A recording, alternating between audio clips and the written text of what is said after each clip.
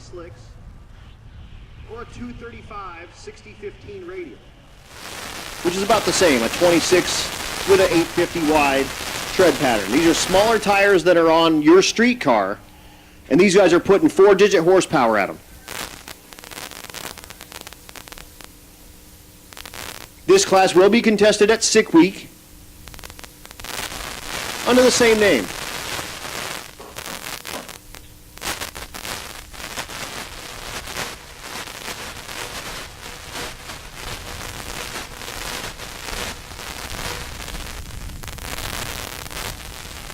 One more minute, putting down the sticky icky.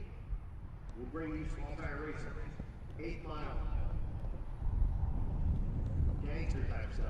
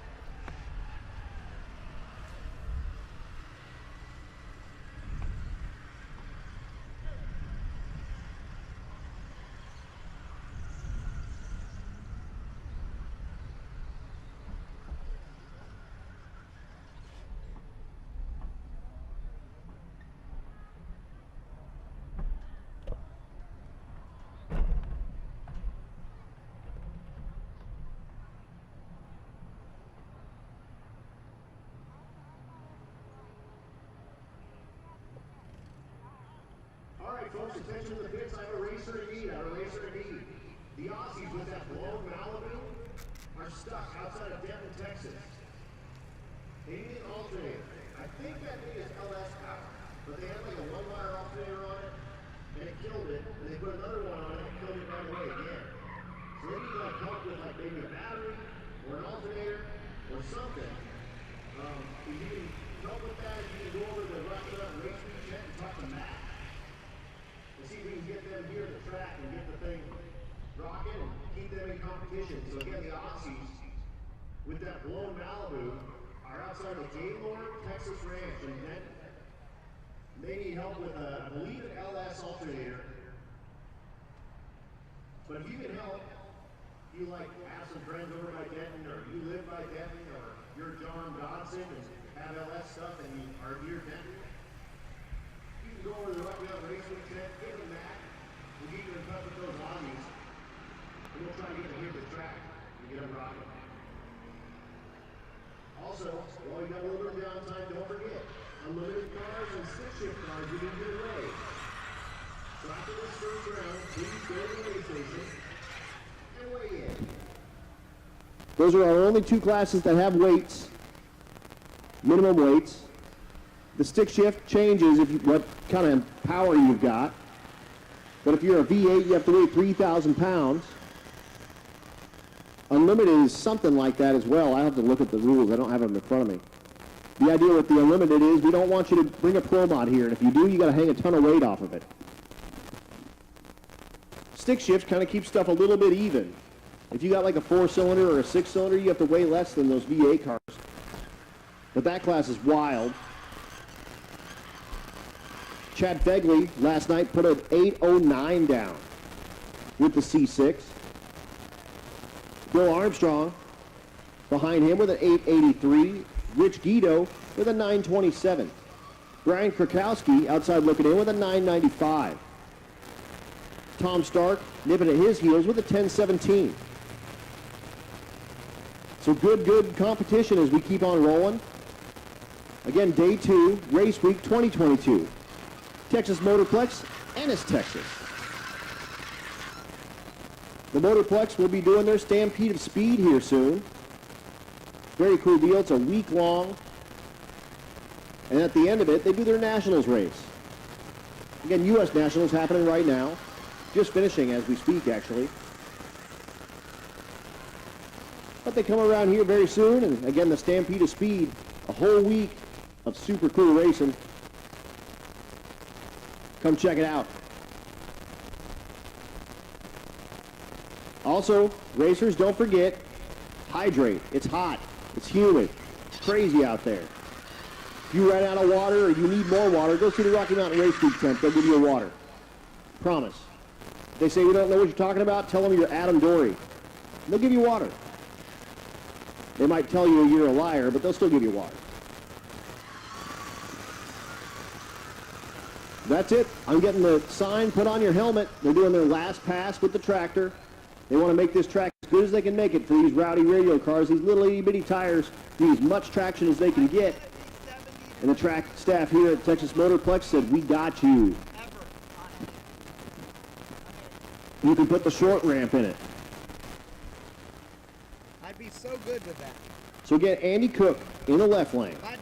The GTO out of Motion Raceworks. Of course, TBM and Rife Sensors.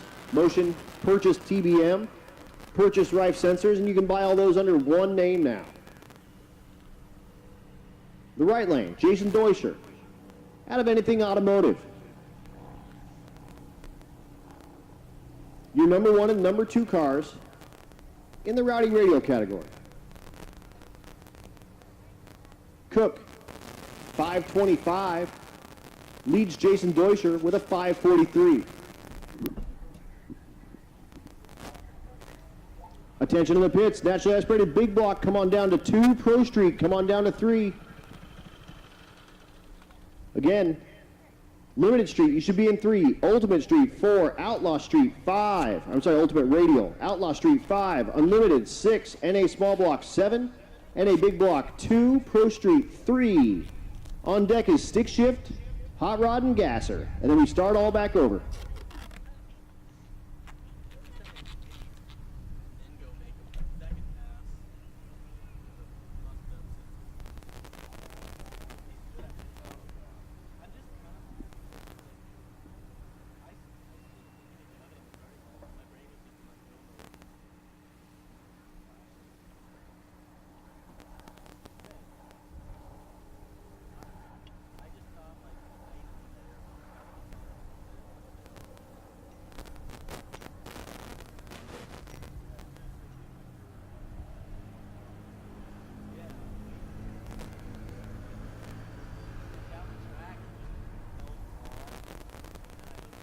And again, racers, if you're just getting here, you're going to get a new tech sheet when you come through the gate.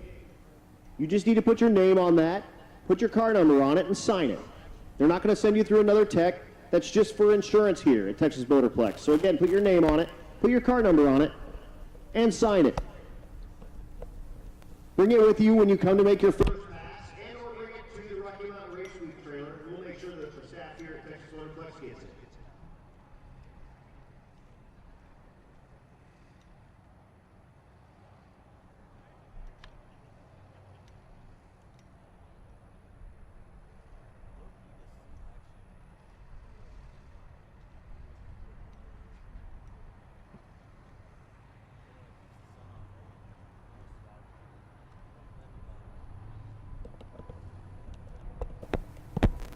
Again, racers, while we got a little bit of downtime, when you do get in the gate, get that tech card, put your number on it, put your name on it, sign it, and that's all you need to do. No more tech, nothing like that. If you see some stragglers coming in, if you could pass that on to them, that would be awesome. Just bring it down for your first pass or bring it down to the Rocky Mountain Race Week trailer. We'll get it to the staff here at Texas Motorplex. It's just for insurance purposes. You do not need to go through another tech.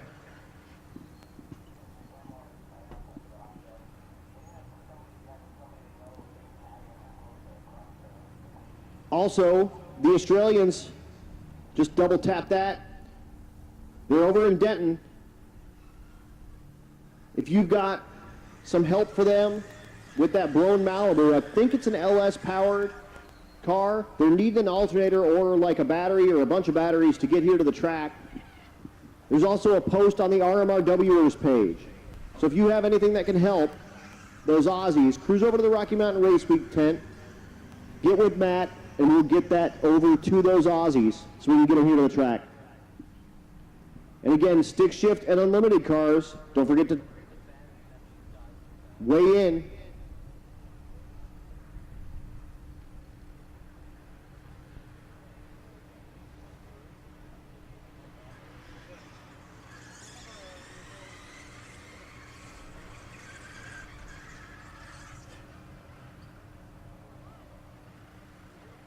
Just heard the last pass with the drag machine, and we're sending cars. Track staff here at Texas Motorplex getting this thing as good as it can get.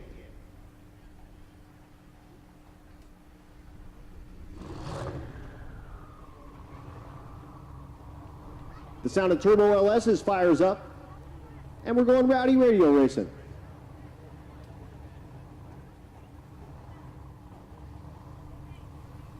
Andy Cook, Jason Deutscher. Let's go teeny tire racing. The GTO in the left lane, the Fox in the right lane.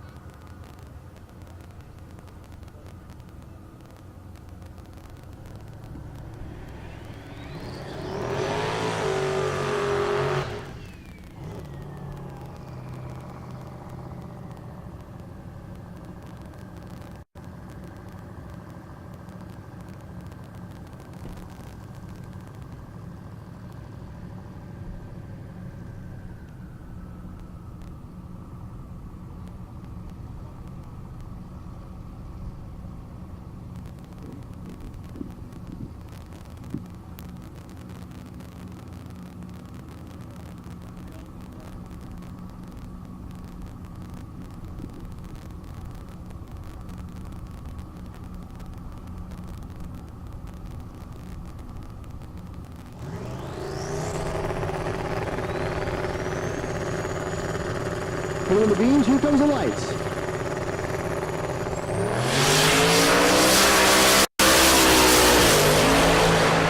Strike 546 in the right lane, 525 in the left lane. So Deutscher will fall off a little bit. Cook runs the same number, 525 with a 3 in that Rowdy radial class.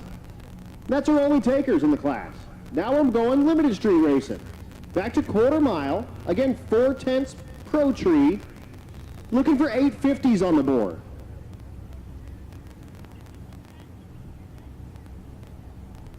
Do you want to do me a favor?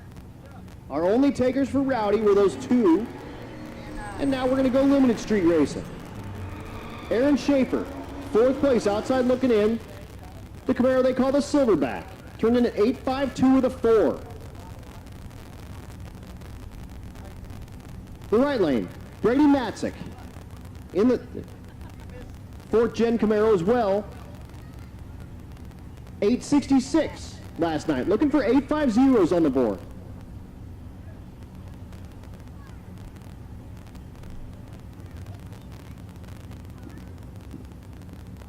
Schaefer, part of Team Texas, also getting help from Anything Automotive.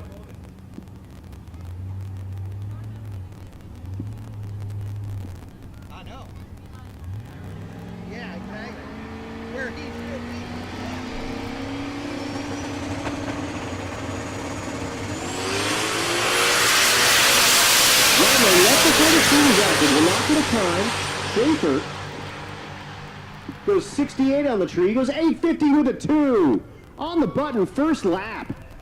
He's going to love that. He'll turn that in right now, guaranteed. 850 with a 2, first lap. Unfortunately, Matzik kind of bumped the thing in deep and then just left before the tree was active, and that's not going to do it. Here's Jerome Courtney, we're leading in the category. Just watch Schaefer put the thing 850 with a 2. He turned in 850 with a 9 last night. The truck they call Strictly Business. Right lane, Trevor Brandon, your 3rd place car. Turned in an 851 with a 5. The GTR. Also, watch Schaefer put the thing 850 with a 1. Or 2, or whatever it was. First lap. That's awesome.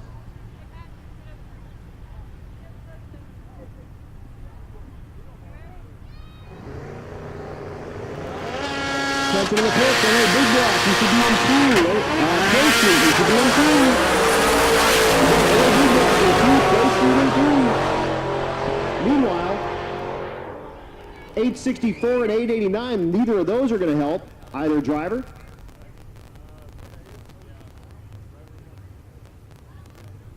And we move on.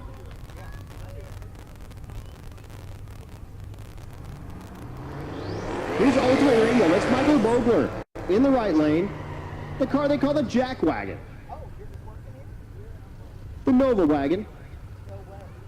Left lane is Ron Augustine. Augustine outside looking in. Bogler, 1 spot ahead of him. Bogler turned in 968. Augustine, 1094. Tina Pierce was in the lead, but unfortunately had to bow out, had engine trouble after she turned in a 744, which leaves Eric Kuhn and Clint Sadowski as our 2 main cars in this category. Kuhn turned in a 783, Sadowski a 784, so that's going to be a dogfight right to the end. 995 in the right lane, 1081 on the left.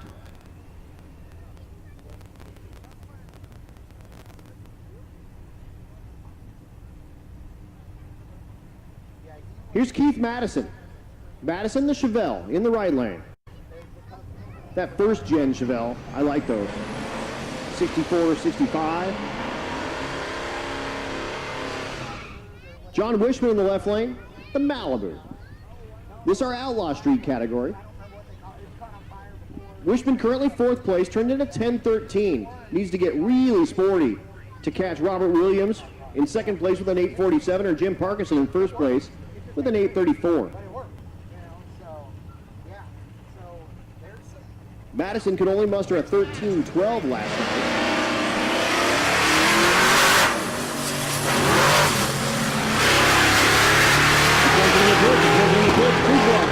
First Street, 3, stick shift, come on down to 4, stick shift, come on down to 4. 1017 in the left lane, 1362 in the right for that call for Madison, unfortunately just having problems. It leaves real hard and then has issues and picks back up and has more issues and picks back up. But hopefully you can get that thing sorted before the end of the week.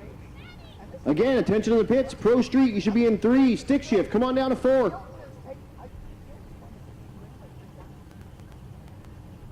Mike Kimmis in the left lane. One of our limited street entries looking for 850. Way outside looking in, turned in a 940.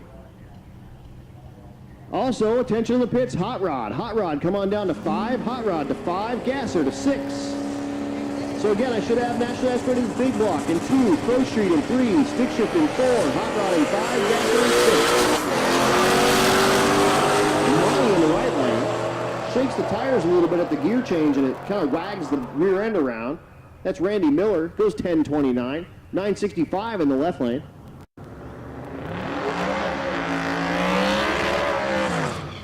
Here's the big truck they call Bernie doing his burnout in the left lane. Cummins for power, that's Robert Berry. Jason Golden in the right lane, the Fox Mustang, 2 of our unlimited cars. Berry turned in a 950 with a 7, Golden a 912. They're chasing Jason Hurley, who turned in a 710. Again, NA Big Block, 2, Pro Street, 3, Stick Shift, 4, Hot Rod, 5, Gasser, 6.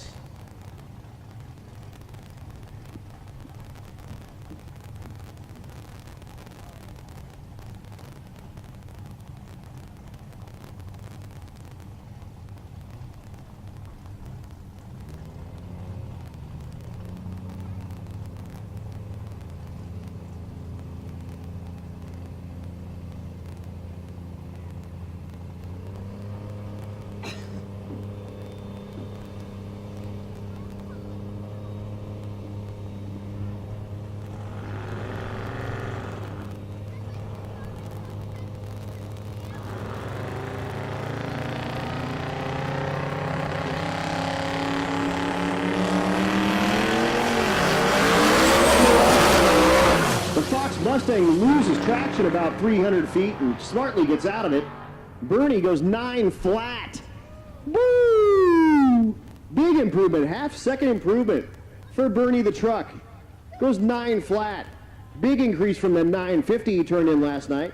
Golden, if you're keeping track at home, goes 1034, but does light the tires about 300 feet and gets the thing just way sideways. So he'll turn that back around and come back and try to get a better pass here later in the day.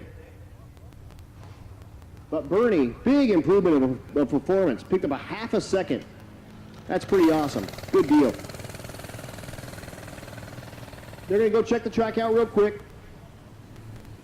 We'll be down a minute, and we're going to bring you a naturally aspirated small block.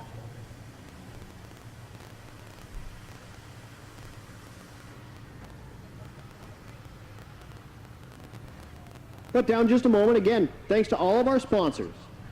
U.S. Automotive Machine and Performance, Rife Sensors, Red Tide Canopies, Revenge Performance, High Speed Media, Goat Rope Garage, all of our new sponsors. Thank you guys so much for coming on board. We appreciate it. Of course, War Performance, high quality, low cost throttle bodies. That's Jason Acton, owner and proprietor of War Performance.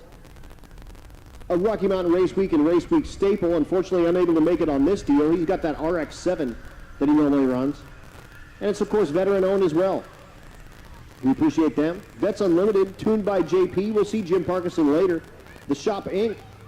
That, of course, is our stick shift racer, our current leader. That's Chad Fegley. He should be back in the lanes with his C6. TBM Brakes, Roadrunner Media, Pro Copy, Portable Car Hoist. Of course, Bobby with the Portable Car Hoist. You'll see him here if he's not here already. He's got the big American flags on the top, and that thing is able to be used anytime by the competitors because he's now an actual sponsor and part of the deal. So you can use that anytime, and if you need him, call him. He'll come to you. Very, very cool deal. Also, he rents those, sells those. Love to get you in one of those right now. Nitrous Outlet, of course, our official nitrous supplier. Mickey Thompson, our official race tire. Mahle Motorsports, our official piston.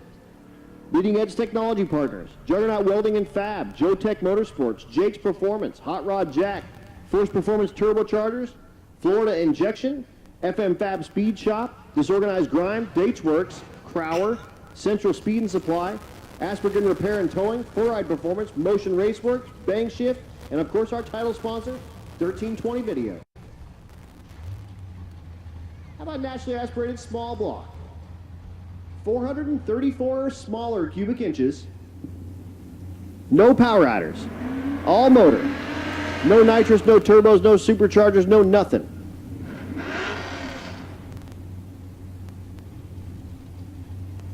We're down here at lower altitude where these cars work really, really well. And normally we run in that Rocky Mountain altitude, and these cars get hurt bad by that altitude.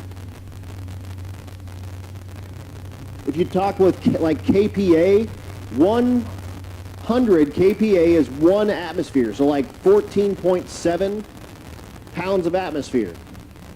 In Denver, our KPA is like 70 or 72 on the best day. So that's like driving your car at 2/3 throttle. Come down here, you got 100, 101. It's awesome. So these cars, not hindered at all by the low elevation.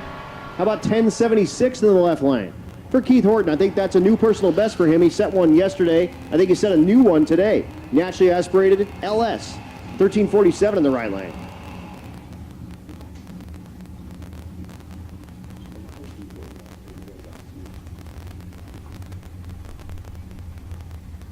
How about the left lane, the A-body Mopar? That's Robert Catrone.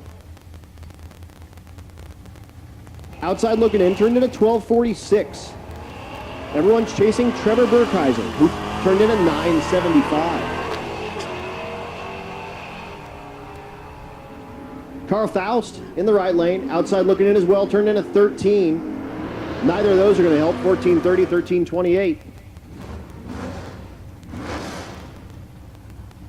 Here's Bob Coding in the left lane, the first gen Camaro, third place in the category.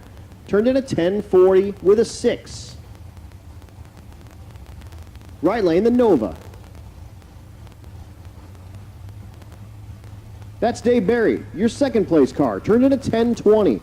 Looking to improve that performance and put some pressure on Trevor Burkhouse. So Barry, your second place car in the right lane. Cody, your third place car in the left lane. 10-23 and 10-66. Neither will improve. They'll come back around and see if they can get it better when the track cools off and the air gets better.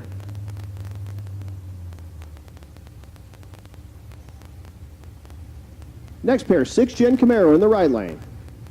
Nova in the left lane, carrying the SS livery. That's Bill Cash in the right lane. Outside looking in, turned in a 1089. Not going to happen this time. Burns the tires as soon as he hits the gas. Christian Chester in the left lane, the Nova, turned in a 1333. At the stripe, 1164 in the right lane, 1309 in the left lane. They'll come back and see if they can improve that performance when it gets cooler as well. Again, naturally aspirated cars, very, very susceptible to all the atmospheric conditions. So if it gets cooler, the air gets denser, we get faster. Again, going through the small block cars, these are 434 or smaller cubic inches. We don't care the architecture. When you step to 435, you're a big block. Here's Darren Smith in the right lane. Darren turned in a 1053 with the Duster. Left lane, that's Don Lindsay. Lindsay outside looking in, turned in 1184. Duster looking for a better than a 1050. Goes 1080, that won't do it. 1207 in the left lane.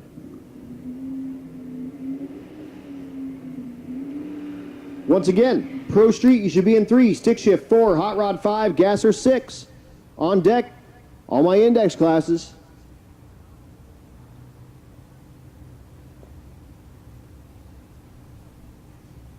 '68 Chevelle in the left lane. Red car just finishes his burnout. It's our first taker for National Aspirated Big Block. Attention in the pits, attention in the pits. True Street 9-0, True Street 9-0. Come on down, 2 and 3, True Street 9-0, 2 and 3. So again, big block, Steve Smith in the left lane. Small block, right lane, Rex Finney. Finney ran at 12:08 yesterday, 11:57 for Smith, 12:19, 11:64. Neither will improve. Again, moving through big block now. 435 or larger, up till anything. Infinity. Doc McIntyre, kind of the king of these naturally aspirated classes, has run naturally aspirated big block with us before, and that car well into the low 8s, has run in the 7s. Naturally aspirated. With a big Goodwin competition Hemi, but we don't have him here. Not this week. Alan Casita in the right lane, your second place. Naturally aspirated big block car. Put up an 11:14. Needs to pick up a lot of performance to catch Alan Murray, who turned in at 9:99. How about 11:07, 12:68 in the left lane? Here's Adam Crago, pulling into the burnout box. Crago in the Pro Street category. Currently second place, chasing Tom McGilton.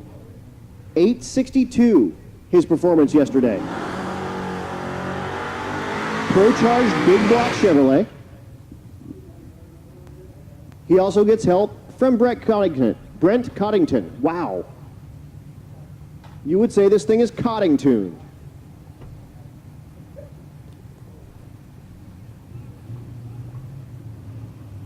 He's chasing Tom McGilton, who turned in a 7:37, so he's got over a second to pick up. However, McGilton was on the side of the road earlier with the whole front end off the Camaro.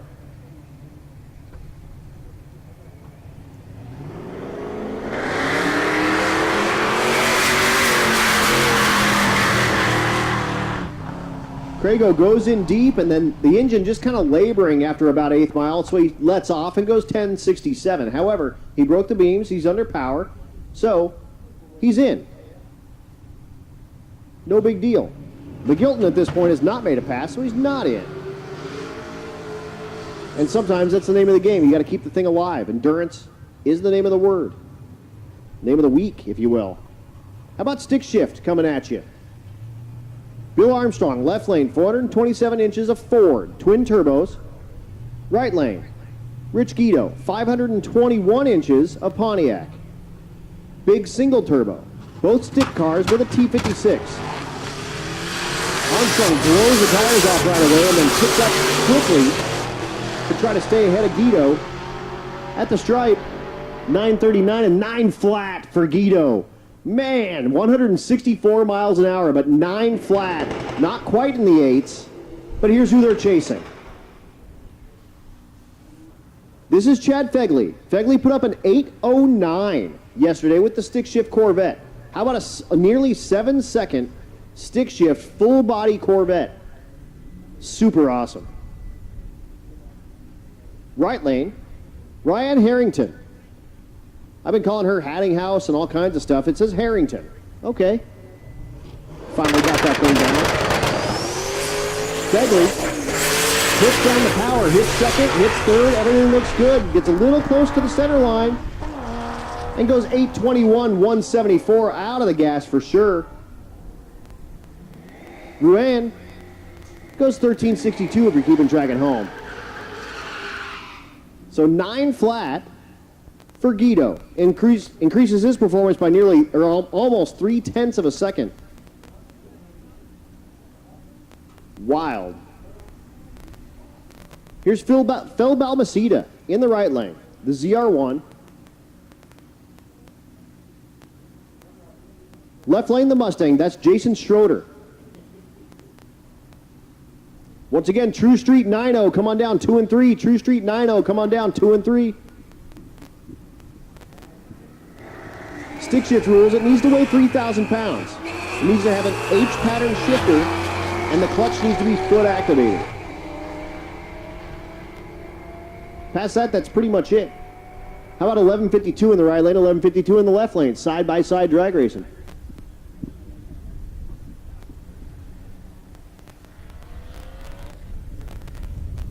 Vance Cooper pulls in the water in the right lane, the CTSV. This is the second generation sedan with a stick. Definitely on my list for favorite cars for the week. Has run in the low 10s, ran 1027. Big sedan, stick car. And again, keep in the back of your mind, everything you're seeing has street miles on it. We're about 230 right now. We'll be about 1,000 by the time we're done. We did almost 230 this morning on the way to Ennis. Oop. And then you guys have a little bit of smoke that comes out in between the shifts. But it just does that. It's no big deal. He goes 1163. He's not the run he's looking for. True Street 10-0. Attention to the pits. True Street 10-0. Come on down. 4 and 5. True Street 10-0. Come on down. 4 and 5. 9-0. You should be in 2 and 3. 10-0. 4 and 5.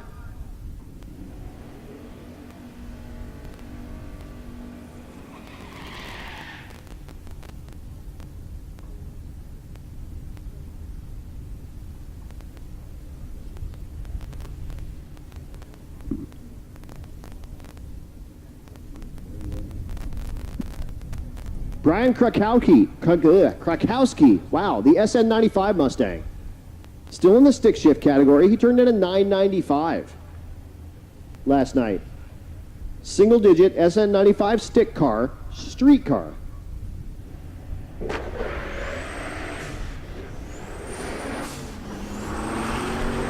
Banging the gears. Clean through 4 gears. Goes 1021, 149.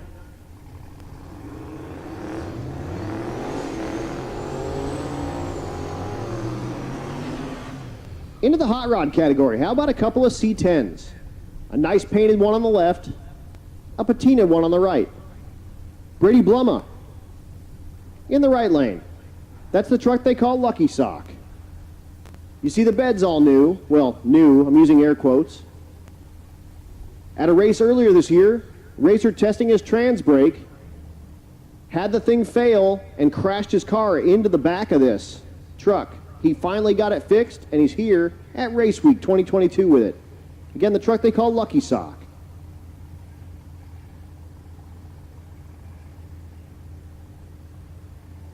Believe that's Charlie Vickers in the left lane with the other C10. That should be a Rowdy radial car, but he'll just run it down the 8th mile, no problem. We're not changing nothing.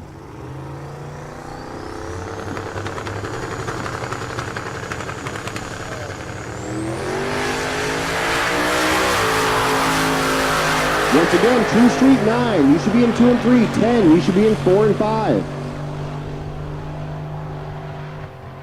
Loma goes 10:32. 11:47 in the left lane.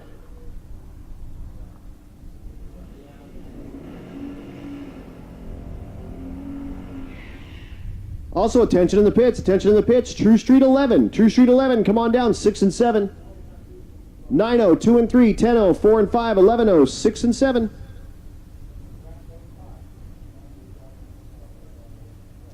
Here's Aaron Rose. Rose in the right lane, the hot rod. Turned in at 12:20. Left lane is Chris Hawley, also in the hot rod category, turning in at 12:99.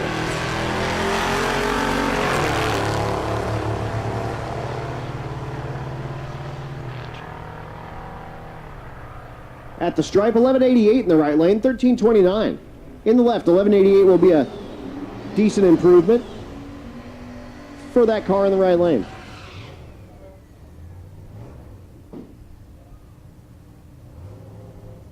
Beautiful Mustang Fastback in the left lane. Love that orange paint. Right lane, the Chevy 2.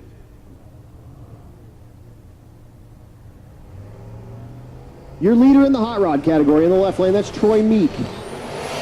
Turned in a 961.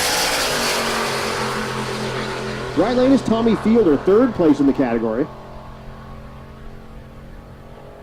How about a 931 in the right lane? Or the left lane, I mean. Right lane, Fielder breaks the beams but has some issues with the thing, so he'll just meander on down. He was your 3rd place car, 985. But 931, big improvement for Meek. Picks up 0.3 of a second of performance, so he may just turn that thing in and call it.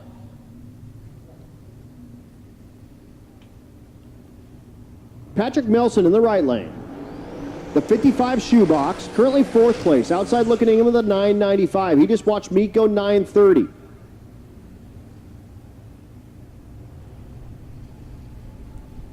Again, True Street 9-0 coming up next. 10-0, you should be in 4 and 5. 11-0, you should be in 6 and 7.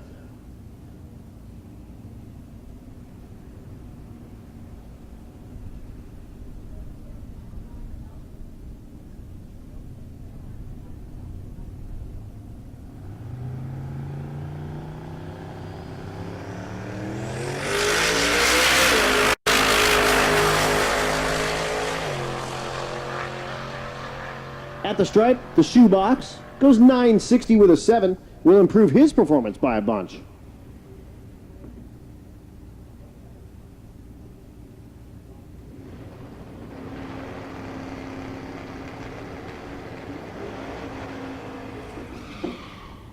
Anna Gasser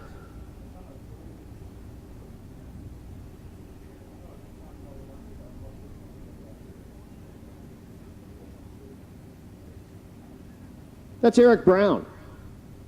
Brown turned in a 1470 last night, trying to improve that performance. Attention in the pits, we have a racer in need. Mark Edwards needs a pin connector for a stock LS ECU. Bonus points if you have the teeny tiny wire attached to it. He's on the far east side of the pits under the American flag, or you can bring that to the Rocky Mountain Race Week tent. Again, Mark Edwards is looking for a pin connector for a stock LS ECU. And bonus points if you have that teeny tiny wire attached to it. He's on the far east side of the pits under the American flag, or bring it to the Rocky Mountain Race Week tent. We'll get it to him. And that's it. We've been through one round. Now we're back to our True Street 9-0.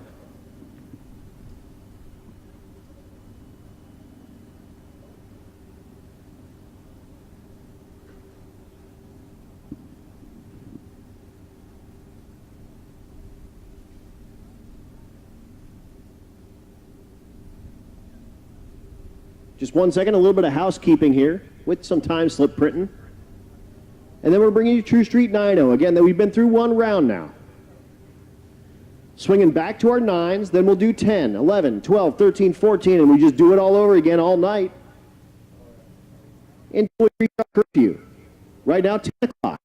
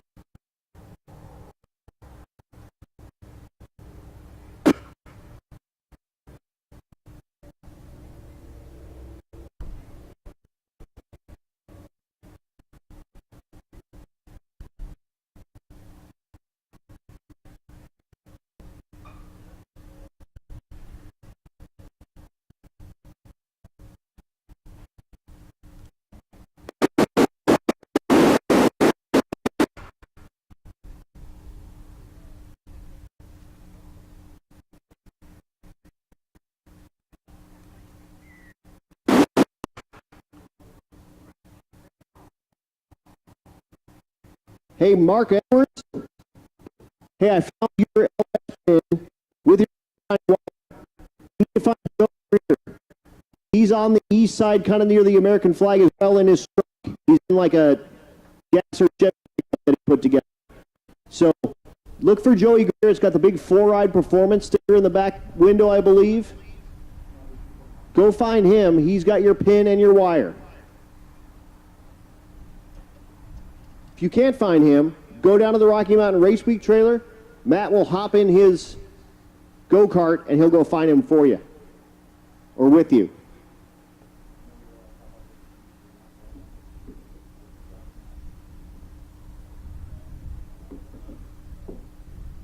So again, Mark Edwards, we have your ECU pin and the teeny tiny wire.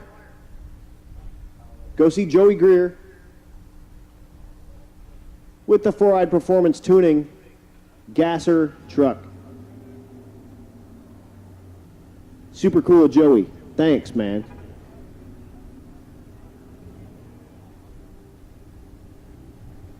And here we go. Brad Long in the right lane. The Mustang running back through our True Street cars. Again, True Street 9-0 coming at you. 10-0 should be in 4 and 5. 11-0 should be in 6 and 7.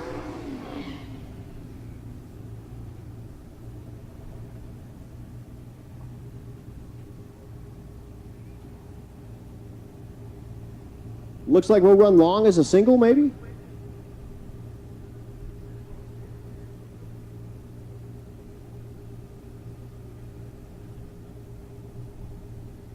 Long, currently 4th place in this category, turned in a 9:06. Here's your leader, Mark Grote. Grote with the Gremlin. The Bucky's Beaver on the back. Grote earned his license yesterday and then turned in a 9:04.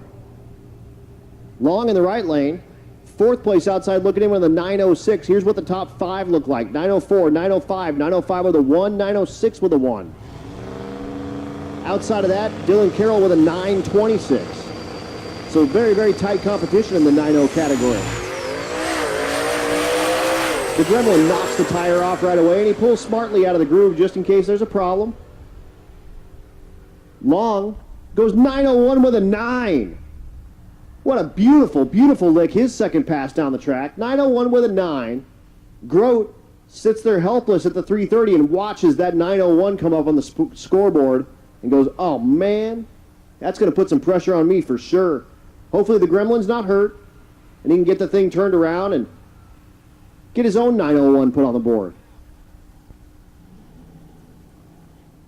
But Long throws 9:01 up, his second pass, puts huge pressure on the 3 cars ahead of him. Again, Grote, who you just saw, sitting at the 330. Kevin Little in second place with a 905. Felicia Smith in third place with a 905 with a 1. Brad Long, who you just saw run, goes 901. And Dylan Carroll with a 926. Rick Flatus with a 927. Stephen Willingham in the burnout box in the right lane, the 6th gen Camaro.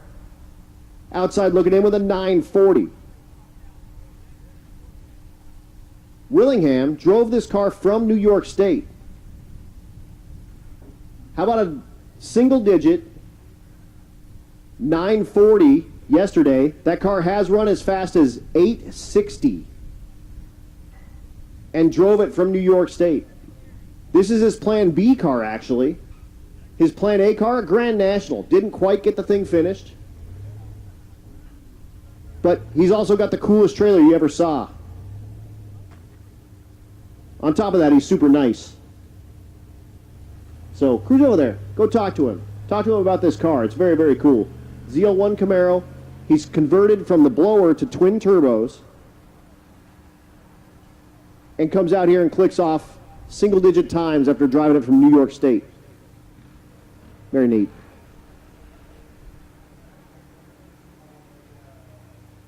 The Gremlin looks like it's under its own power, so that's good news for Grote.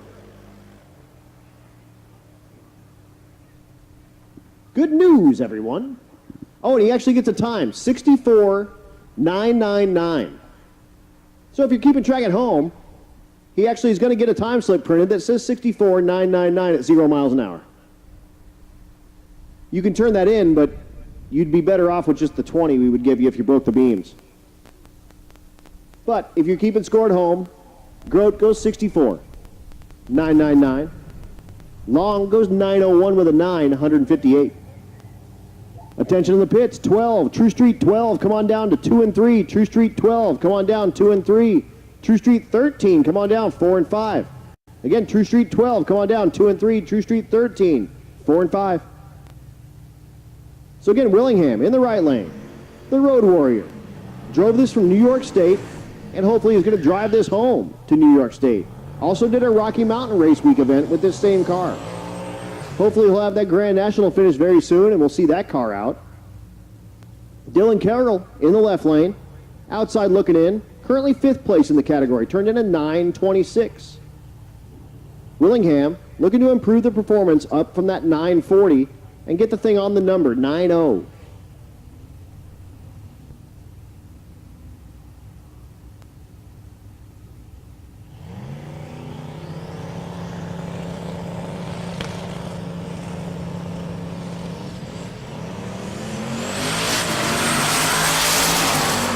Side by side at 660.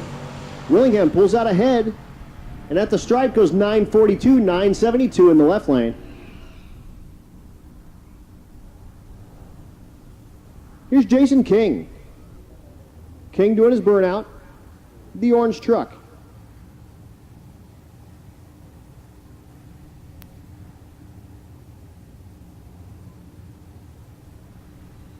King in the gasser category.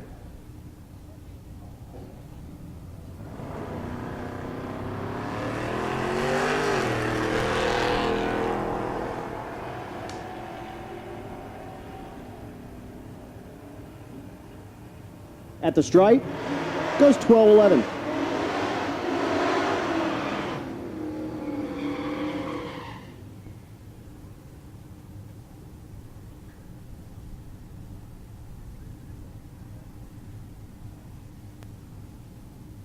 Once again, True Street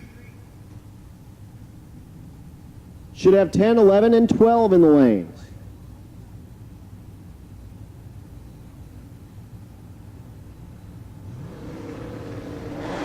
Justin Hassler in the left lane, the 1st gen Camaro.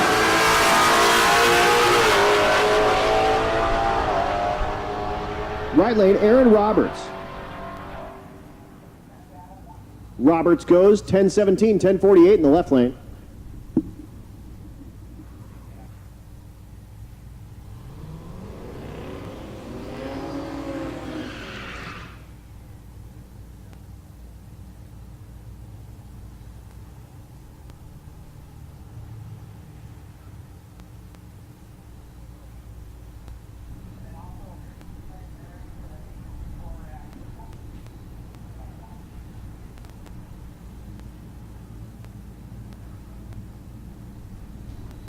Next pair, Dustin Cottle, your leader in the 10-0 category.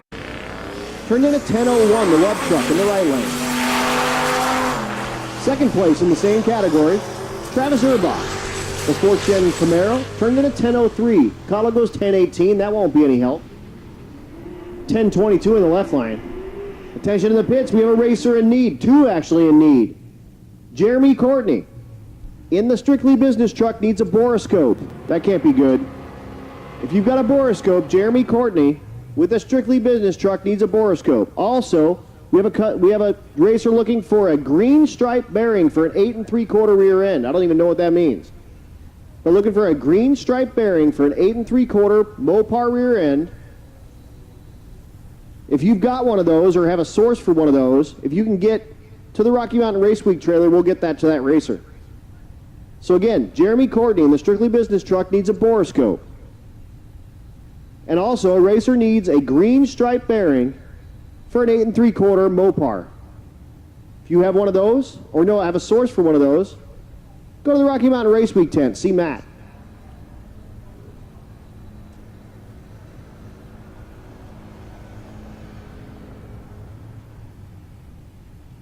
No first name, I just have Yates in the left lane.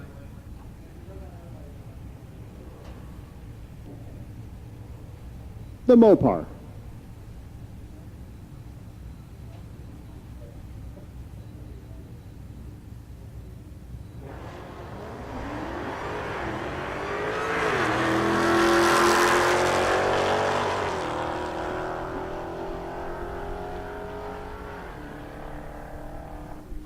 Goes 10.92.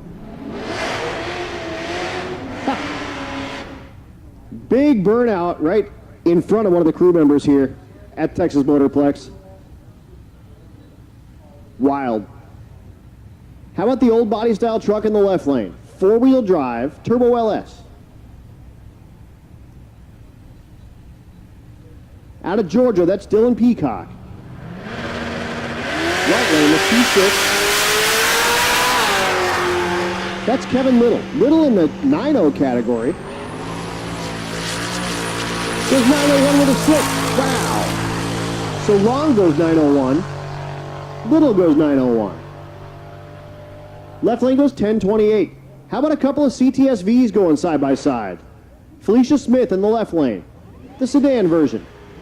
Sharon Klausner in the right lane, the coupe version. So 2 females, 2 of our wicked chicks, 2 CTSVs, 1 with 2 doors, 1 with 4 doors.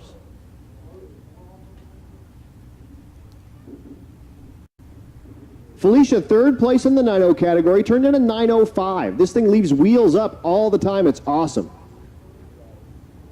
Sharon Klausner in the right lane, turned in a 9.81. Not really indicative of the performance level of this car. It's brand spanking new. They just finished the engine and stuff, so she's doing a lot of shakedowns, and they're not really pushing the tune very hard, but both of these cars should run pretty much in that low 9-second range.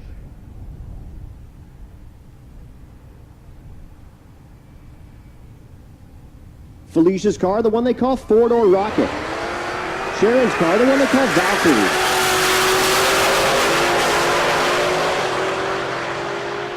Smith at the stripe goes 9.08.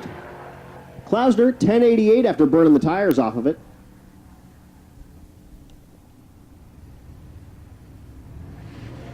Next pair, Brad Bowl in the right lane, the K5. Turned in a 10.47, looking for a 10 flat. Left lane, that's Dino Cardella, the car they call Hot Carl.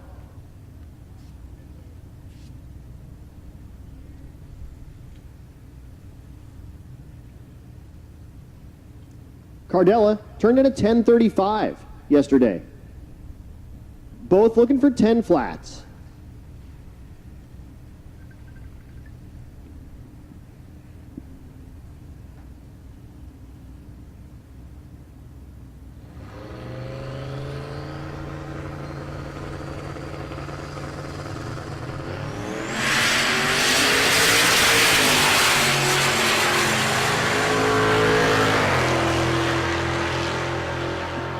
Bull at the stripe goes 10.34 left lane. 1087.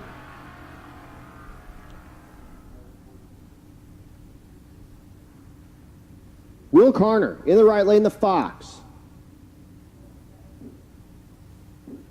Left lane, that's Cody Hansen, the G8.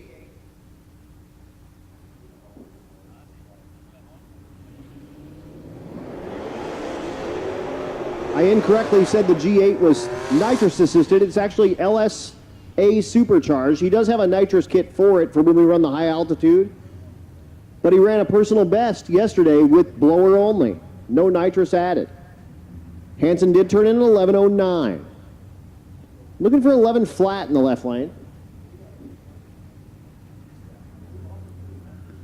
Carner looking for a 10 flat. Turned in a 10:97. So needs to pick up that performance by a lot.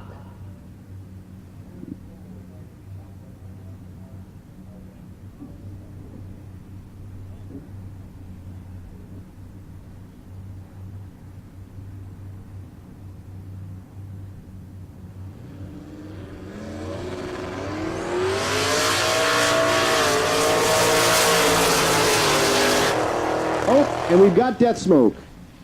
Unfortunately, Cody, the motor, that 6-liter in that G8 has expired.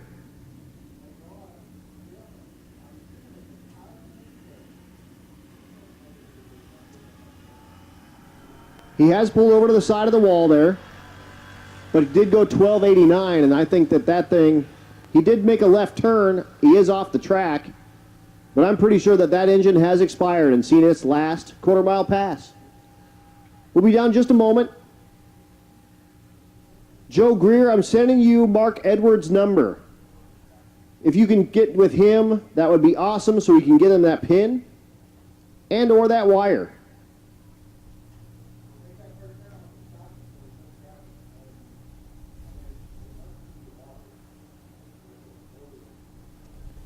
But again, we'll be down just a moment. Check out the track. Make sure that Cody's car is in good shape, and we'll be right back.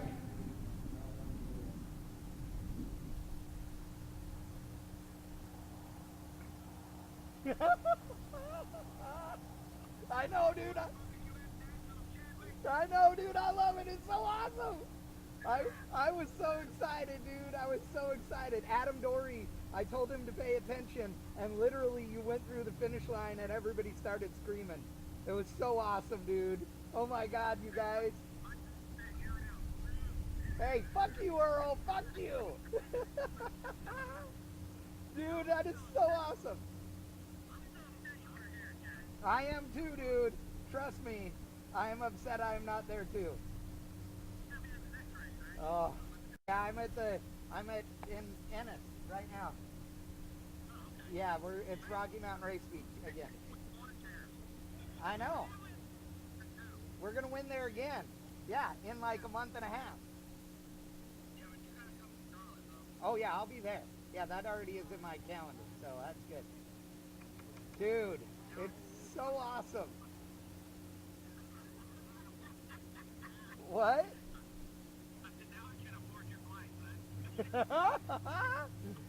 Dude, U.S. Nationals, baby. Do you understand how big a deal that is? Like, you know how many people go their whole career and cannot win the U.S. Nationals? I know, right? Dude, look at how many times that guy won and never won a championship also before. Like, you know what I mean? It took him years to win a championship, so... Dude, hey dude, how are you? Oh my God, Benji, was it awesome? What run?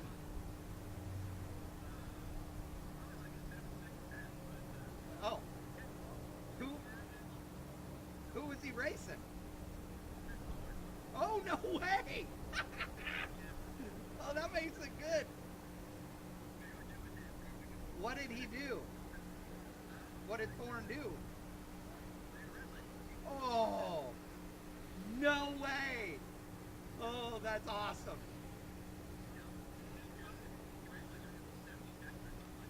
Oh my God, he's got to be pissed. Did Lyle leave on him? Did you leave on him?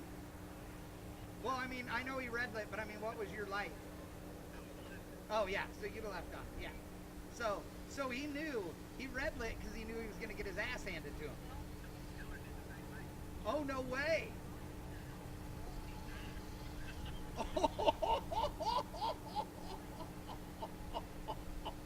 Dude.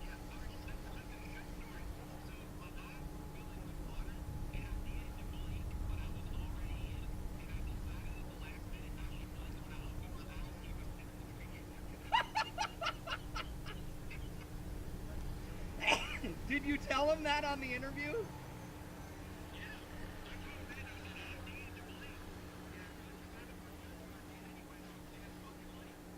Oh my God, that's awesome. Oh my God, that's awesome.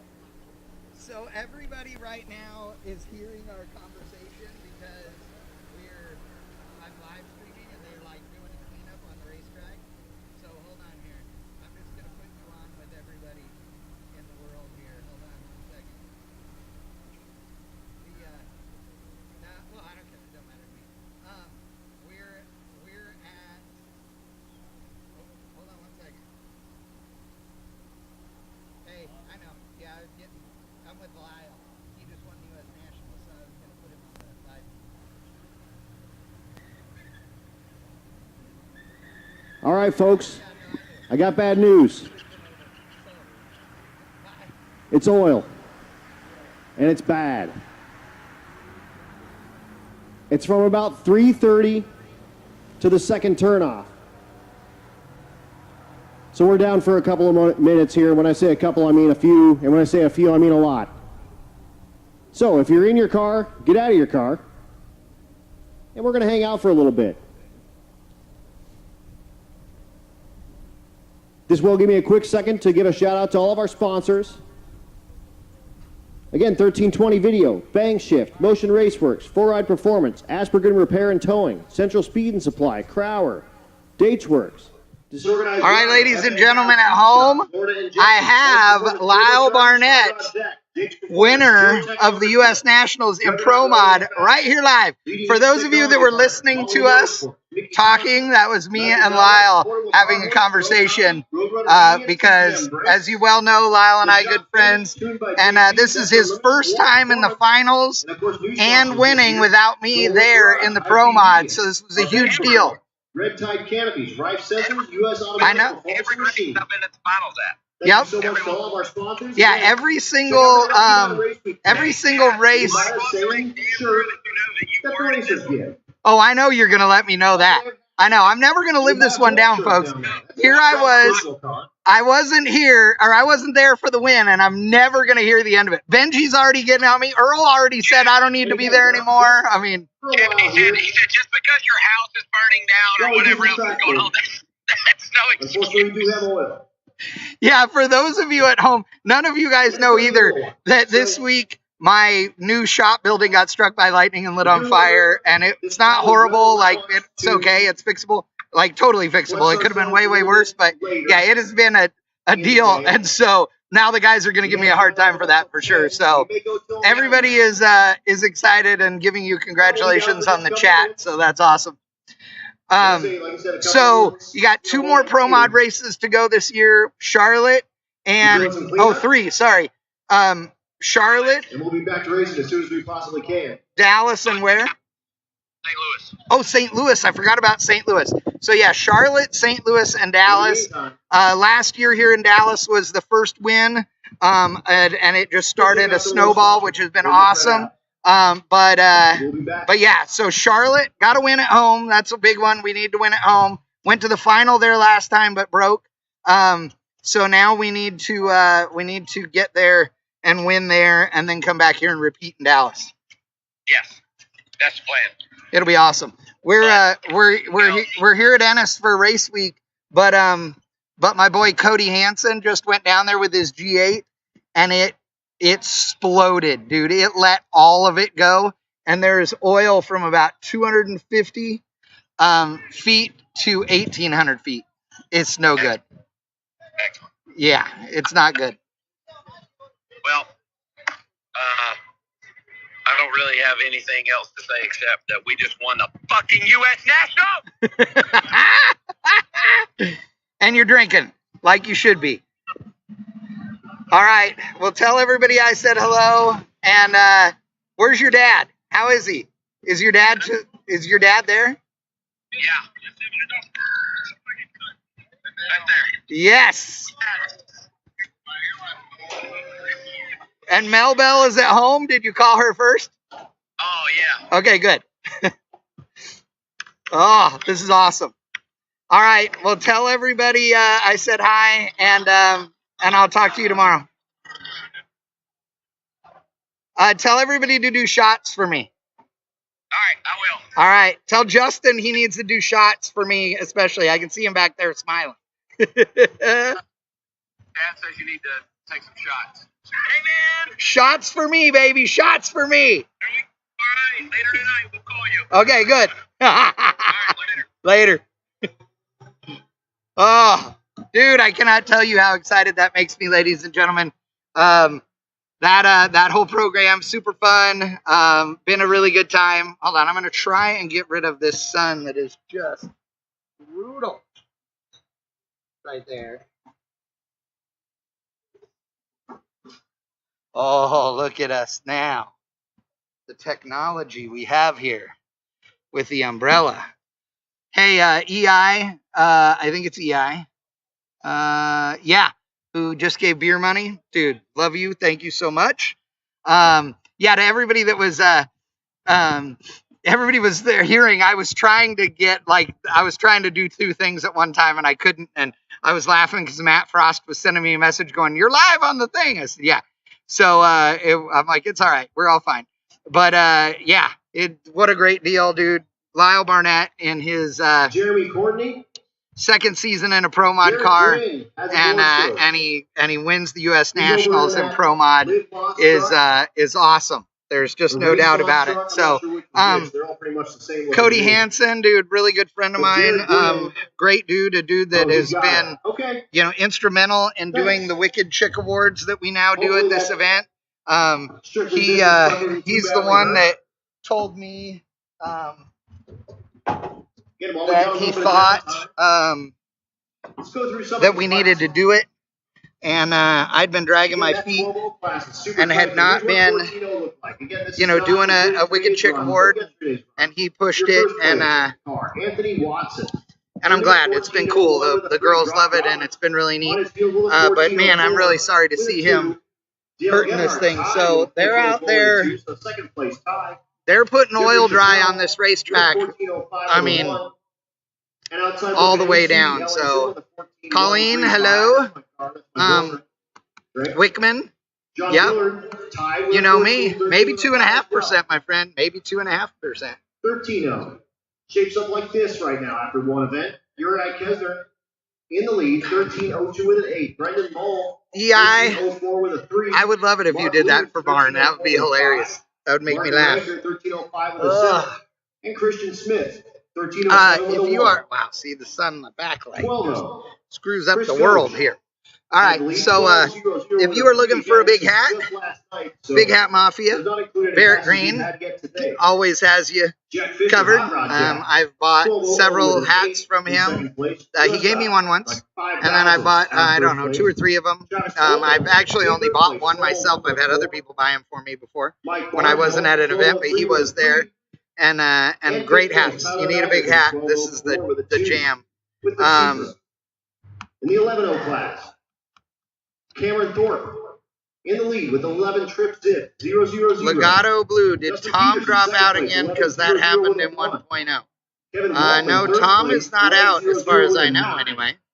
Sean Larson, 11-0-2 with a 4 in 5th place. Jacob Werfele, 11-0-6 with a 4. How about 5 places separated by 6? Dude, Colleen, I wish I was going to be at the No Name Nationals. I really do. It just the whole schedule just did not work out. I'll tell you, this year has been the worst for me from a conflicting schedules perspective. I am announcing less events this year than normal because events that I normally would announce ended up on top of each other instead of one week and one the next, which sucks. Racing less this year because of the same scenario. So, yeah, it's been tough, let me tell you. I want to take this opportunity to thank Holly and Optima Batteries for being Bang Shift Live broadcast sponsors here at 1320 Videos Race Week, presented by Motion Raceworks. And Motion Raceworks, our presenting sponsor here for our live broadcast all week. Hopefully, Doug Cook is watching from the car as he is on his way here right now. He's on his way here in the Motion trailer. He was in in Tennessee yesterday for that big Cletus race, Cletus and Cars, etc. in Bristol. John McClain in the house, Rebel Driver in the house, Ryan Doherty. Hey, there you are. 1051 with a 7. I'll tell you, yesterday was crazy. Rebel Driver knows this. So last night, got done at the racetrack with racing at about 11 o'clock, a couple minutes after 11, and about an hour later, rolled out of the racetrack on my way to the hotel. I had eaten a little bit earlier, but I was like, I need a snack, so waited in line at a drive-thru for 25 minutes because there were a bunch of, people that were partying and had left and were in the drive-thru, and so waited in the drive-thru for like 25 minutes and pulled out of the drive-thru, and off I went to the hotel, and I get to the hotel and no room. My reservation, they kind of screwed the thing up. It's prepaid, and specifically know that I don't care whether I'm there or I'm not. You're still keeping the room open for me because who knows when I'll get there. And unfortunately, they did not do that. There goes the umbrella. It does not like that big wind. And so anyway, they gave away the room. I wish Adam would stop talking in my ear right now, I got to tell you. But they gave away the room. No room for Chad. So called a couple other hotels, no rooms. Decided instead of spending an hour trying to find a place and ending up who knows where, I just got in the truck and drove the 3 hours home. So drove here, got here at 4 o'clock in the morning, and slept until about 8, and here I am. So I am wore out. I didn't get any much sleep yesterday or leading into yesterday either, and I'm tired, and I am ready to not have this sun beating down on me. We have had absolutely horrible weather here in Texas, basically the whole year. None of this year has been the right normal weather for any of the seasons, and it is. So anyway, Adam's gonna sit here and talk the whole time about whatever the standings are. So there you go. So I guess I'm gonna just turn you on that and you can listen. 6 cars in the 850s in that limited street category. Pro Street, currently your leader, Tom McGilton with a 737. Adam Crago in second place with an 862. Declan Evans with the pickup truck, Mopar powered, was 924. And Danny Humphreys with a 932. Outlaw Street looks like this. Jim Parkinson in the lead with an 834. Robert Williams in second place with an 847. Randy Miller in third with a 1011. And John Wishman outside looking in with a 1013. Danny Odom right behind him with a 1043 with that green Challenger. Motorcycle looks like this. Shane Werner in the lead, 1017. Dan Gosher right behind him with a 1049. James Revels with a 1248. And of course, Pat Cook with the Grom with a 2268. Junior Street, again, not going by speed on this one necessarily, but consistency. Blaine Stark put up a 902 after a slew of 880s and stuff like that. Hunter Hay in second with a 916. McKenna Lipensky with a 949. And Gracie Gwynn with a 978. And, of course, Unlimited. Jason Hurley, the man to beat, 710 with a 7. Have not seen him make a pass yet. Jason Golden behind him with a 912. Robert Berry with a 950. And Jason Cunningham with a 985. But that's kind of your top 5 of all of the classes. When we get into, like, race day number 3, I'll start doing an overall, and we'll start looking at what that shootout's going to look like. Again, the top 32 cars, we're going to do the top 8 in one class, the 8 behind that in another class, and then the 16 below them in another class.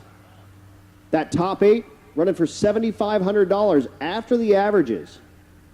Huge purse going out here. $7,500 for the fastest overall average.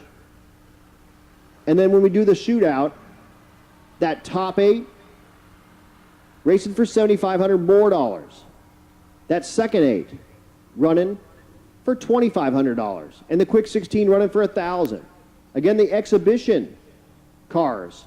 If you have your car and it's hurt and you're out, and you can make it back to our start track, of course, Thunder Valley Raceway Park, for that shootout, you'll be in the exhibition shootout. $1,000 on the line for that. Rowdy is having their own shootout, 8th mile, another $1,000 going out to that. So again, racers, don't forget, we're here at Texas Motorplex. Tomorrow, we go to Tulsa. Wednesday, we stay at Tulsa. We do have a drive day. You'll have a couple of checkpoints to go to and then come back to Tulsa. And that's where we're going to lock up those averages. So you have only through that second Tulsa day to get the lowest averages set up and lock up those classes. You do need to make it back to Thunder Valley Raceway Park on Friday and break the beams to solidify in those finishing spots in the averages. That can be, and might as well be, your first pass in those heads-up classes. We'll do a driver's meeting that last day. We'll have that about noon. We'll do, right after that, a time trial for all the bracket race folks and the folks doing time-onlys.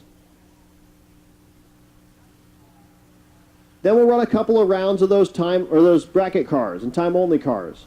Then we'll start into the heads-up stuff. So we'll do the quick 16. We'll get those down to 8. We'll do the FAF and the BMF later on in the day, and we'll get everyone down to 4. We'll kind of see what we're dealing with Rowdy.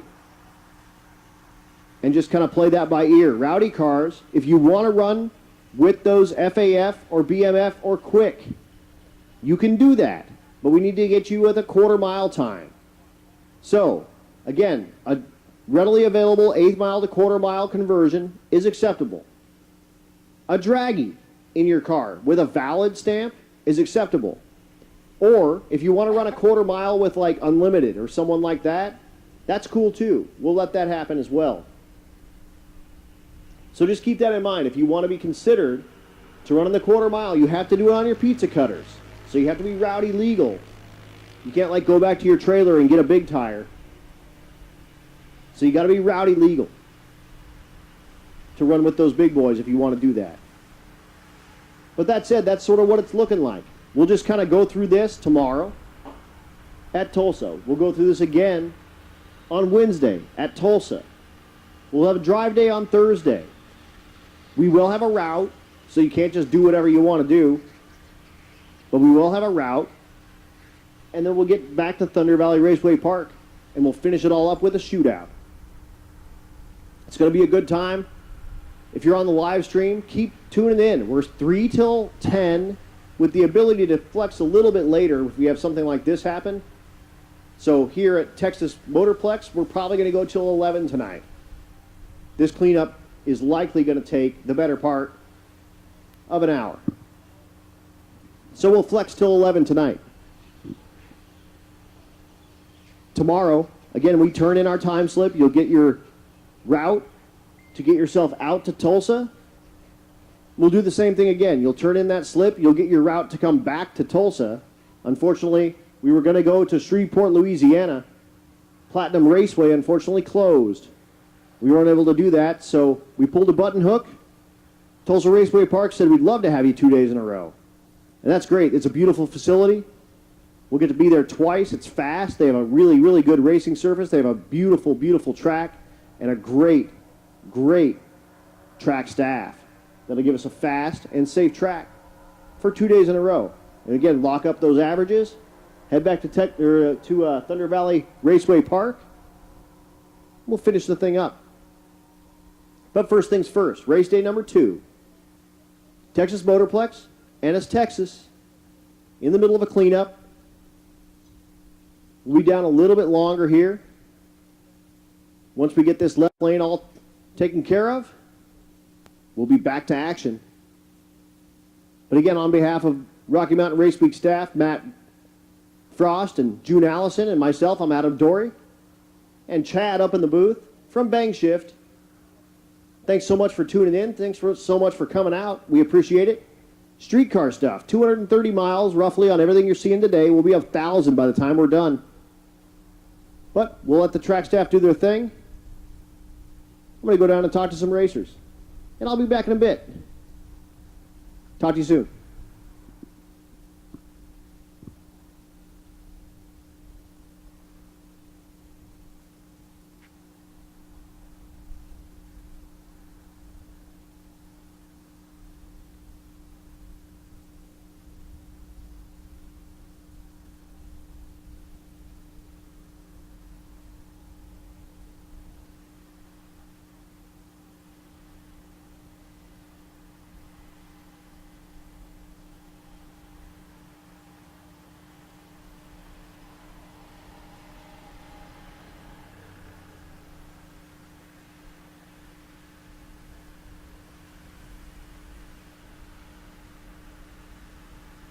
Also, attention in the pits, I did just get a message from Cody,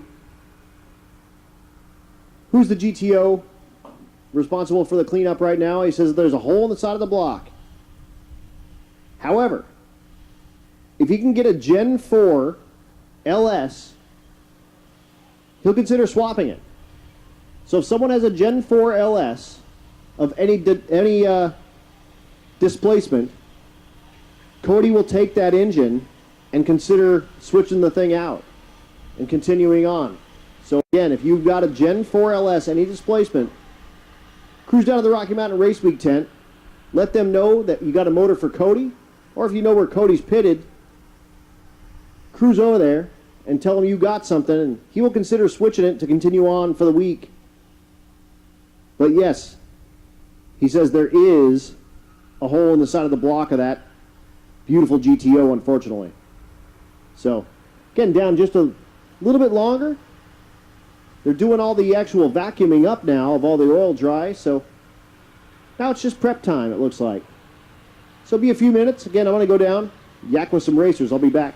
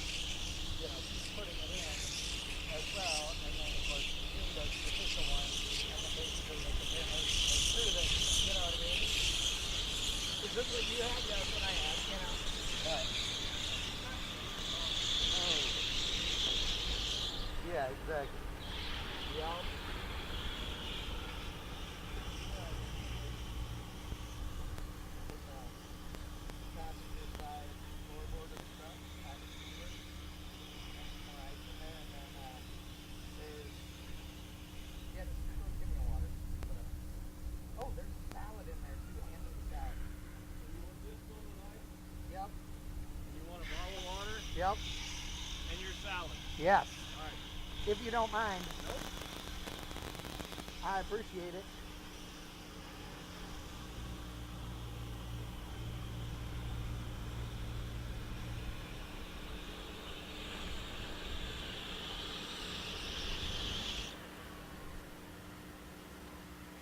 Well, you're out of ice. You've got water. Oh, okay, good. That's fine.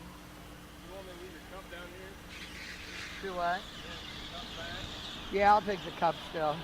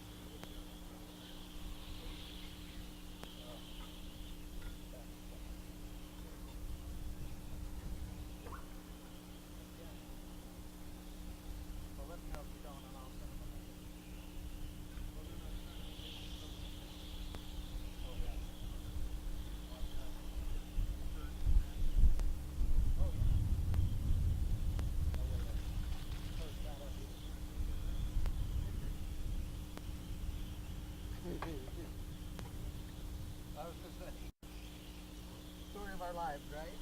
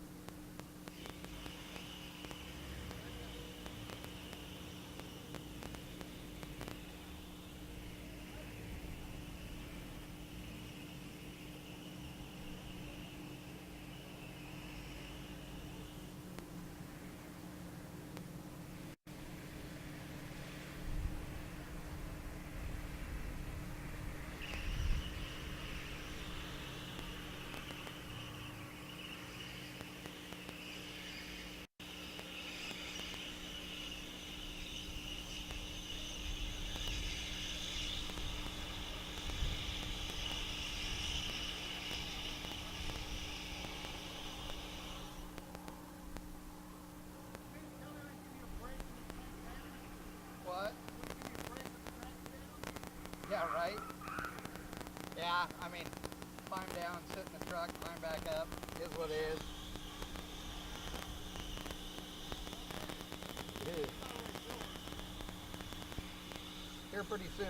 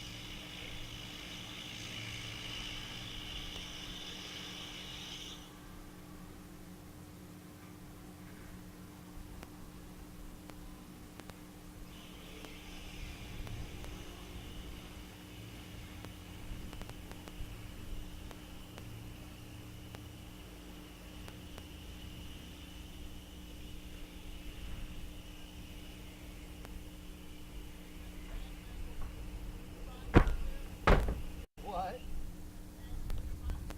I do. This giant ass of mine.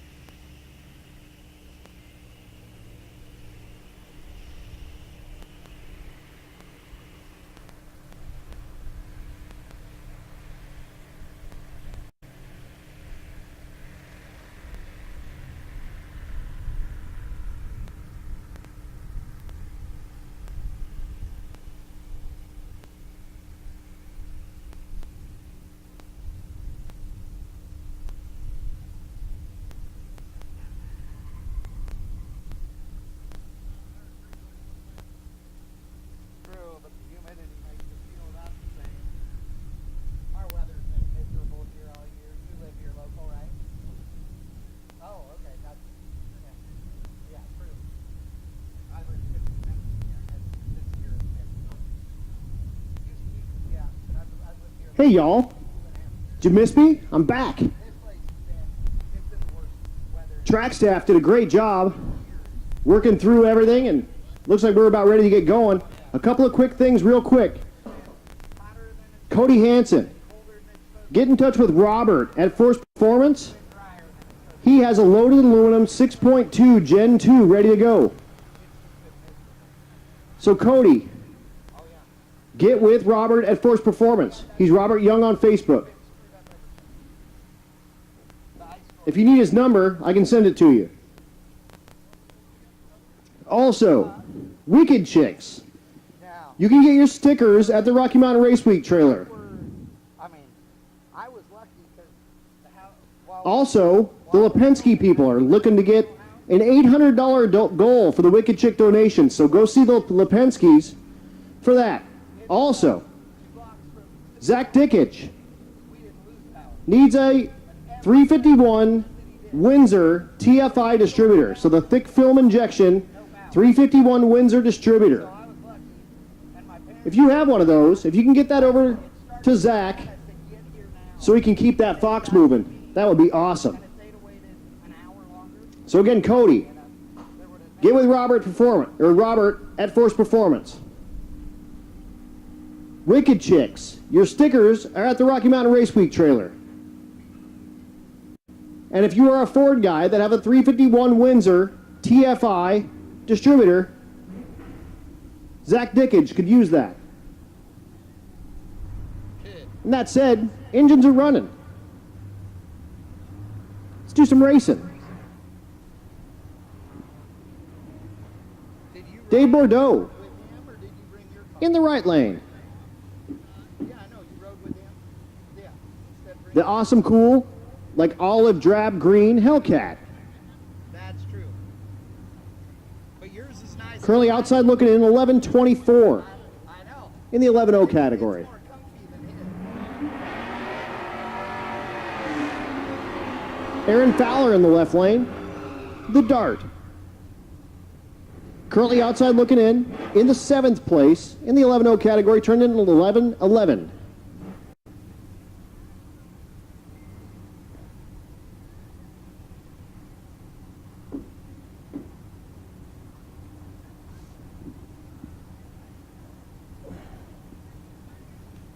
And again, thanks to everyone for their patience while we were down, cleaning up all the oil. But we're back. Thanks to the staff here as well at Texas Motorplex. Beautiful, quick turnaround. Love it.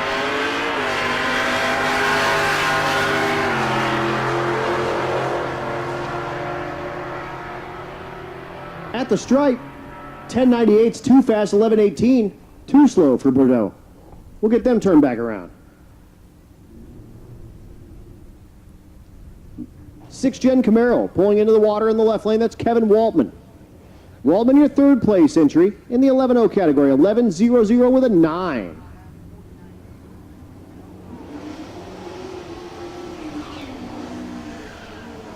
Lance Walker in the right lane, the S10. Outside looking in, 11.14.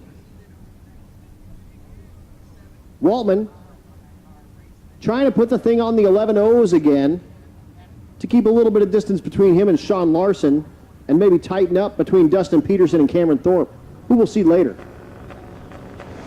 We're burning through our 2 Street 11.0 category train.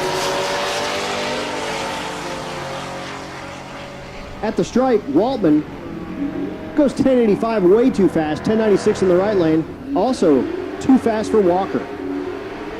Here's Cameron Thorpe in the left lane. This is the man that put the thing on the Trip Zip, 11.000 last night. Your first place car in the 11.0 category.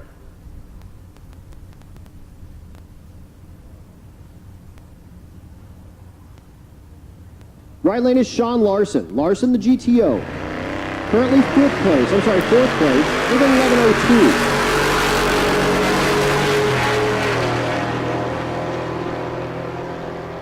At the stripe, Thorpe goes 1091, 1117 in the right lane. Be no help for either driver. One of the unrivaled diesel entries in the right lane.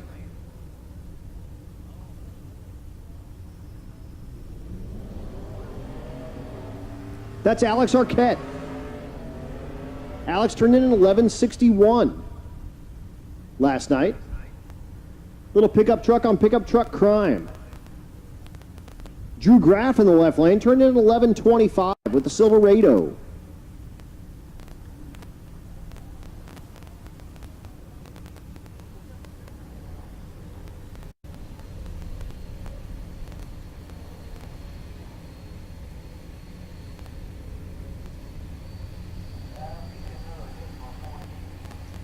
Attention in the pits. True Street 14. True Street 14, come on down 6 and 7. True Street 14, come on down 6 and 7.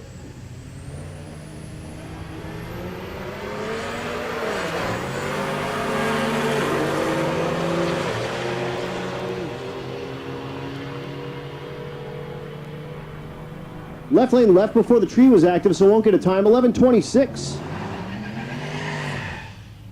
In the right lane.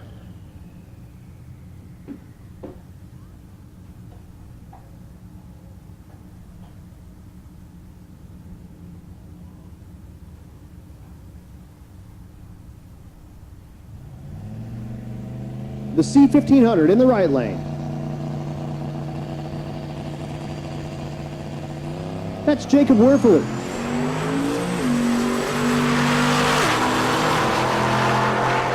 Left lane is Chris Atkinson. Werfele goes 1081, that's too fast. 1087 in the left lane is also too fast. So they'll have to come back around. Again, the air's getting better. The track is perfect and brand new now. So a lot of these cars are going to get faster because they have the tune for the heat in them, and they were sitting out in the staging lanes here for the last about 45 minutes.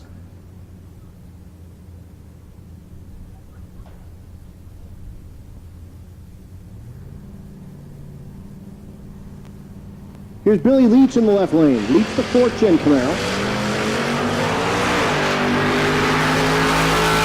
Right lane is Dustin Peterson, your second place car. 11.00 with a 1. Goes 10.94, that's too fast. 11.20 in the left lane.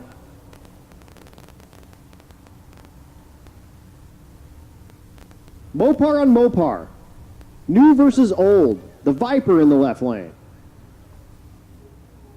Those are like 8 liters or maybe an 8.2, or I think they even had an 8.4. No idea on the variety in this one. But big old V10. And Isaac Poe in the right lane. Let's get the big Mopar. That's like a 70 Roadrunner, I believe. Looking to put it in the 11s. 11.28 in the left lane, 13.15 in the right. Once again, attention in the pits. True Street 14, come on down 6 and 7. True Street 14, come on down 6 and 7. Are you sure? Okay. I owe you. Thank you. Brittany Friesen in the right lane. Out of Brittany Automotive, the 4th Gen Camaro LT for power, nitrous assisted.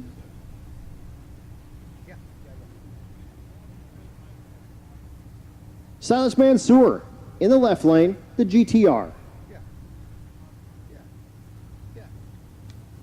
Oh. Oh, 380 up there? Oh, that's not. Friesen looking to climb up that 11.0 ladder. Turned in 11.64 last night.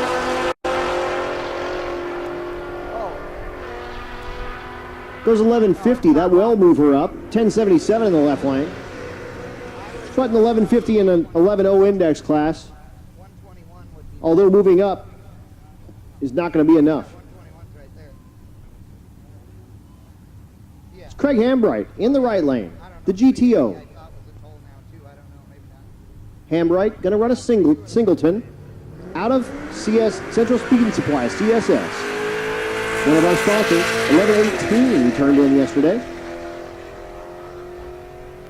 Looking to put the thing on 11.0. Goes 10.92, that's too fast.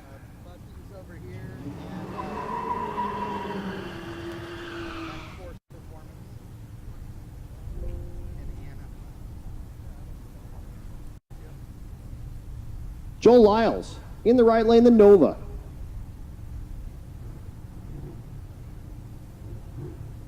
Oh, that's not at all. It's Tim Wilson, that's better. Tim in the 12.0 category. Turned in a 12.05.7 last night, but that's only good enough for like 8th place in that category. Brendan Prince in the left lane. Turned in a 12.08. How about 11.999? 1,000th too fast. You can't turn that in. He'll have to come back around. Jessica Werner in the right lane. The BMW they call the 335. Diesel powered BMW. Werner currently way outside looking in, turned into 12.35. You got to be 12.0 on this pass, or sometime tonight. David Paschal in the left lane. The Regal T-Type. Again, way outside looking in, 12.17.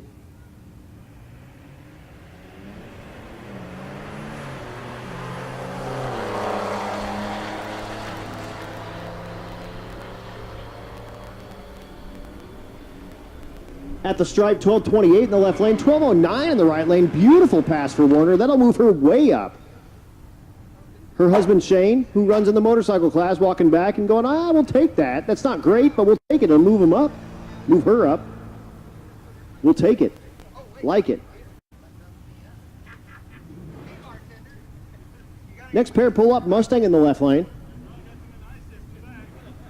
That's one of those new Edge. That's Noah Cash. Noah turned in a 12:09 with a 9 last night. Again, drove all morning here to Texas Motorplex. Came here from Noble, Oklahoma. About 230 miles. Most of the time we take kind of back roads and side roads and things like that, but there's really no back roads, side roads we can take, so a lot of highway this morning. But still, 230 miles minimum on all these cars. 12:17 in the right lane, 12:04 in the left lane. Great pass.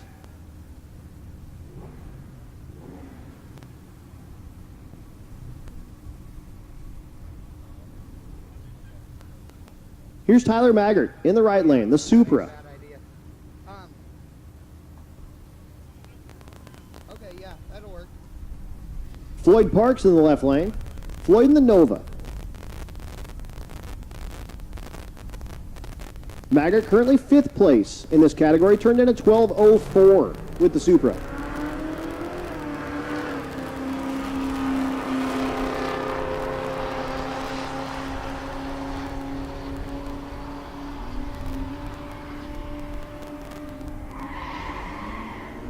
.1183's too fast, 13:17 in the left lane.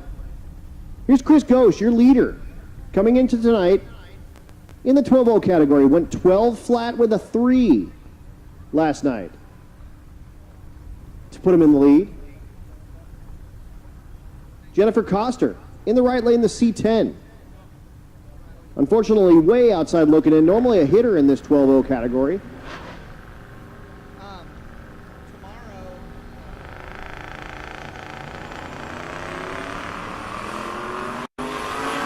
Looking for 12 O's on the 12-0.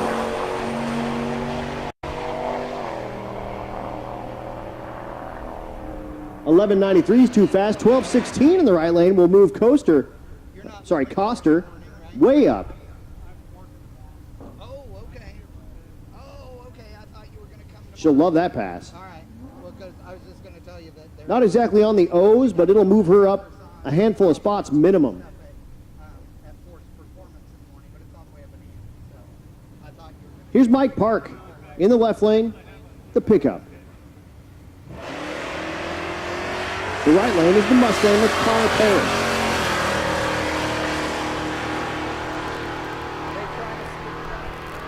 Both outside looking in. Park did turn in at 12:08, was 11:78, 12:30 in the right lane.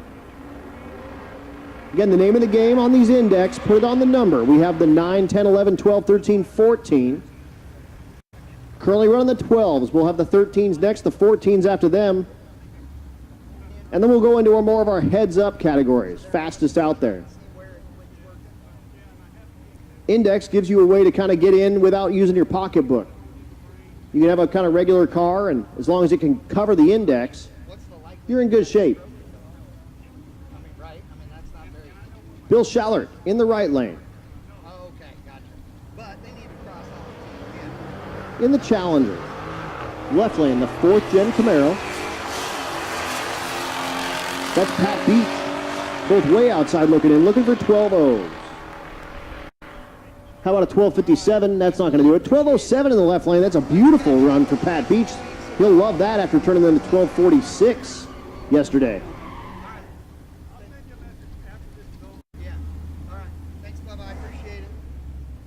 Krista Long in the right lane, the Chevette.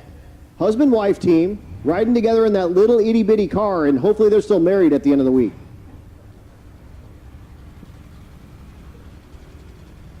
Again, carrying everything you need to have for you to live for the next week in the car, and you put a little itty-bitty car and, I mean, you know, living in about 50 square feet.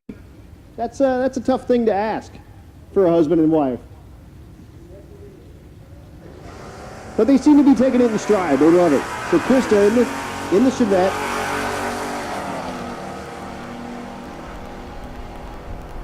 Ray Fagano in the left lane, the Nova. 12:10 will move Krista way up. She went 12:33 yesterday, so 12:10 will move her way up.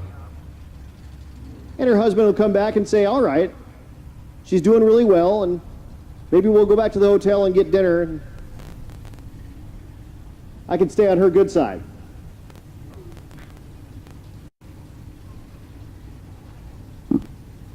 Rich Thorpe in the right lane, the G8. He's been to every Rocky Mountain Race Week and or Race Week with the G8. He not only rides, not with his wife, but his wife drives another car, so they stay married. And happy. Rich. 1203 in the left lane, 1207 in the right lane. Beautiful side-by-side passes in that index class.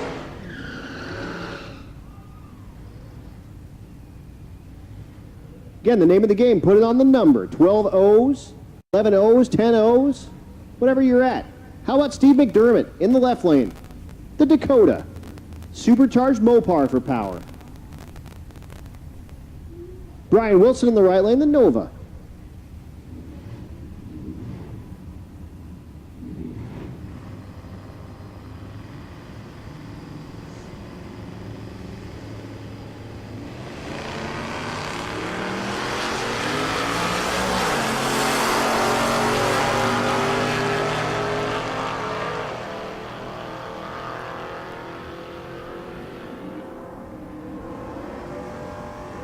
At the stripe, 1220 in the left lane, 1224 in the right. Will be no help to either driver.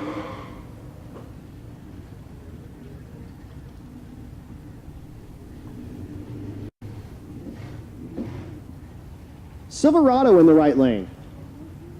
4th Gen Camaro in the left lane. Silverado piloted by Derek Keeler.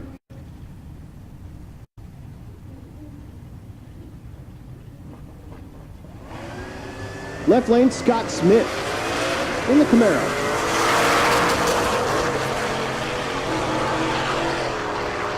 Again, looking for 12 O's on the boards. 1199 with a 0 is too fast. 1358 is too slow. And they'll come back. Ryan Weinhold in the right lane. I called him Joey Greer all day yesterday because I didn't have his information in there, but Weinhold, the International, in the right lane. And Barnhill. Barnhill, your 4th place car. In the left lane, the Monty. Did go 1203 yesterday. Weinhold, 1209 with a 7. Only good enough for like 13th place in that 12-0 category. Looking for O's.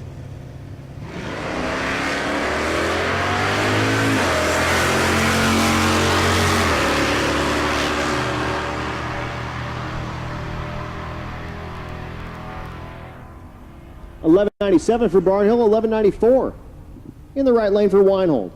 They'll need to come back. That's no good. That's as good as a breakout in a bracket race. You can turn it in because you broke the beams and you're still in, but it won't help you in any of your ET world. We're going to throw a 20 on it and eventually give you 2 seconds slower than your slowest pass, but it pretty much puts you out of competition going too fast. Michael Butterfield, the right lane, the 3rd Gen Camaro.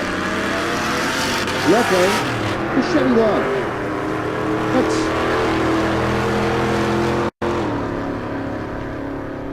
That's Damon Butterfield.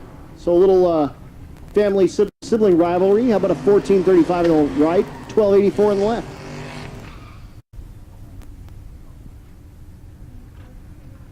Pair of Silverados going at it. Little pickup truck on pickup truck crime.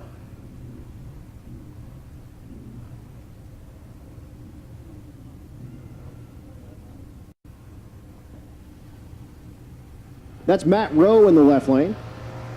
Rowe turned in 1209 last night. Right lane, Dawson Burge. Rowe leads without the crew active, so Burge will get a time slip. Rowe will not. Burge looking to improve on his 1244 from last night. And is not able to do it. Goes 1282. There's Hot Rod Jack in the left lane. Jack Fisher, currently 2nd place in the 12-0 category, the stick shift 70 Chevelle. Turned in 1200 with an 8.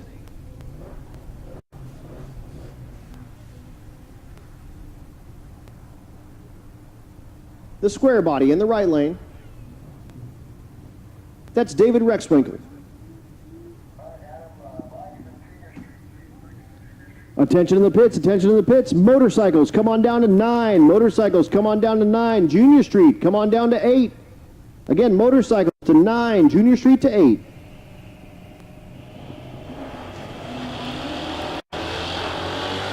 Jack Fisher banging gears in the 70 Chevelle.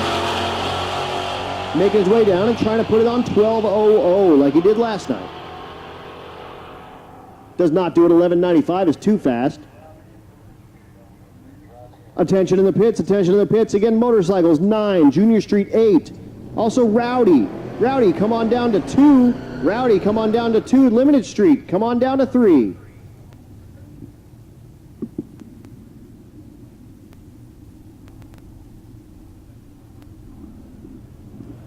Once again, bikes, 9. Junior Street, 8. Rowdy, 2. Limited Street, 3.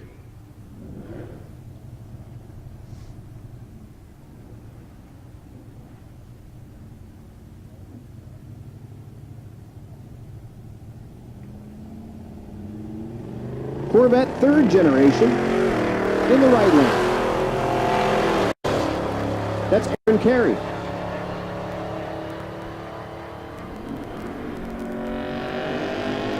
He goes 12.10, 13 flat on the number for Terry Dunlap, unfortunately in the 12.0 category. So if he was in the 13.0 category, he'd be sitting pretty. But he's in the 12.0, so you're about a second off, exactly.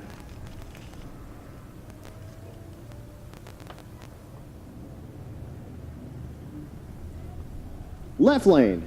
I know it's a Silverado, but this week we're calling it an HHR. His wife calls it that. That's Ronnie Steffen. Outside looking in the 10.0 category.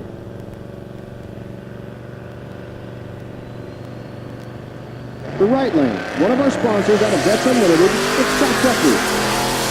Guthrie currently 6th place in the 12.0 category, turned into 12.04 last night. Goes 12.01. Beautiful pass for Guthrie. That'll move him up in that very, very competitive 12.0 category. Del Sol is back in the left lane.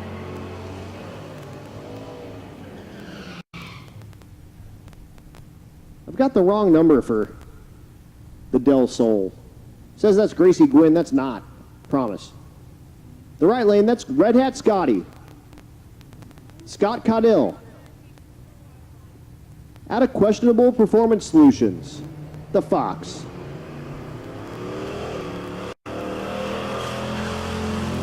Once again, bikes, come on down to 9. Junior Street, 8. Rowdy, 2. Limited Street, 3. At the stripe, Red Hat goes 13.34, 13.98 in the left lane. Again, don't forget to go check out the Rocky Mountain Race Week Facebook page. Also check out the YouTube channel. Near real-time updates, interviews. You get to hear from Matt Frost, the man that puts this on. And who thought you could get together like almost 300 street cars and go race them every day and make them drive a certain route, and you would keep getting people like begging to get into stuff like this. It's super awesome. Eric Wilson, the winner of our Young Guns last year, in the left lane. The STSV turned in a 13.11 last night. Supercharged North Star for power. The right lane, Eric Carroll. The Thundercloud. Goes 13 flat with a 5 on the button. 13.08 will improve Wilson as well, but Carroll lays down the gauntlet, goes 00 with a 5. And that'll put a lot of pressure on all the 13.0 cars ahead of him. He turned in a 13.21 last night, so that'll improve him a ton. Here's the leader in that class. Just watch that 00 on the board. That's Uriah Kesner in the right lane. Kesner turned in a 13.02 last night. Looking for that 00 right after seeing it on the board right ahead of him. Left lane is Mark Lewis, 3rd place in the category. Turned in a 13.04, and a 13.74 is not going to do it. 13.08 will not improve Kesner, so he'll come back around.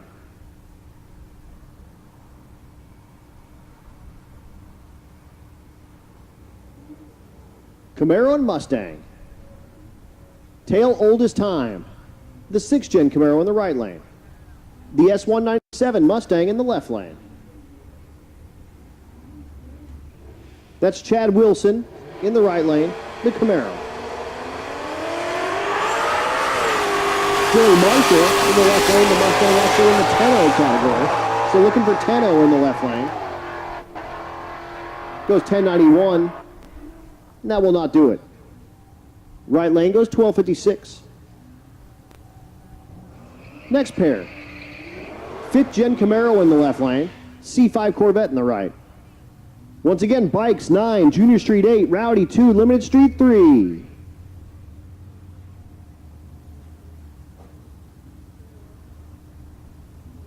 So Corvette in the right lane, that's Steve Smith in the 13.0 category. Turned in a 13.09 yesterday. Jared Aspergren from Aspergren Repair and Towing in the 10.0 category in the left lane, one of our sponsors. Turned in a 10.30 last night. So looking for a 10.0 in the left lane.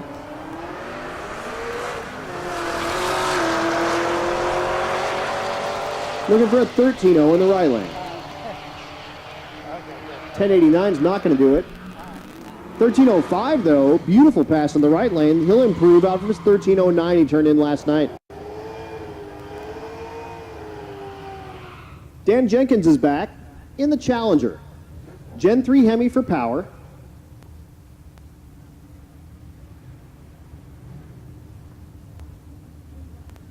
A little bit of smoke on the top end. Is that somebody in the sand again? I hope not. We're going to go down there and take a look at it. Again, racers, there are 3 turnoffs. There's arrows on those turnoffs.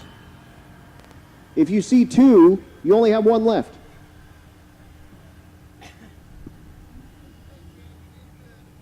So we're down just a second while we figure out what the smoke is on the top end and or if we've got a racer in the sand.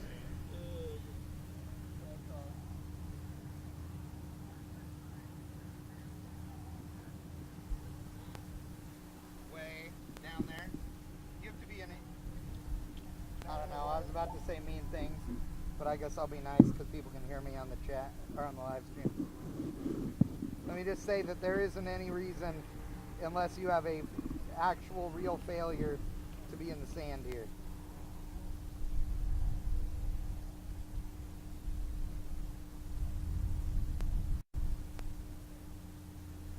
I don't see anybody, but I can't see that far clearly.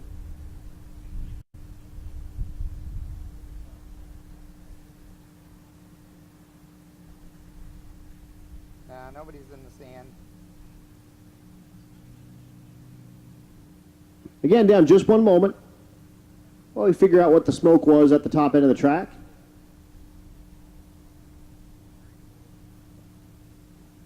And again, that gives me a second just to give a big shout out to all of our sponsors. Again, 1320 Video, Bang Shift, Motion Raceworks, 4-Ride Performance, Aspergren Repair and Towing, Central Speed Supply, Crower, Datesworks, Disorganized Grime, FM Fab Speed Shop, Florida Injection, Force Performance Turbochargers, Hot Rod Jack, Jake's Performance, Joe Tech Motorsports, Juggernaut Welding and Fab. He's got his big welding rig here, so if you need anything welded up, go down there and see them.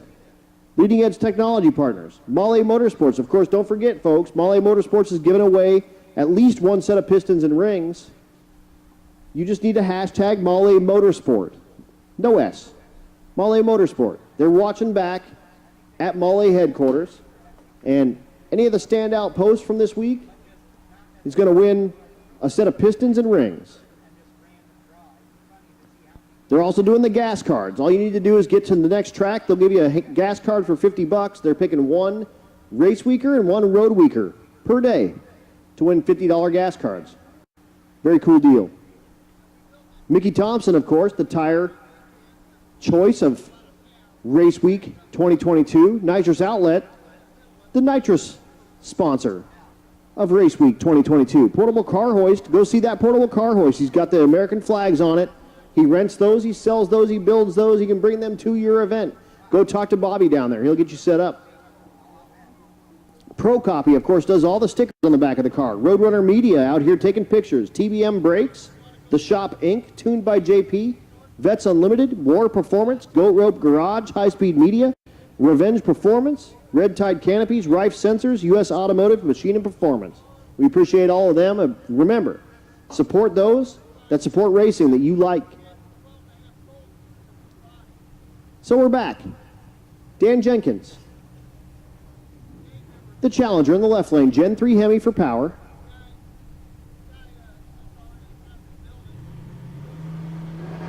The Disco Nova in the right lane, that's Justin Cochran. Cochran put up a 13:11 last night.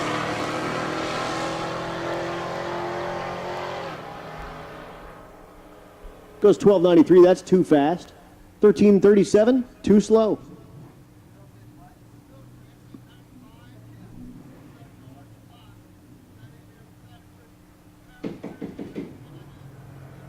Hi. The 1320 guys are up here banging on the window, scaring the absolute crap out of me. Thanks, Kyle. Pickup truck in the right lane.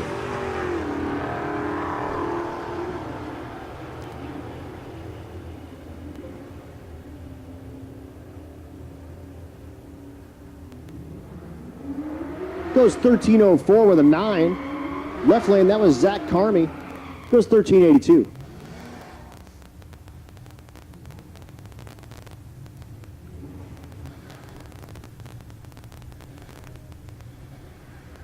One of our Gebhardts in the right lane. They brought 3 Mopars out, and that's Darren. Darren in the 13.0 category turned in a 13:08 last night. We drove with them on the route a couple of miles today. Those things just cruise right down the road, no problem. Floyd Parks in the left lane. In the 12.0 category, looking for that 12.0. So 12.0 in the left lane, 13.0 on the right.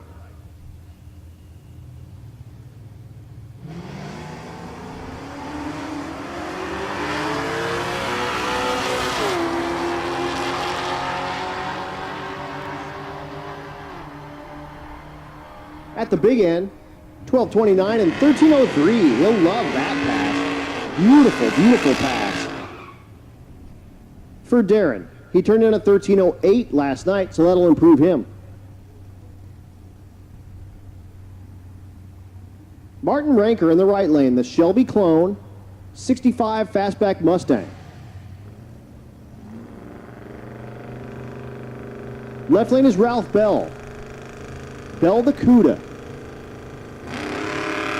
The carburetor sticking out of the hood.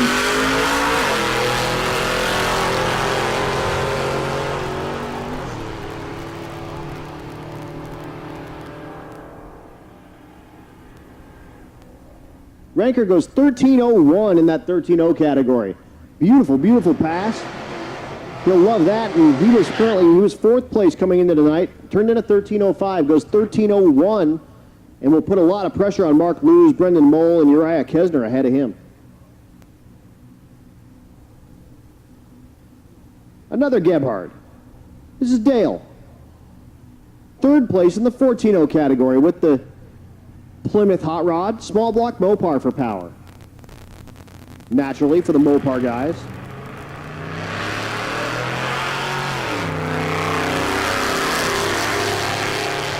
Left lane, no driver information, unfortunately.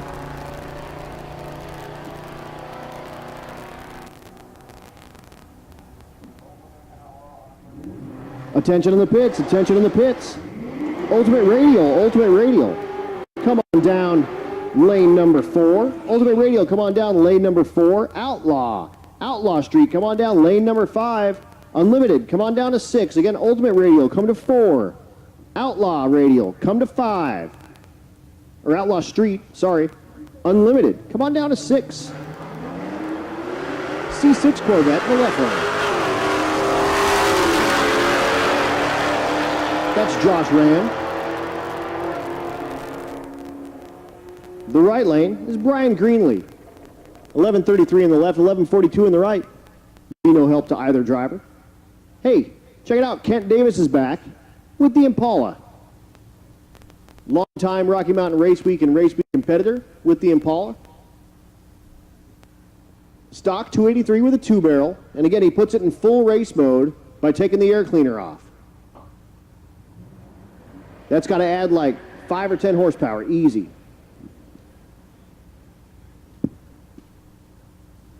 Once again, Ultimate Radial, come on down to 4. Outlaw Street, come on down to 5. Unlimited, come on down to 6.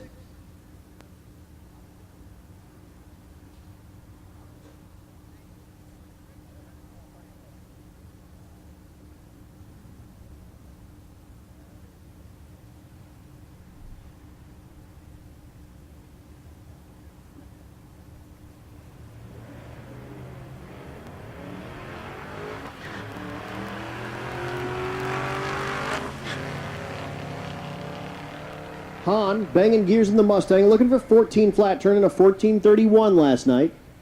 Goes 14.15, will improve a lot. 19.12 for Kent.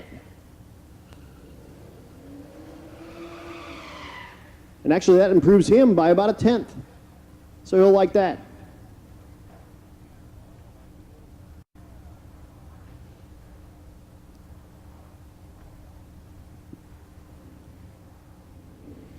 Curtis Tank in the right lane. Tank in the G8. Turned in a 14.14 last night, trying to improve. And that's John Gillard. Turned in a 14.13. So both looking for better than a 14.13 or 14 on this pass.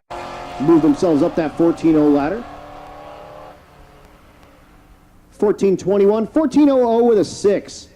Beautiful, beautiful pass. Curtis Tank improves his position by a bunch. He was 7th in the 14.0 category, and that'll put a lot of pressure on Gillard and Stevie Ellingson and Jeff Chappelle and Dale Gebhardt ahead of him. Although Stevie ran like a 14.04 earlier, so she may be moving up herself. We'll see.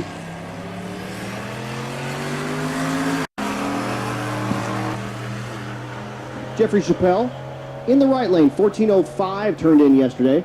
Looking to improve on that. 13.76 is too fast. 12.37 in the left lane. Here's Waco Davis in the right lane, the 55 Chevy. The 155 I don't ask to buy because I know that was his dad's. So it's not for sale, and I know that, and that's fine.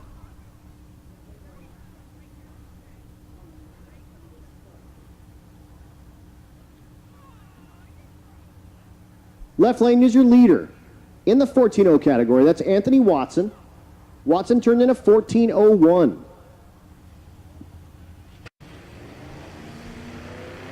Davis, currently 8th place, turned in a 14.23.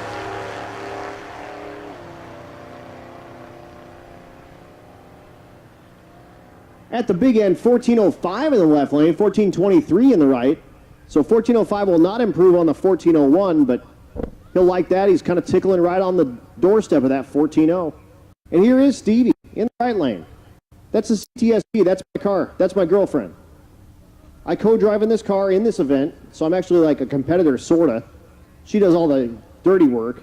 I just sit up here in the air conditioning and yak into the microphone. Left lane is Randy Taylor in the Challenger. Stevie was 5th place in this category going into today. Went a 14.13, but again, went an O earlier. It goes 13.63. Let's see how fast it could go, and that's it.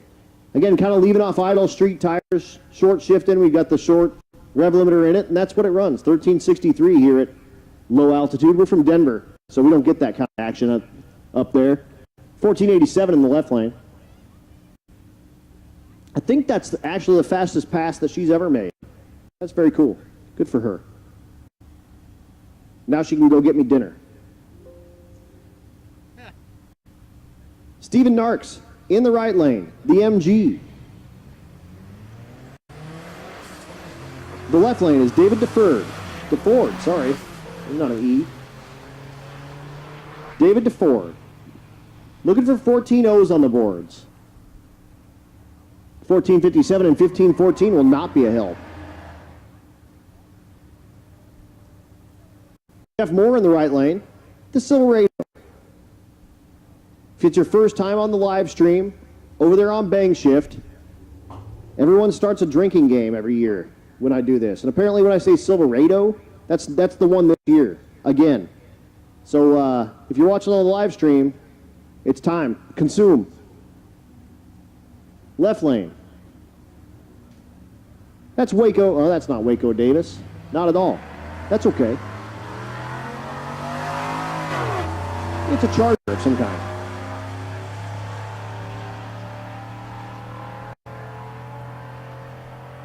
At the stripe, 1562, 1546. Next pair, F-150 in the left lane. It's Levi Holt. Levi turned in a 1431 last night. Attention in the pits. Your name is Gavin Garcia. You're missing a credit card. If you can go over to the Rocky Mountain Race Week tent and see June, she will get you your card back. Again, if your name is Gavin Garcia, cruise over to the Rocky Mountain Race Week tent, you forgot your card. Otherwise, you're paying for gas for everyone for the rest of the week, and that won't be good. Dennis Stringer in the right lane.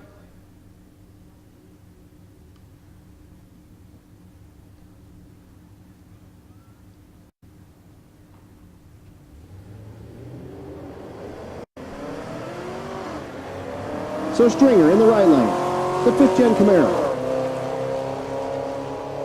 Holt, the left lane, the F-150. Look at 14 O's. 1434 and 1435, respectively. Here's Chris Roberson is back. Chris, van they call Air Force One. Chris, a paralyzed former Air Force veteran with the hand controls in the chair truck.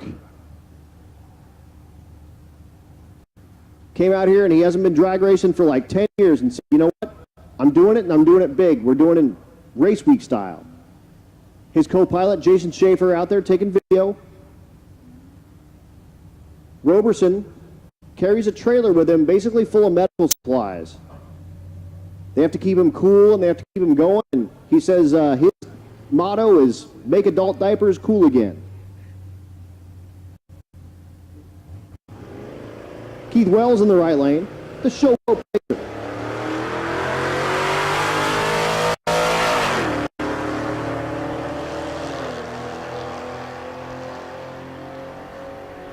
The Blazer goes 1442. Roberson goes 1779. So he's still in. He improves by like 2 tenths. Went 1792 his pass at Thunder Valley. But he improves 1779. Picks that thing up like, 2 tenths. That's a big performance improvement. So good for him. Chair Force One. We're at motorcycles. We're back. 2 wheels. The only rules for this is you have to race on 2 wheels. You can tow a little trailer if you want, or a sidecar, but you only have to race on 2 wheels. This is first place and second place. Shane Werner in the right lane. 10:17 he turned in yesterday. Left lane Dan Gosha turned in a 10:49. Suzuki versus Yamaha, 10:08 and a 10:69. So 10:08 will improve Shane Werner. And check it out. Here's the craziest dude on the event. That's Pat Cook. That's a Grom, ladies and gentlemen. That's like 50 cc's of Grom. It runs in the 22s. It's like 50 miles an hour, about max speed. And he's doing this Rocky Mountain Race Week and Race Week style. He did Rocky Mountain Race Week, like 5 figures of altitude on this thing that makes about, 10 horsepower or something like that. And he keeps everything he needs to live on it or behind him for 1,000 miles.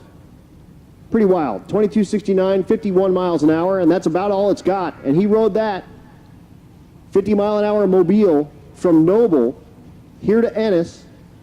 He'll take it from Ennis to Tulsa. We'll drive around a little bit and go back to Tulsa, and he'll take it right back to Noble. He'll put 1,000 miles on that with everything he needs to live for a week. And we moved to Junior Street. Our 2 fastest Junior Street competitors, that's Blaine Stark in the right lane, the 55 Chevy. He rides with his dad, Tommy. Tommy in the stick shift category. The left lane, Hunter Hay. Hunter, the Silverado. Drink. Again, not going for fastest here. The rules here are 8th mile, we're doing a full tree. So you'll see all the yellows blink individually, blink, blink, blink, 0.5 of a second each time, and then they'll take off. They run an 8th mile, but they can't go any faster than 9 flat. And they've got their guardian in the passenger seat, making sure everything's going the way it's supposed to be going. Blaine, in the 55, banging gears, that thing's stick shift. Left lane, Hunter, the Silverado, automatic, both LS for power. And again, this one, not going for fastest, we're going for most consistent. Blaine turned in a 902 with a 6. He ran a 902 with a 5 earlier today. Hunter Hay turned in a 916 with a 5. I'm not sure what his previous run was.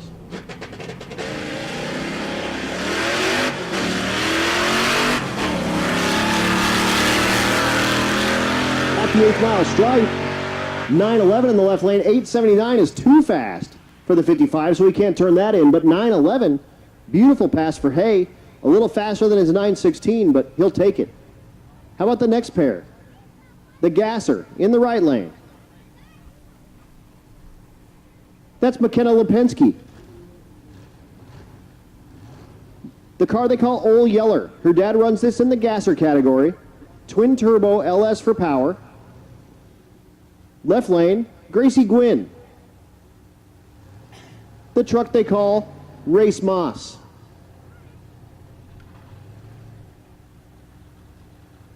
So McKenna did run a 949 our first day back at Noble. Gracie ran a 978. These two friends in real life, so this will be a cool little grudge race between them. But a twin turbo, LS in the right lane, turn way down.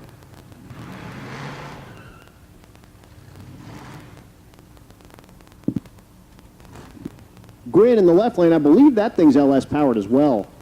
She actually won pistons from Male earlier in the Rocky Mountain Race Week version of this, and they thrashed on this thing. She actually blew the engine up.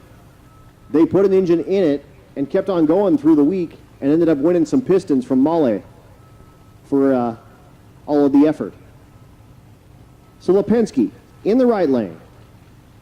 Gwynn in the left lane. Lipinski again, turned into 949. Gwynn turned into 978, looking for something close to that.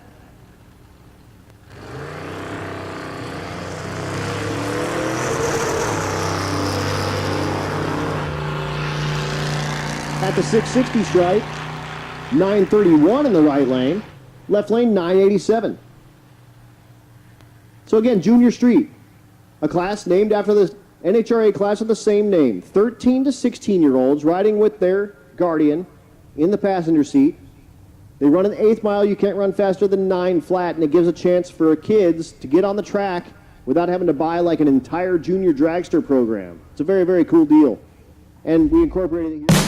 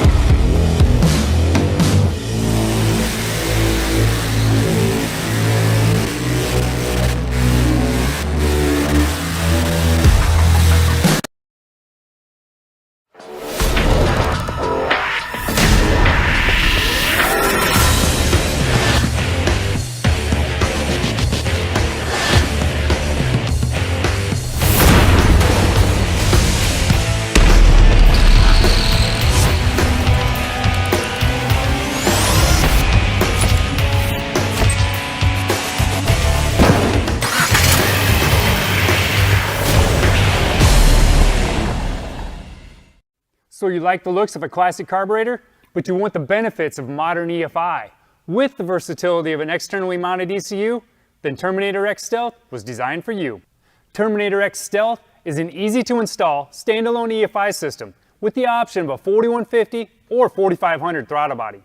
Stealth throttle bodies give you the old school carburetor look, but inside, they're packed with all the benefits that today's electronic fuel injection has to offer.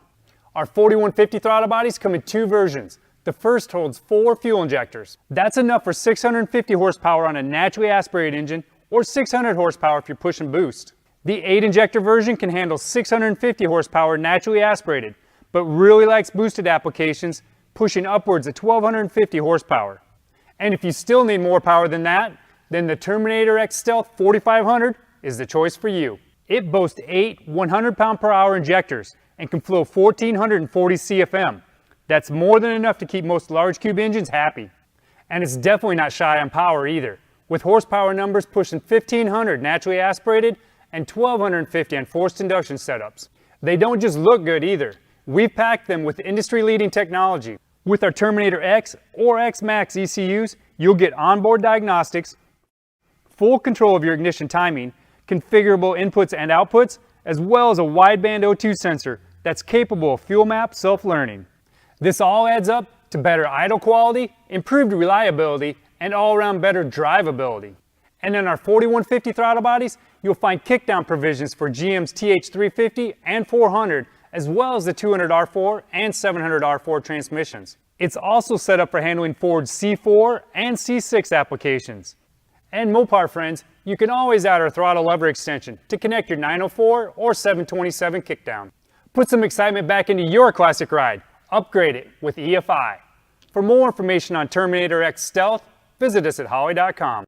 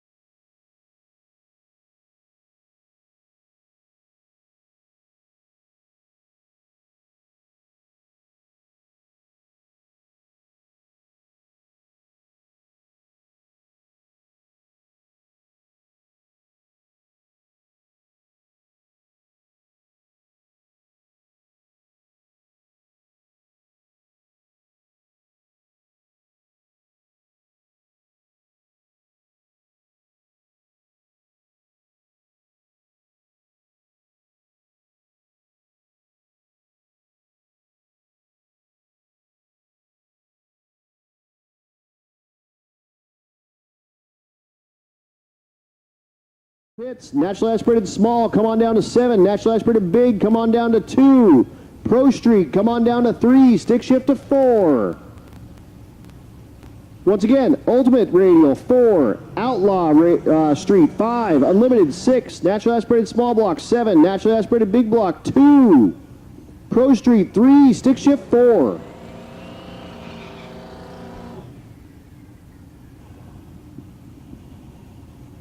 So don't go anywhere, folks. We're bringing you all of our fastest cars right now.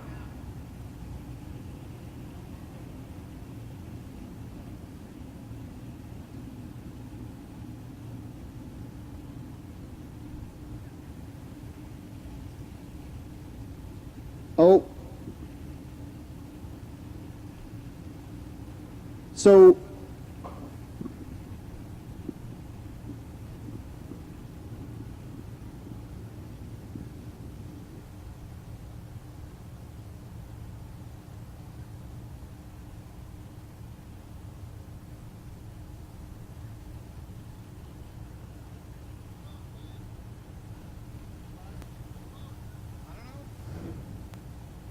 I don't get it.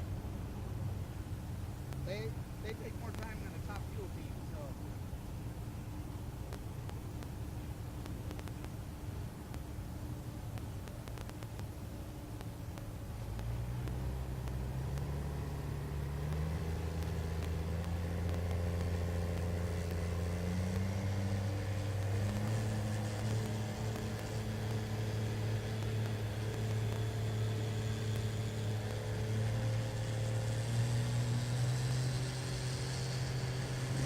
So the diesel truck will get a singleton at the 8 mile stripe, goes 586. So he'll improve by like a tenth.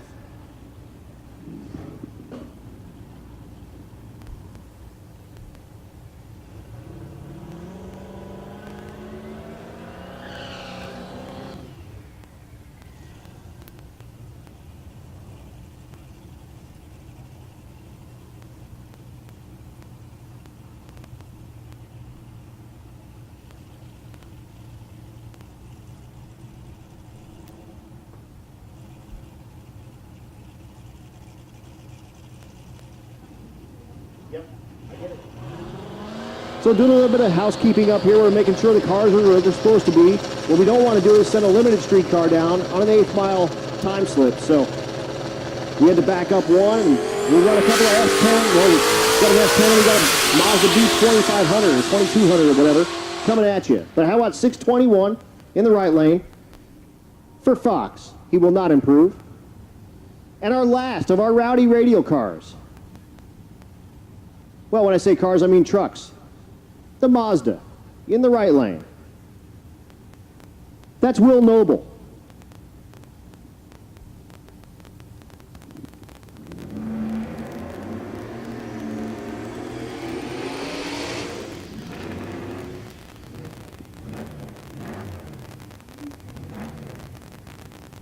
All right, Will Noble, the Mazda. Pulling up into the beams, we'll get a singleton with him, and then we'll switch back to a 410s Pro Tree quarter mile as soon as we get this pass done.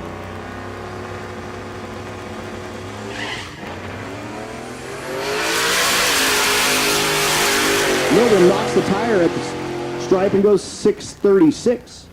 And now we're back. We're going to run limited street. Limited street coming at you. Again, Ultimate Radial, you should be in 4. Outlaw Street, you should be in 5. Unlimited in 6. Naturally aspirated small block in 2. Naturally aspirated big block in... I'm sorry, small block in 7, big block in 2, Pro Street in 3, stick shift in 4. And here we go, limited street, 2 Fox Mustangs. Again, looking for 850 on the board. Peyton Bullock in the right lane.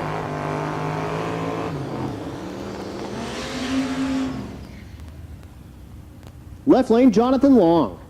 Long put up an 853. Bullock in 859, looking for 850s side by side.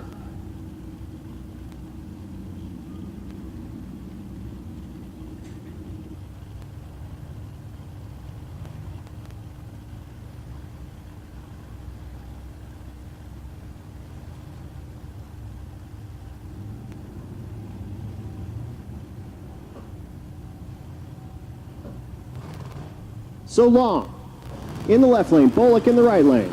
Long doesn't get in the beams. Bullock's going to go alone.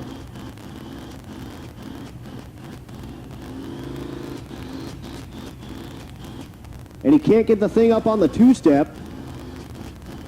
Kind of popping some black smoke out of it. Not looking like it's going to do what he wants it to do. It is not. It does not leave the way he wants. He's really lazy, and so we won't see an 850 for him on this pass. We'll give Long a singleton. How about an 1153? Maybe the boost control's off or something. But here goes Long. On a singleton in the left lane, the Fox. Again, did put up an 853 yesterday. Looking for 850. Running through our limited street category.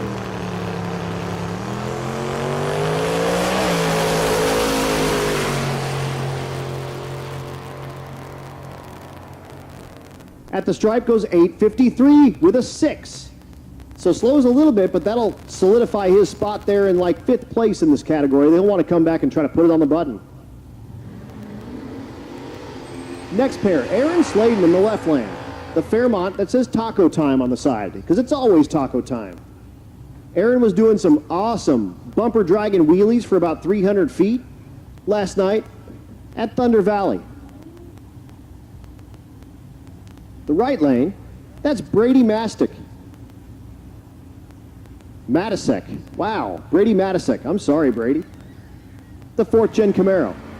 So a little Fox Fairmont, 4th Gen Camaro. Going head to head.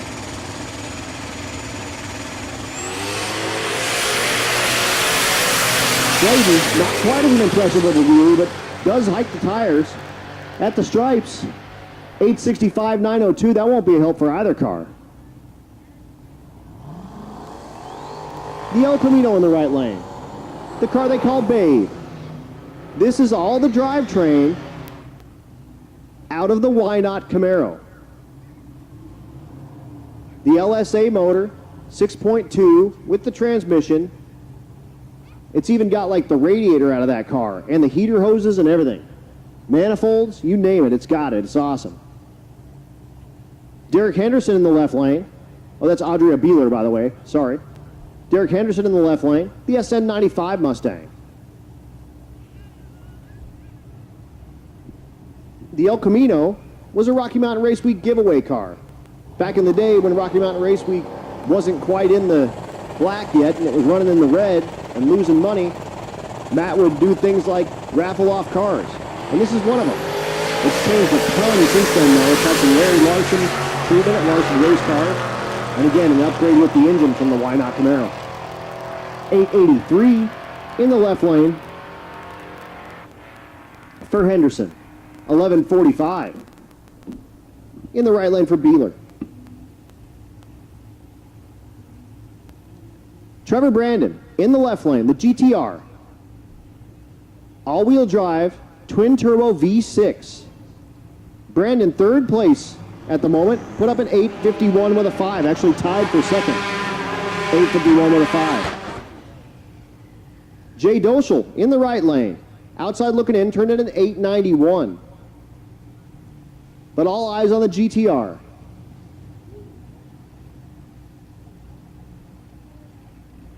.851 with a 5 and runs well into 160 miles an hour. I think he was 166 last night.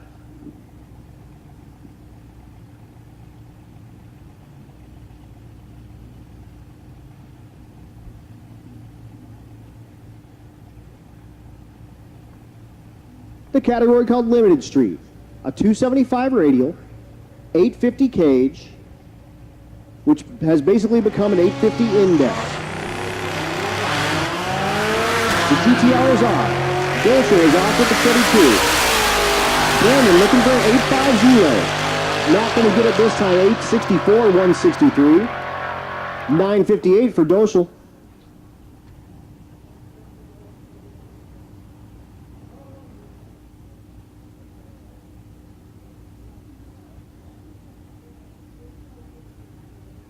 Danny Odom in the left lane. This is our Outlaw Street category. The right lane is Randy Miller. Again, Outlaw Street, the Monte Carlo versus the Challenger.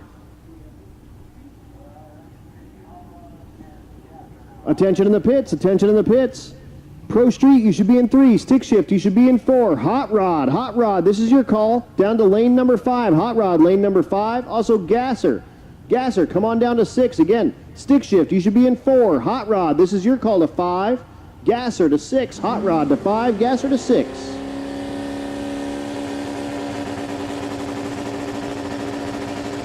Odom, one of our wicked chicks, female racers. Gathering up money for them because we love having our female racers here. We do a big deal at the awards ceremony for them. We love having them out. 11:53 in the left lane, 12:70 in the right. Here's our first look of the night at Robert Williams. The Nova they call Weapon X. Robert Williams in second place in the Outlaw Street category. Turned in an 8:47 last night, chasing Jim Parkinson, who turned in an 8:34. So Williams looking for about a 10th of performance to put some pressure on Jim Parkinson, who we haven't seen at Texas Motorplex yet. The Weapon X Nova, also known as the Margarita Transport Vehicle. His wife Debbie down there videoing. If he makes a good pass and they turn in their slip, they make themselves margaritas right here at the track. They carry a little margarita bar right in the trunk.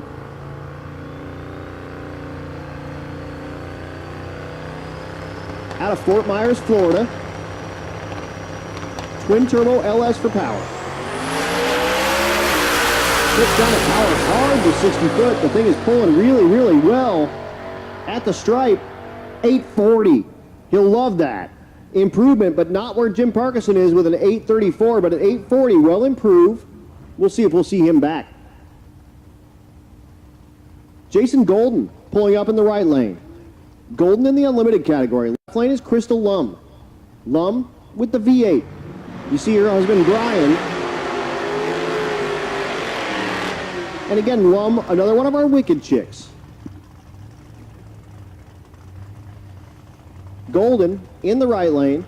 I met on Sick Week. When I say I met, I mean I saw. I sit up in the booth, and I don't really meet these guys very often, but like I saw that car on Sick Week, and it's awesome. Twin turbo. I don't know what kind of power plant it is. I'm pretty sure it's an LS. But I remembered him because it's yellow, and his name is Golden. See what I did there? Okay.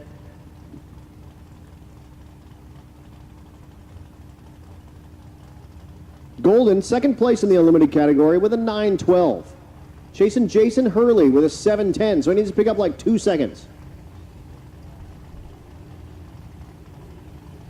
Speaking of Hurley, he's under the tower.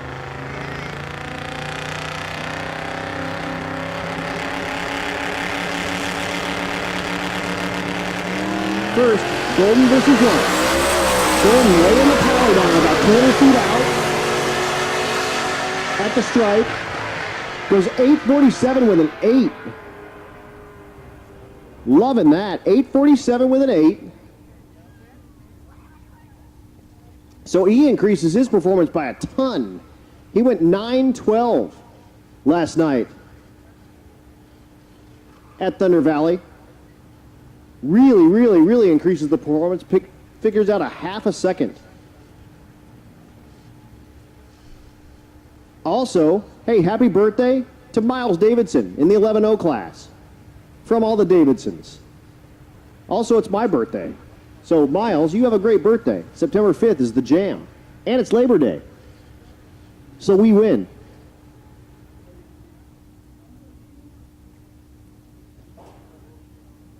But underneath the tower, this is your leader right now. Car number 104, that's Jason Hurley. How about a street car that put up a 7.1 quarter mile?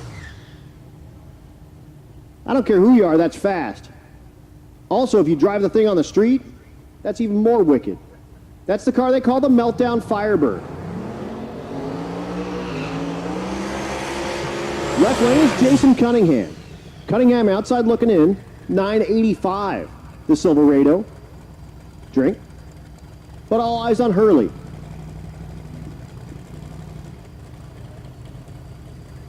Looking for a 6-second, 200-mile-an-hour pass this week. Can he do it tonight at Texas Motorplex? Once again, did drive this car here on the road. I saw him on the street. I saw him at Buc-ee's earlier at one of our stops, putting fuel in this car at the pump that you fill your street car with. His engine builder, Eric McEwen from Bowtie Engine Shop, riding with him in the passenger seat, and you see him out there with the shorts and the cowboy boots because he's a dork.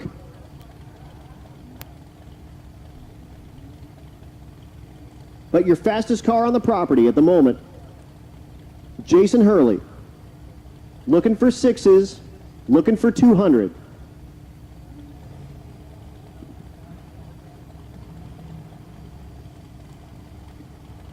Cunningham's like the second prettiest girl at the dance, with the Silverado in the other lane.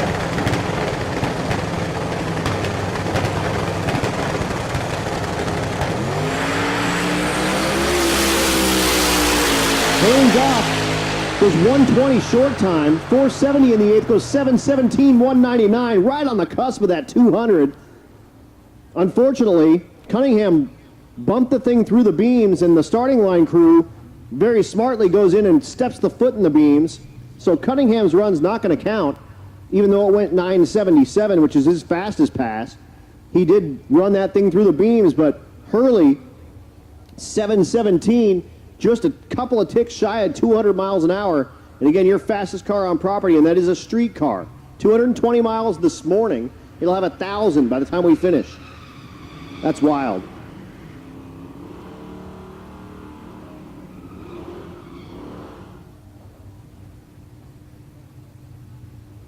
Here's Darren Smith in the naturally aspirated small block category. So we go from fast to one of our slower categories.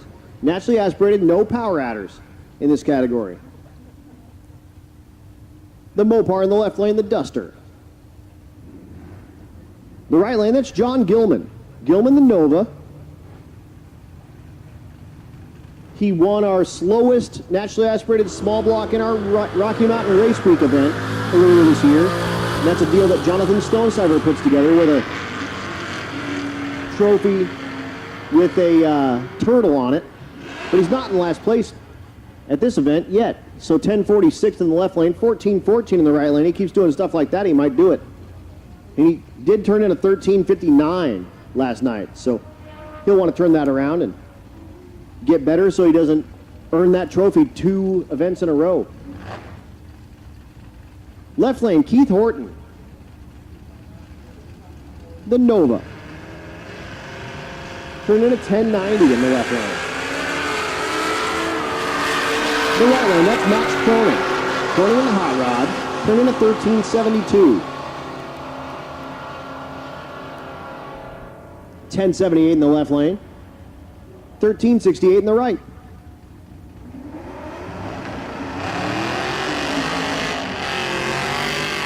Pair of Camaros going at it. 6th gen in the left lane, 5th gen in the right lane.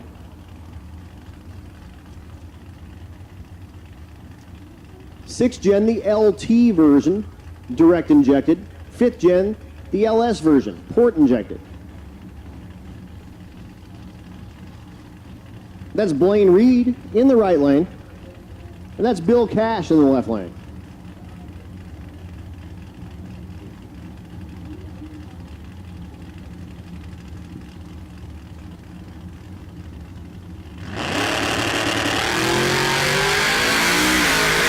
Deep stage in the left lane won't help the ET necessarily. You won't get like a running start at the starting line. So not exactly what you're looking for in this, but 1049 in the right lane, 1084 in the left.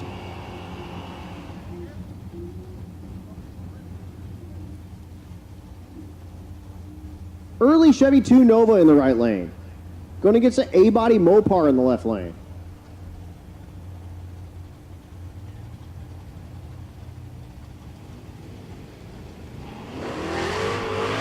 That's Robert Catrone in the left lane.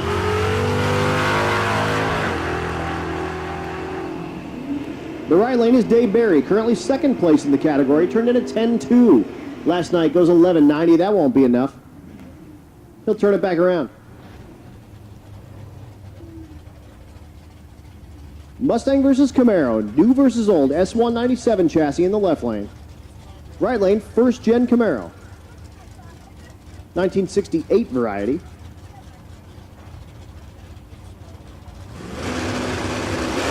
That's Bob Coating in the right lane. He burns the tires off the thing. He was third place with a 1040 yesterday. That won't be a pass he's looking for.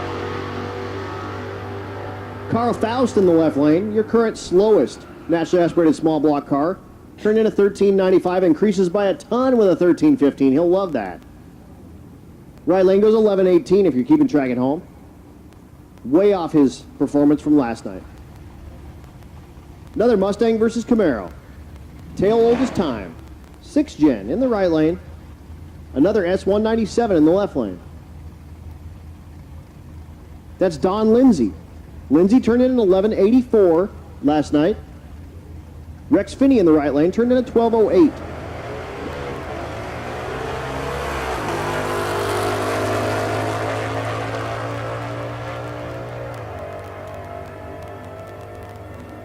At the stripe, 1213 in the right lane, 1169 in the left.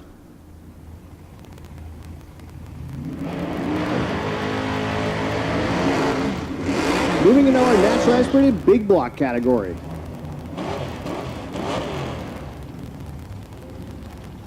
That's Alan Murray. Murray in the right lane, your current leader in the category. Turned in a 999 last night. Out of the 301 streetcars. Left lane, another one of our wicked chicks. Oh, I'm sorry, it's not. William Heath. Normally, his wife, Michelle, runs this car, but William running that car. Not going to happen this time. Murray burns the tires off. Right at the hook.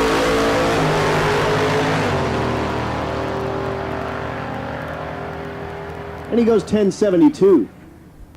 Left lane, keeping track at home, goes 1237.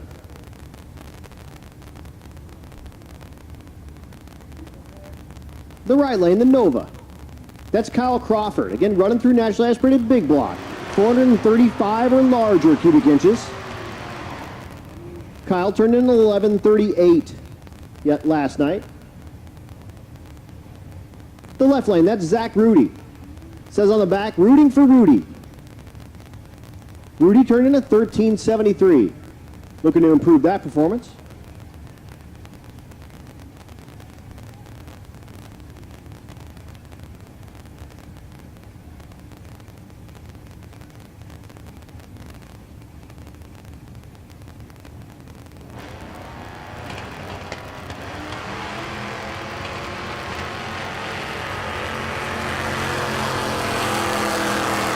Crawford obviously having issues with that car. Not on the 1138 performance standard that he had last night. 1423 for Rudy. And he will not improve either. He did do a 1373 last night. Check it out. Pro Street is up. That's Adam Crago. And our first look at Declan Evans.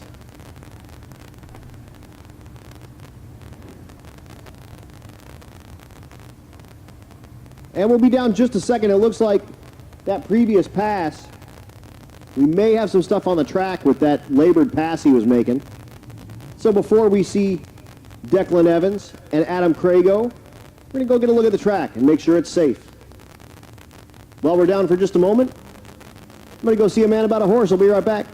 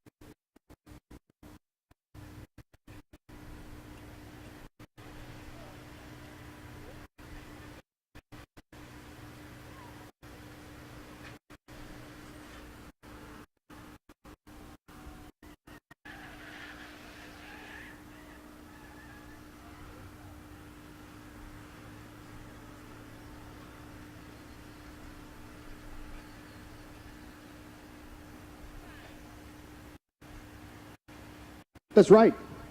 I'm back on the mic. So you may wonder, like, man, Adam, when do you go to the bathroom and eat and stuff like that? I do it right then. Like, if we have any issues and we're down for a second, I take full advantage of that. So I'm stuffing a burger in my mouth. I'm eating some fries. The fries are great here. Texas Motorplex. You guys kill it. Thank you so much.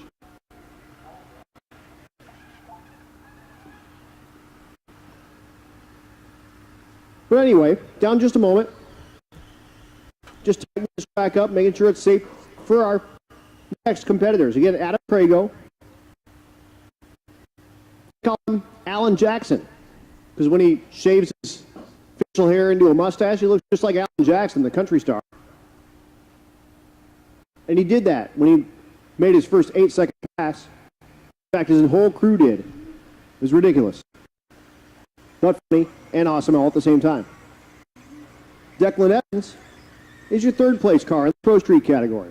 Well, when I say car, I mean truck. The Dodge truck down there. Big block Mopar for power, nitrous assisted. This is the truck at Sick Week that the nitrous went into the crankcase, and he tried to crank it, and it blew all the covers apart. Valve covers were just blown to pieces. Oil pan was blown up. Hopefully we won't see that this time. Okay, Declan? Good?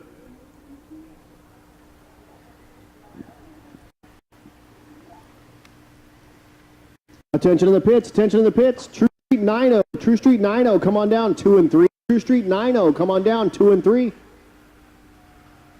But again, just tightening the track up real quick. We are bringing some high horsepower cars to you. This is, again, our second and third place in Pro Street. Adam Crago turned in an 862. Declan Evans turned in a 924. And how about that, pushing like a barn door through the air with a pickup truck. Big block Mopar versus big block Chevrolet. Nitrous versus ProCharger. Crago, a longtime Race Week and Rocky Mountain Race Week competitor. Evans as well. He hangs out with those Mopar guys like those Gebhardts. We try not to hold that against him.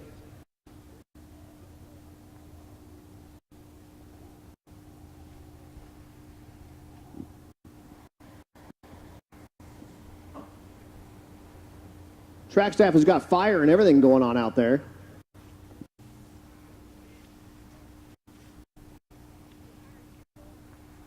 DeMarcus drives the tractor off. No, he doesn't. He's driving it back around.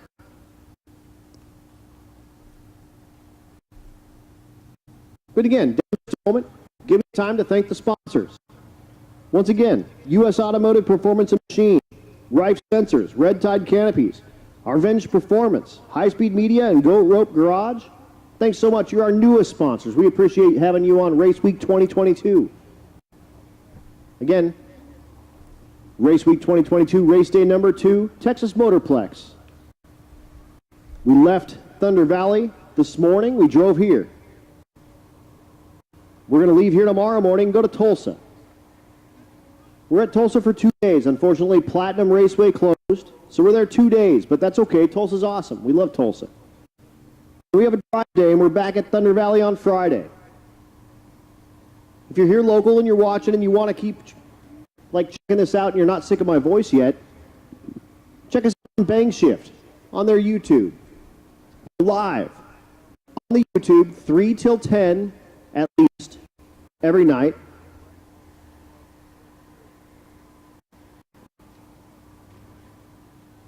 Let's see here.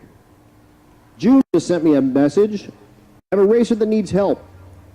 He has a Holly Terminator and it wiped his tune. He needs help to get it running again. So if you know Holly well enough to build a tune from nothing, 2004 GTO at the end of the pits, a black 2004 GTO at the end of the pits. He'll probably just take whatever global file you've got. If you've got something that can get it running, you can either get with the Rocky Mountain Race Week tent, we'll get you in touch with that, but kind of at the end of the pits, a black 2004 GTO. He needs help with his Holly Terminator. Wiped the tune completely, and he needs something to put a global file in it to get the thing running again. So again, if you can get that done, that would be awesome. Big shout out to the rest of our sponsors. Again, 1320 Video, Bang Shift, Chad out there on the scaffolding doing his thing. Again, the hardest working dude in motorsports. Stands out in the sun and the heat. And bringing all you guys live drag race in action for free on Bang Shift. So go give him a like. Shoot subscribe up there. Appreciate all y'all doing everything that you're doing. And I know he gets help on that live stream from Holly and from Optima Batteries. So thank you guys so much for all of your help. Course Motion Raceworks, our presenting sponsor. Their sub-like companies, TBM, the Brake Man, and Rife Sensors. 4Ride Performance, of course, Joey Greer, Aspergen Repair and Towing, Central Speed Supply, Crower, Datesworks, Disorganized Grime, FM Fab Speed Shop, Florida Injection, Force Performance Turbochargers, Hot Rod Jack, Jake's Performance, Joe Tech Motorsports, Juggernaut Welding and Fab, Leading Edge Technology Partners, Molly Motorsports, Mickey Thompson Tires, Nitrous Outlet, Portable Car Hoist, Pro Copy, Roadrunner Media, TBM Brakes, The Shop Inc., Tuned by JP, Vets Unlimited, and War Performance. Remember, spend your money with those that support the racing that you like. Without them, we can't make this happen. And we really, really appreciate all their support, and we would really appreciate if you supported them as well. Again, you might get stuff like a couple of bucks cheaper somewhere else, but if they throw money at this and help us do this and help us make the payouts that we make, again, $1,000 for every class, $7,500 for the fastest average, and then $1,000 for every class in the shootout, and $7,500 for the shootout winner. So, like real deal cash, we can't do it without the sponsors, and we appreciate them so much. So again, go check them out while we got a little bit of downtime. Again, go give Bang Shift a like and subscribe. If you're on that live stream, shout out, where are you from? Let Chad see it. I'm not watching it tonight because I don't need to announce from it. I normally don't watch it because I don't need you guys talking crap about me all day and for me to see it. You can watch that stuff later. No, I'm kidding. But no, thank you guys so much for tuning in. We appreciate it. Labor Day drag racing. We're going all week. Finishing up on Friday. Thunder Valley Raceway Park, Noble, Oklahoma. That's where we started. That's where we'll finish. Hopefully the audio and stuff is fixed by the time we get back. I know it was a mess yesterday. But hopefully you can hear me great tonight. Hopefully you'll hear me great the next 2 nights at Tulsa. We normally have a great time over there. And we'll be back to Thunder Valley Raceway Park on Friday to do our shootout. Here it comes.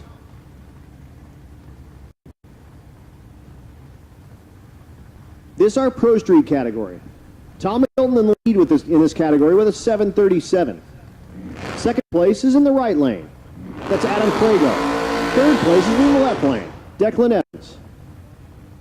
So Big Block Mopar versus Big Block Chevy. Nitrous versus Pro Charger. Coming at you right now.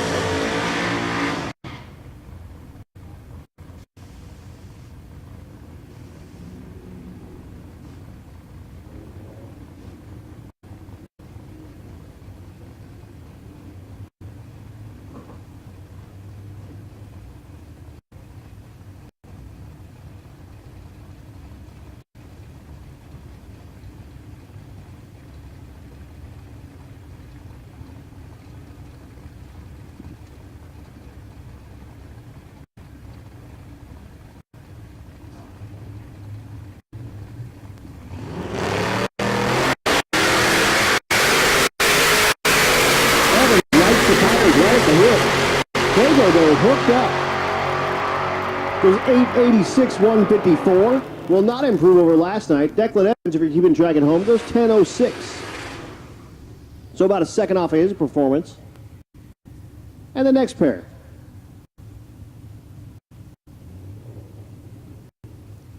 I believe we're moving into stick shift.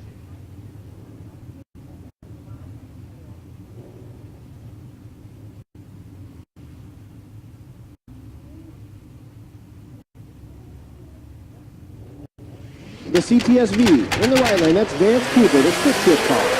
It's mostly electric gear changes. Don't worry about it. It's normal. Okay. Ryan Legger in the left lane. Legger goes 11:51. He turned in 11:72 last night, so he'll be really happy with that. 13:41 in the right lane. CTSV, that's not what he's looking for. Here's the pair we're watching all week. They're friends. It's Bill Armstrong in the left lane. It's Rich Guido in the right lane. Stick shift cars. Pontiac Purus. There's a Pontiac motor under the hood in the right lane. Ford Purus. There's a Ford motor under the hood in the left lane. Twin turbos in the left lane. Single turbo in the right lane. T56s in both cars.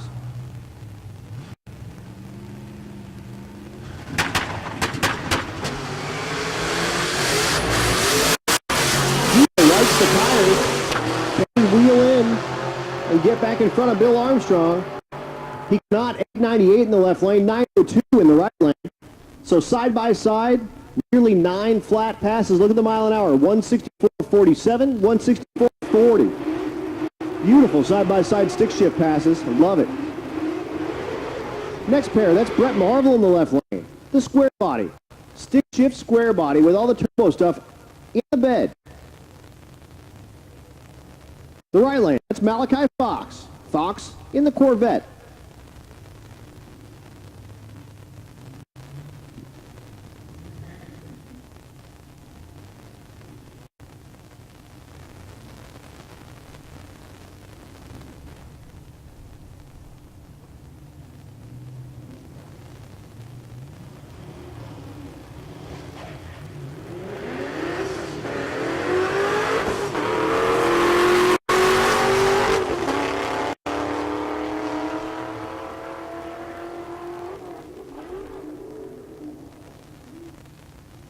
$11.69 in the right lane.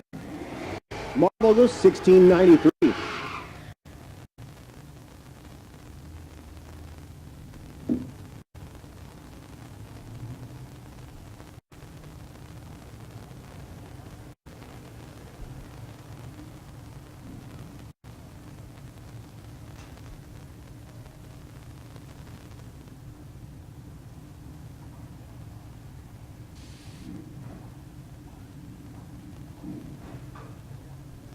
Next pair, pulling up. That's Phil Balmaceda in the right lane. Again, the coolest trailer probably on the thing. He has a little miniature version of this car. It's like a race car bed. He always wanted one. He's got it behind his Corvette. It's a little white C6 on the trailer behind the C6. Phil Balmaceda in the right lane. The left lane, that's Jason Schroeder. At the stripe, 11:34 in the right, 11:03 in the left. Attention in the pits, attention in the pits. True Street 9, True Street 9, come on down 2 and 3. True Street 10, come on down 4 and 5. 9, come on down 2 and 3. 10, 4 and 5. Nico Christofori in the left lane, the Malibu. He drove this from Colorado. So he can't beat it up because he has to drive it home. Ron Harrington in the right lane, the BMW. 1288 yesterday. Nico ran 12:12. At the stripe, 12:17, huge improvement out of the BMW in the right lane. 13:79 in the left lane. SN95 Mustang in the right lane. First gen Firebird in the left lane.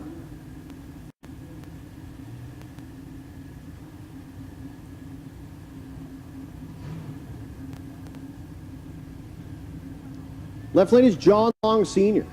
in the hot rod category, running with the stick shift boys. Must have missed his call. And that's Brian Krakowski in the right lane, the stick shift Mustang.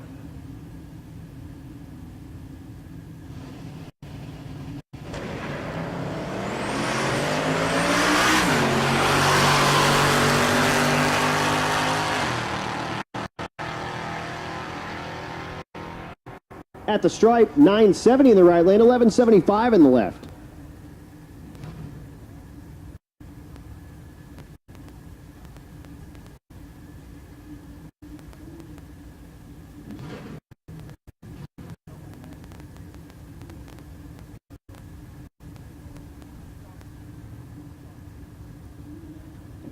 Next pair. You remember you saw Blaine Stark earlier with the 55 wagon. This is his dad, Tom. You see Blaine actually outside in the video booth. This stick shift 55, nitrous LS for power.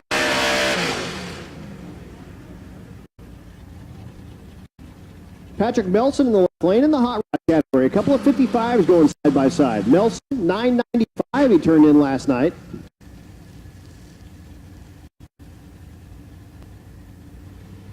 Stark, low 10s, I believe. So it should be a good side-by-side race. Yeah, Stark turned in a 10-17, so a couple of tenths difference between these two cars. Blaine in there turning on the nitrous bottle. Again, he learned everything about this from his dad running junior dragsters. Whatever he does now is what his dad did years ago. Well, Blaine was running the junior. So he'll go up there, get him lined up in the beams. And we'll have 55 versus 55. Sedan versus wagon. Automatic versus stick coming at you.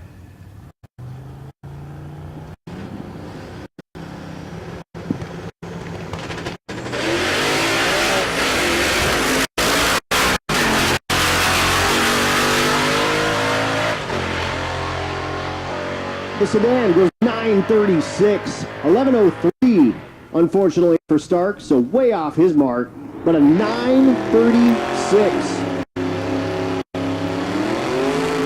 Vastly improves Patrick Melson, who turned in a 995.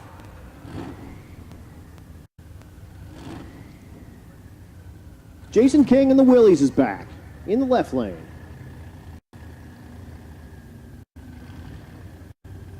King in the gasser category, turned in 1190 last night. And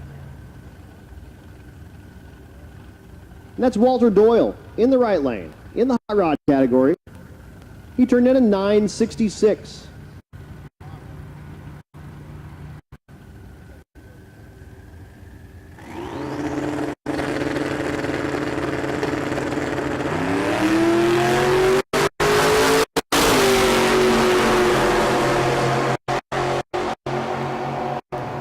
At the stripe, 941, huge improvement on performance, 1183 in the left lane.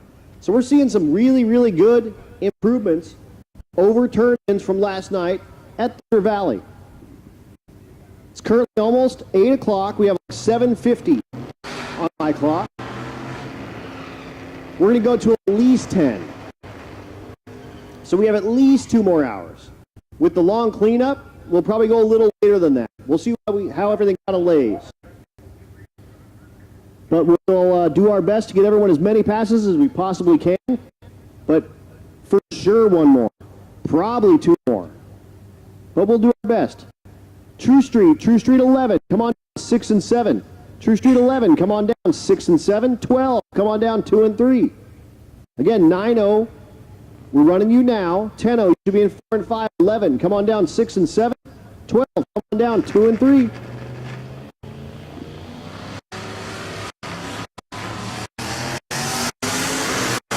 Joe Greer in the left lane. Good passer pickup. Full-ride performance and tuning.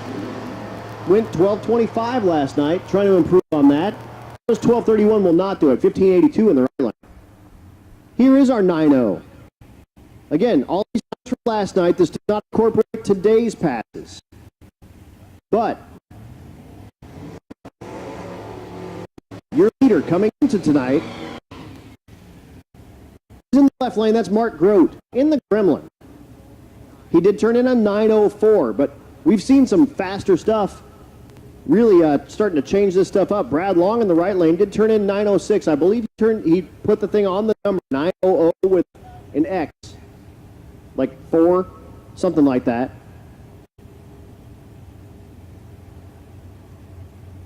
But again, 11s, you should be coming down to 6 and 7. 12s, down to 2 and 3.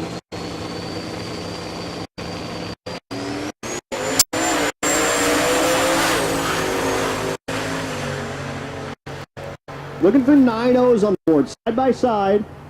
922, 896, too fast, too slow. See them come back around. Felicia Smith in the right lane, one of our wicked chicks. with the car they call a four-door rocket. Left lane, it's Rowdy. The Nova. Rowdy outside looking in, turned in a 9:45. Felicia, third place, turned in a 9:05 with a 1 last night. Again, all of this is from last night. This does not include today's passes. I don't have the live sheet that I can announce off of. I just use the one when we get here.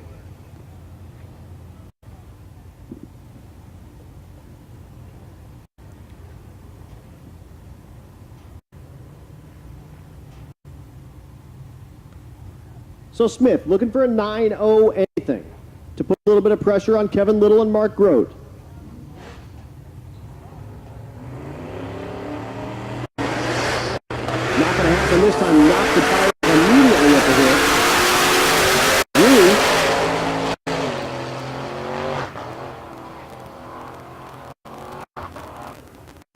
How about 1092, 1047? Attention to the pits, attention to the pits. I have a racer in need. Charlie Vickers with the Rowdy radial car needs a 3-bolt balancer remover and a 157 by 503 8mm exhaust valve. So 157 diameter, 503 length, 8mm stem exhaust valve. They're at the entrance of the staging lanes. If you have something like that, or both of those items, if you can go over to the Rocky Mountain Race Week 10 or go see them near the entrance of the staging lanes. Again, Charlie Vickers needing a 3-bolt balancer remover, so like a standard, everyday, regular balancer remover, and a 157 diameter, 503 length, 8mm stem exhaust valve. You got any of that stuff? Give him a hand. Sharon Klausner, the CTSV Coupe. Goes 1099, 971 in the right lane. Rick Fleitas is back, the Duramax Chevelle. Looking at a regular, everyday 70 Chevelle, but he stuffed the Duramax under the hood. And it runs hard. He turned in a 927 our first day. Not something you see every day.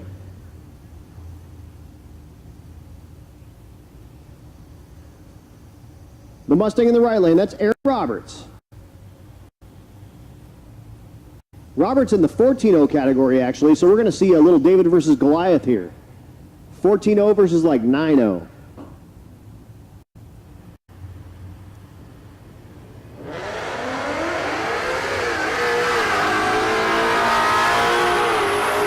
This is away. 6:07, 8th mile. Clicks off a 9:29 at 149 miles an hour. 10:03 for Roberts in the right lane, who's obviously not in the 14-0 category. But how about a Duramax 1970 Chevelle that runs low nines? Still only 164 at the 60-foot. The thing is really, really heavy, and it's hard to get it moving. And I know it has a turbo, and then it also has some nitrous assist to make that happen. But very, very cool deal. Street car. Cruising down the road, swilling regular everyday diesel. It's very cool. Travis Erbach in the left lane. Erbach, your second place. Car in the 10-0 category. Turned in a 10:03. Wants to get like a 10:01 or better to put some pressure on Dustin Cottle with that love truck. We'll see him later.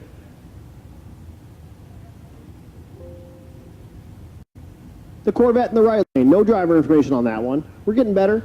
I've got like most of them. I'm only missing like 3. I'll get it.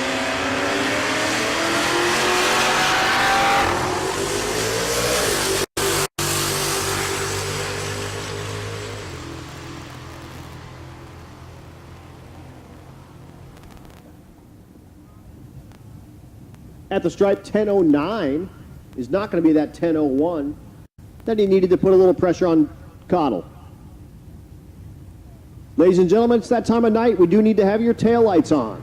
It's dark enough that we need to see at the top end of the track, and we know you have them because we checked them. So it is that time. Go ahead and run with your taillights on, please, for the rest of the night. I'm just shy of 8 o'clock right now. Like I said, we're going to be at least 10 o'clock. We'll do what we can to get everyone probably 2 more passes. But again, You need to kind of do your part. If you guys stay on top of your stuff, we'll move as fast as we possibly can, and we'll give everyone as many passes as we can get. Sean Seifert in the left lane, the El Camino. Oh, I just got a message. The balancer remover is at the Rocky Mountain Race Week trailer. So the balancer remover we've got. The exhaust valve we don't have yet.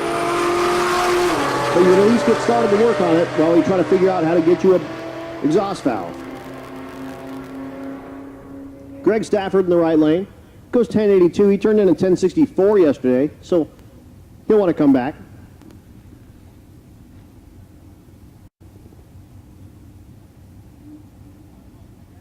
So we've got the removal tool. We're just now looking for the exhaust valve. 1570 diameter. 5030 length with an 8mm stem.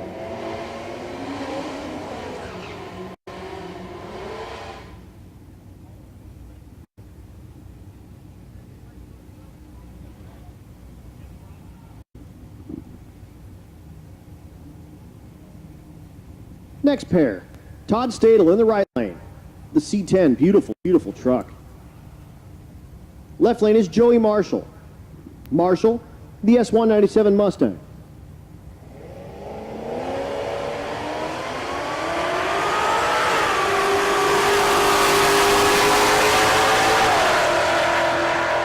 Looking for 10 flats. 1067, 1081 will be no help for either.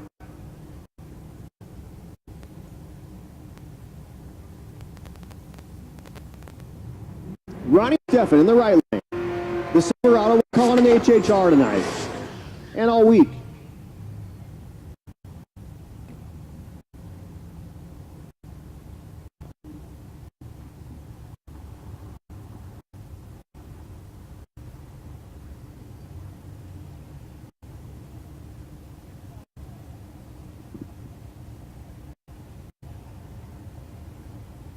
Your third place car in the 10-0.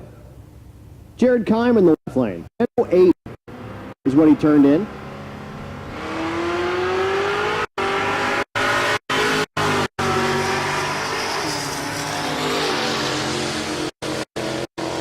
The window of the topper of the HHR comes open.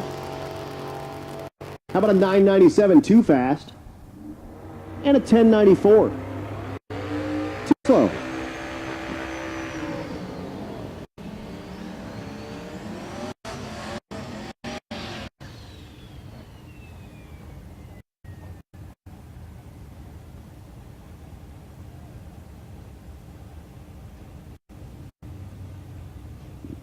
Here's Zach Dickage in the right lane. He must have found that he was looking for. Zach currently 6th place in the 10-0 category.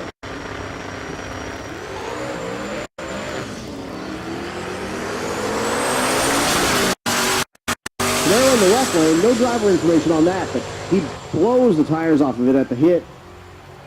1168, 992 for Zach, a little too fast, so we'll have to turn that back down and get the thing to 10 flat. But at least it's running. He got his distributor. Life is good. Here is Dustin Cottle in the right lane, the Love. That's your leader. Turned in a 10:01.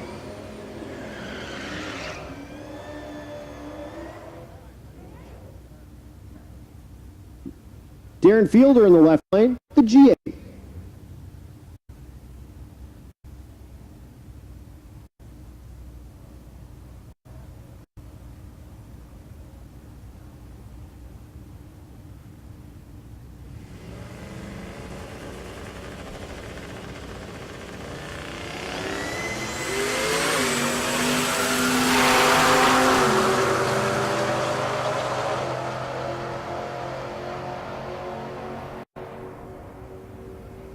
At the stripe, 988 in the right lane, 1068 in the left.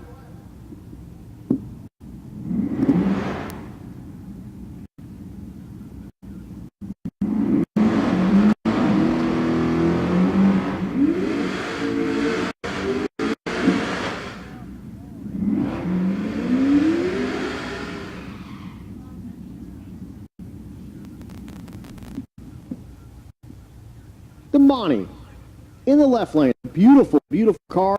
Those awesome, wicked burnouts. That's Omar Morales. And then a 10:59 last night. And that's Brooklyn McGinnis in the right lane. Turned in a 10:72. She'll improve with a 10:61. 10:99 in the left lane will not improve. Omar. Attention in the pits. Attention in the pits. True Street 13. Come on down. 4 and 5. True Street 13. Come on down. 4 and 5. True Street 14. Come on down. 6 and 7. Again, 13. 4 and 5. 14. 6 and 7.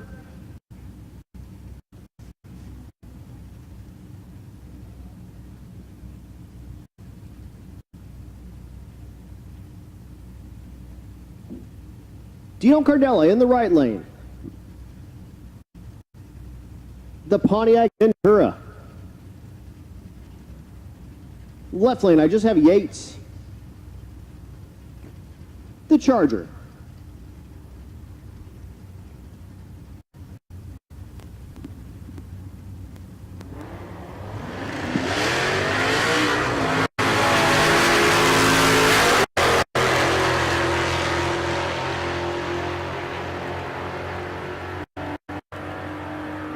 At the stripe, 1096 in the left lane, 1083 in the right.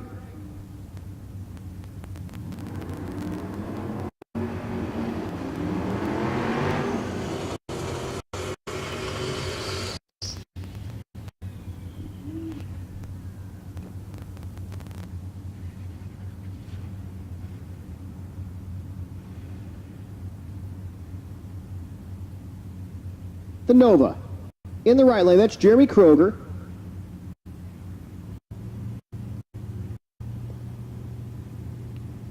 The left lane is Billy Leach.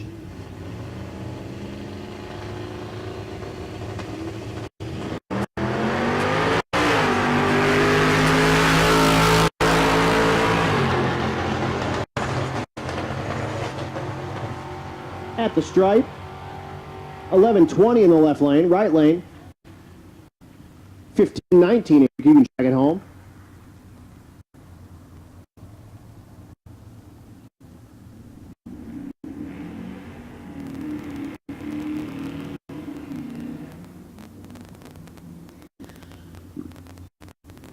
Melissa Dykich. You remember Zach earlier?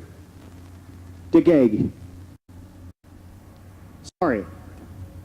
Melissa, Dick Egg, in the right lane. The Tacoma with the 2JZ. Again, you saw Zach run earlier. Now it's Melissa's turn. That's a husband-wife team, two different cars. Cameron Thorpe in the left lane. Thorpe in the right lane. Look at the 11-0-0-0-0 again.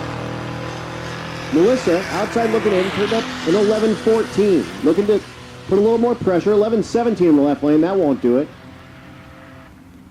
1094 is too fast. So both the Dick Eggs, woo, go too fast.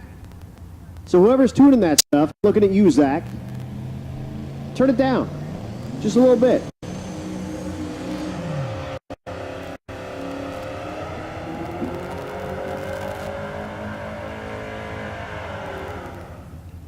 You guys do me one more favor? I got bug spray right there in the bed of the truck. Next pair complete their burnouts. No driver information on the right lane. Again, we're getting better. Well, I only got a few. We'll have that all set up later. Jacob Werfley in the left lane. Werfley, the pickup truck. 5th place in the 11-0 with an 11-06.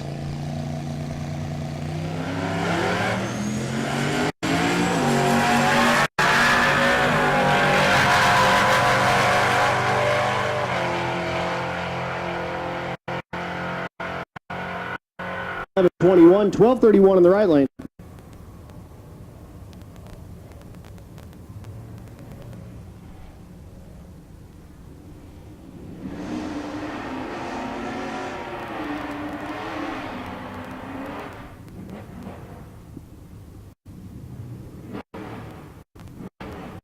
Next couple doing burnouts. Kevin Waltman in the right lane, 3rd place in the category. Turned in 11:009. but only good enough for third place at the moment. Aaron Fowler in the left lane, turned in 11-11. Good for about 8th. At 7th.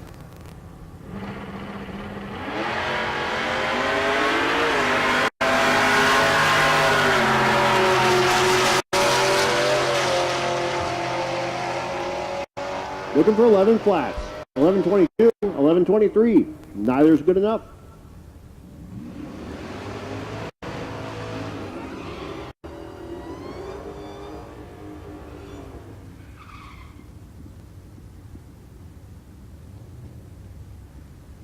Your second place car, that's Dustin Peterson in the left lane. 11:001, but still only good for second place.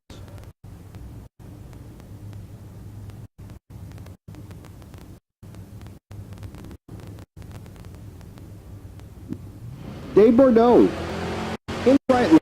There's that.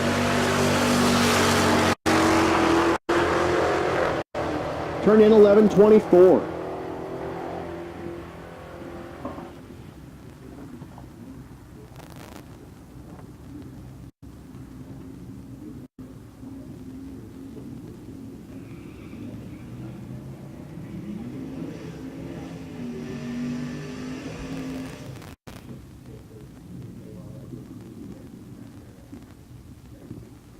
Attention in the pits, attention in the pits.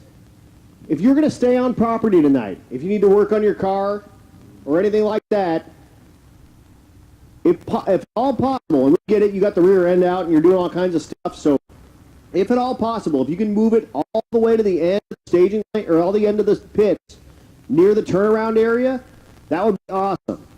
You're doing police training here tomorrow.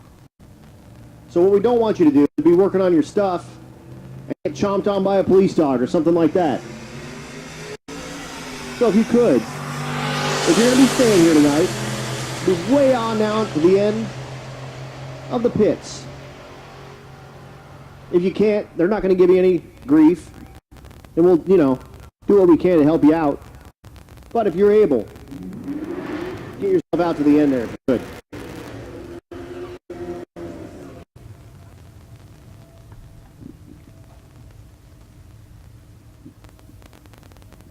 Next pair, finishing their burnouts. A little GTO on GTO crime. Sean Larson in the left lane.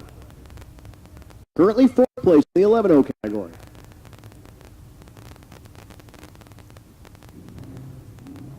Not sure if he maybe can't do a burnout. I'm not sure what's going on there. Oh no, he's good. There we go. Hambright in the right lane. One of the owners and operators of Central Speed Supply. One of our sponsors. Nitrous assisted GTO in the right lane. Not sure of the power in the left lane, but it's LS probably.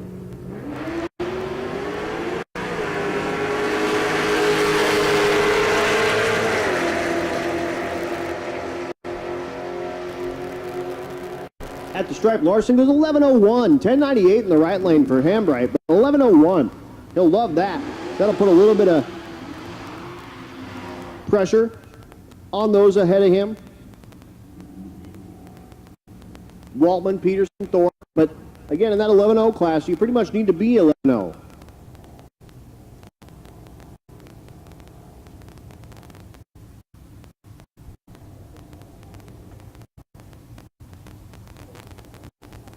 Clayton Myrtle in the left lane. Chris Atkinson in the right lane, the CTSV.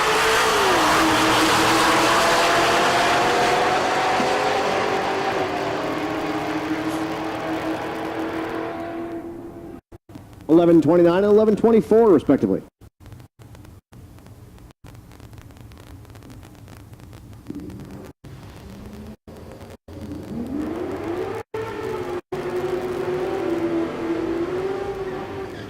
Drew Graff in the right lane. The Silverado, drink.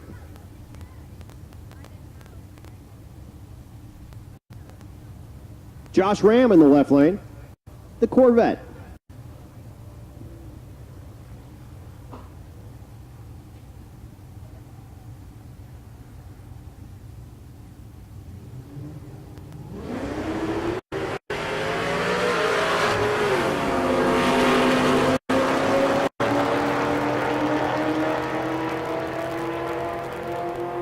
At the stripe, 11:06 on the right, 11:53 on the left.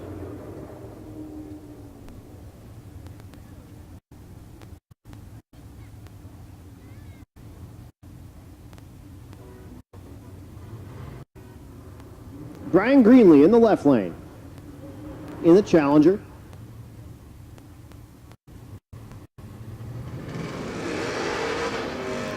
Right lane is Miles Davidson.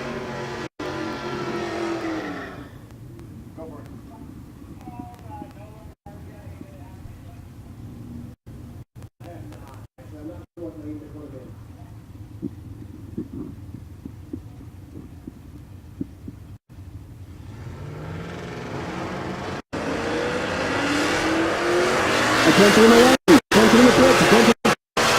If you have not made a pass, if you are a zero-run car, if you have not made a pass, come on down, lane number 8. If you have not made a pass, come on down, lane number 8 will get you that pass. Again, lane number 8, come on down. If you have not made a pass, we will get you that pass.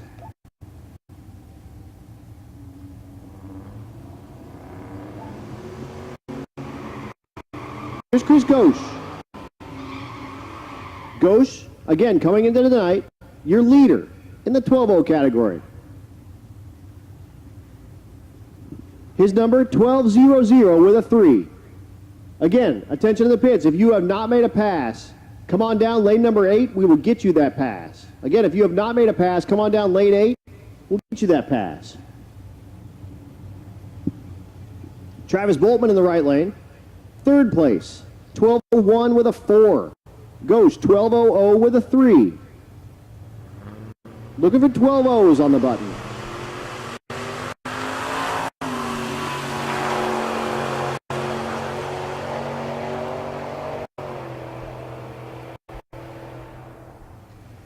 $12.01 with a 2 for Ghosh. 12:10 in the right lane. Will be no help for Boltman.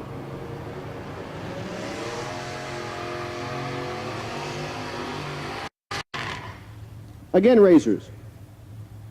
0 pass cars. 0 pass cars. Come on down. Lane number 8. We'll get you that pass.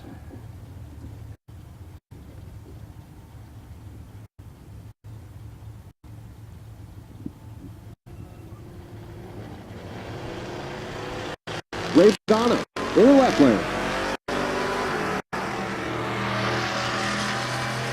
The right lane is Michael Butterfield. 12:11 in the left lane, 12:12 in the right lane. That'll be no help.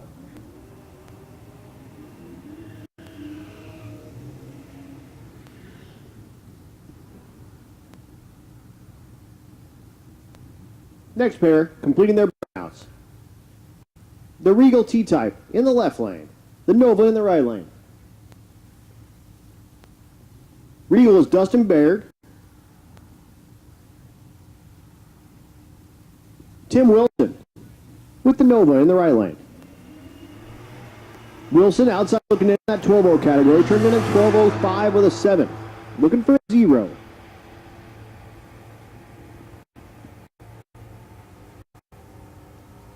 At the stripe, 12:07 with a 6 will not improve him. He'll need to come back.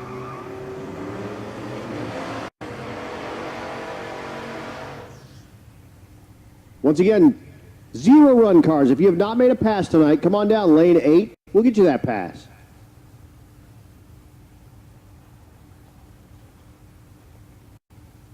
Derek Keeler in the left lane, the pickup. The right lane is Matt Rowe.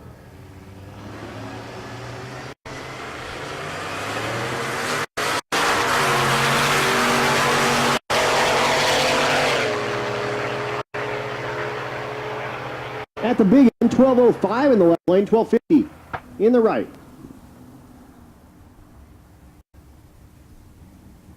The C3 is back. That's Eric Carey.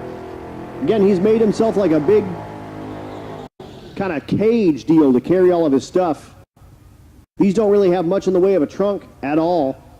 And he built himself a little cage to carry all of his stuff. And out here, he's from Washington State. Bill Schallert in the right lane. Schallert, the challenger.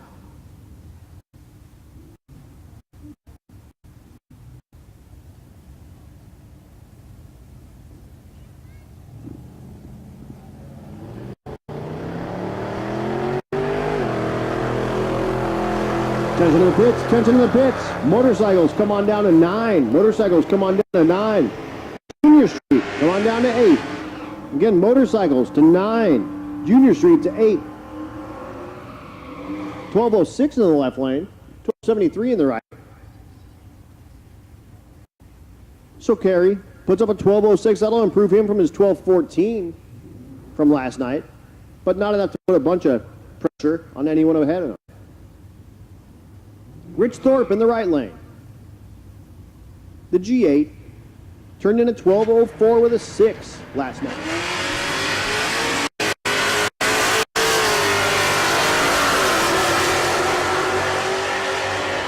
Scott Smith in the left lane. 1248, looking for 12 flats. 1207 in the right lane for Thorpe. 1225 in the left lane. Tyler Maggard is back with the Supra in the right lane.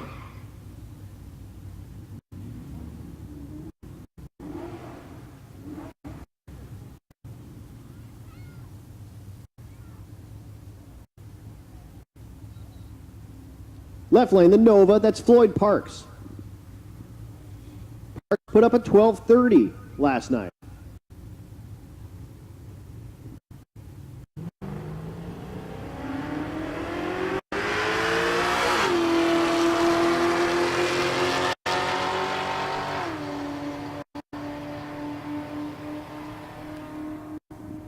$12.24 in the left lane, $11.80 in the right.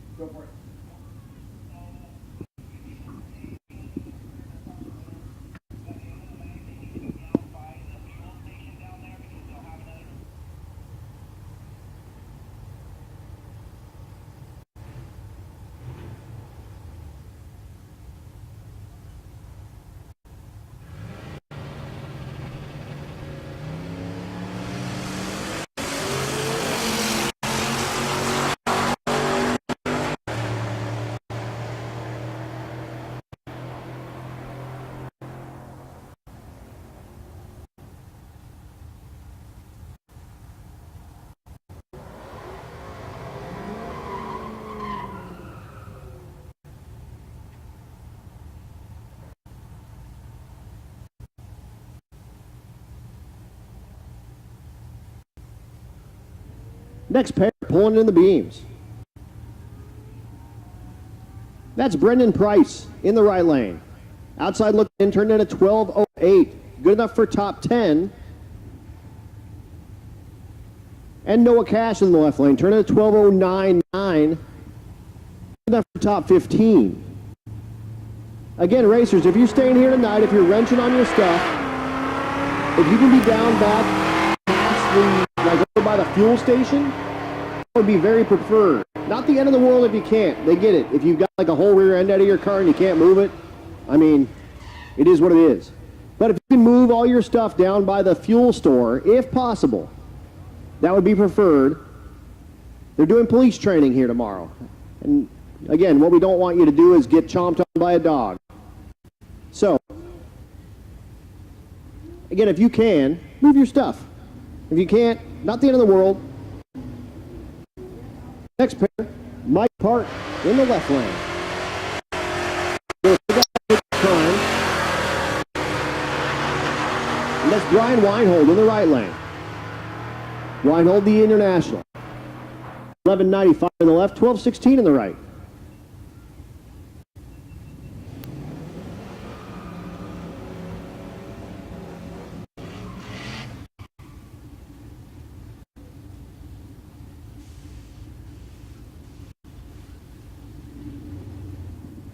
Old body style pickup in the left lane.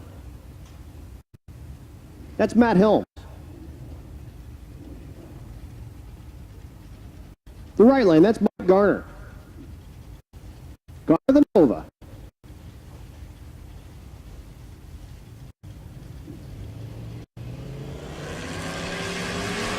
If you have not made a pass, come on down lane 8. We'll get you that pass.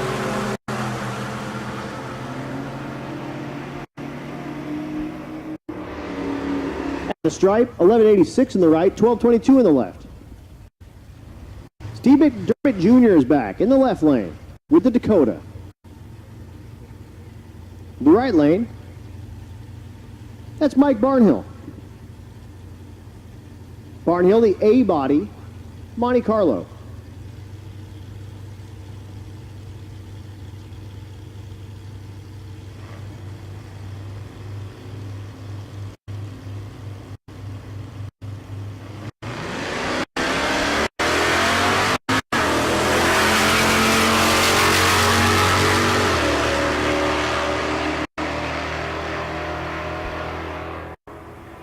.1209 in the left lane, 1213 in the right.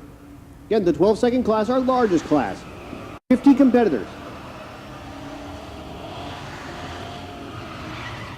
There's Mike Mead completing his burnout, the LT-powered 4th-gen Camaro in the right lane. I'm sorry, the left lane.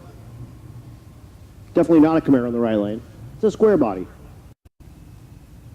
Square body, piloted by David Rexwinkle.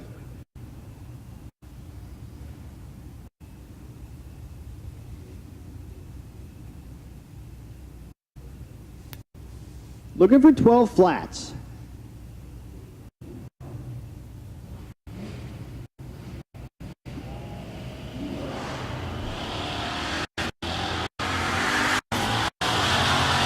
Attention to pitch, Rowdy radial. Rowdy radial, come on down to 2. Limited Street, come on down to 3. Ultimate radial, come on down to 4. Again, Rowdy 2, limited 3, ultimate 4.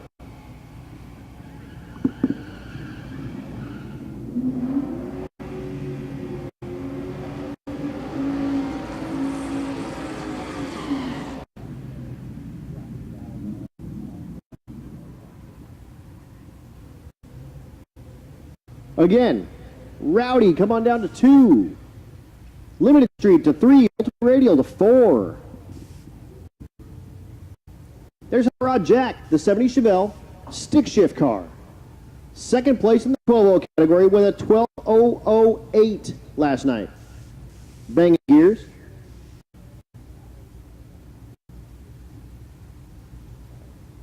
And Bobby Clark in the left lane. Turn to 1283 and needs to pick up the performance by a lot.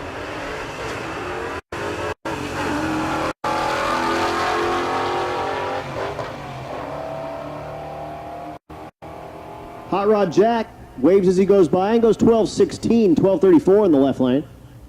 Neither will be an improvement. See them back.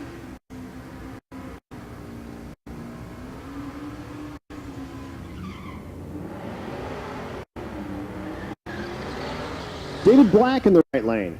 Black, the 3rd gen. Brian Wilson in the left lane, the Nova. Looking for 12 flats, way outside looking in. Both are greater than 1250s. Maybe 12 flat in this class after one day, which is wild. 11.0 class, same deal. Gotta be 11.0 right now. 9.0 class, you'll be like 9.0, 2, 3, 4, somewhere in there. After one day of racing. 12.22, 12.24. There's Red Hat Scotty in the left lane. Out of questionable performance solutions. Right lane, Dino Cardella. In the car they call Hot Carl.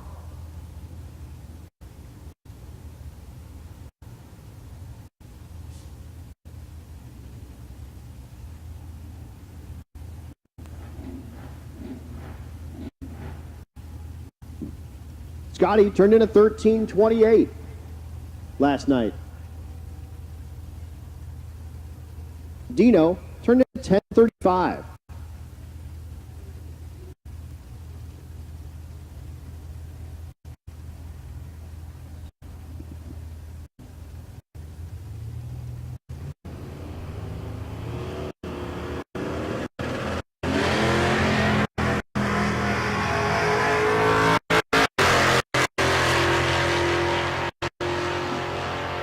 making it down. Red hat, 13-11, 10-1 in the right lane for Dino.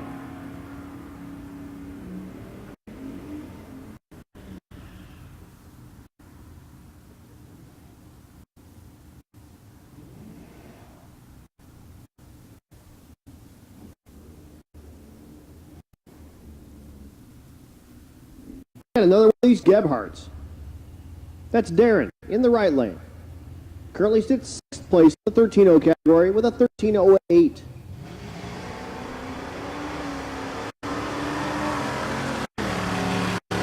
Left lane, Nick Scaraju, the Crazy Aussies. With the truck, they blew up a couple of days before the event. They've been ratcheting on it and making it happen, and goes 14-22. Picks up performance by a lot there. I also saw a picture. He's got an $8,000 price tag on that truck, and he said, come on by, I'll drop my pencil. Because they're not bringing that home with them. So, if you want a car that can run low 14s, when I say car, I mean truck, go see them before the end of the week.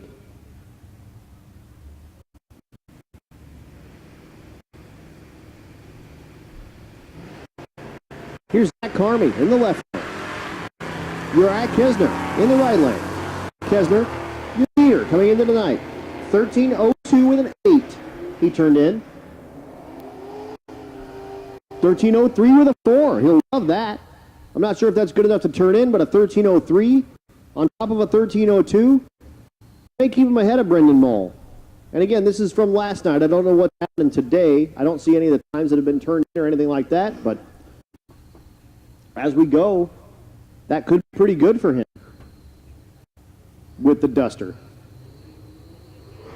Justin Cochran in the right lane. Currently 8th place in the 13-0 category. 13-11 is out in the right lane. Left lane, that's your 3rd place car, Mark Lewis. Turned in a 13-04 with a 5, goes 13-47. 12-95 is too fast. We'll see both of them back around.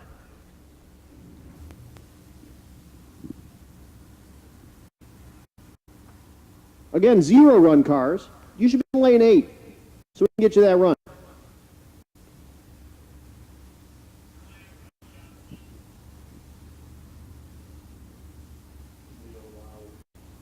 Christian Smith in the right lane. The BMW. 5th place in the 13-0 category. 13-07 in the right lane. That's what he turned in last night. Chad Wilson in the left lane. Goes 13-66, 12-86 in the right lane. That'll be no help. Dale Gebhardt, your 3rd place car in the 14-0 category. 14-04 in the right lane. The 33 Plymouth.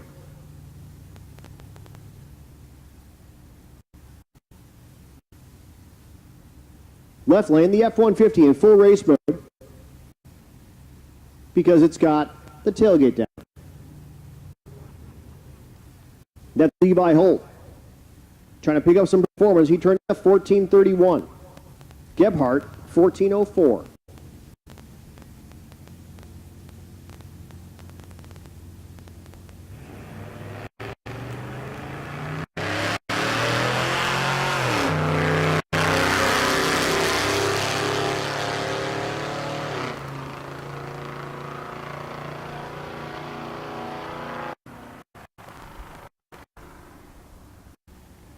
See you later. 14-13 in the right lane, 14-51 on the left. You guys too, have fun. Yeah. Yeah, it's going straight up 75 and straight up 75. So how far do you drive? Hour or two? Yeah, then you're gonna look for a place up well, I'd say Sherman. But Sherman. Next pair complete their burnouts. I wouldn't feel great parking the car up there. I'd probably spend somewhere before there. Randy Taylor in the right lane. Randy outside looking in, turns up 14-29. First checkpoint's about an hour, probably an hour and 50. Left lane, that's Brad Francis. Outside looking in, turned in at 13-47 in the 13-0 category. It's probably an hour and 15.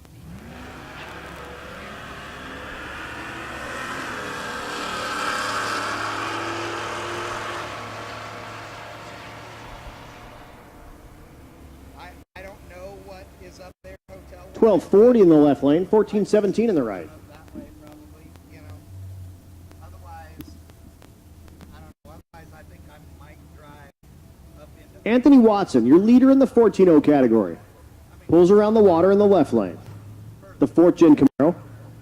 He turned in a 14.01 last night. I didn't get on the road last night. Keith Wells in the right lane. The truck we call the showboat Blazer. The square body Blazer. Thing is beautiful.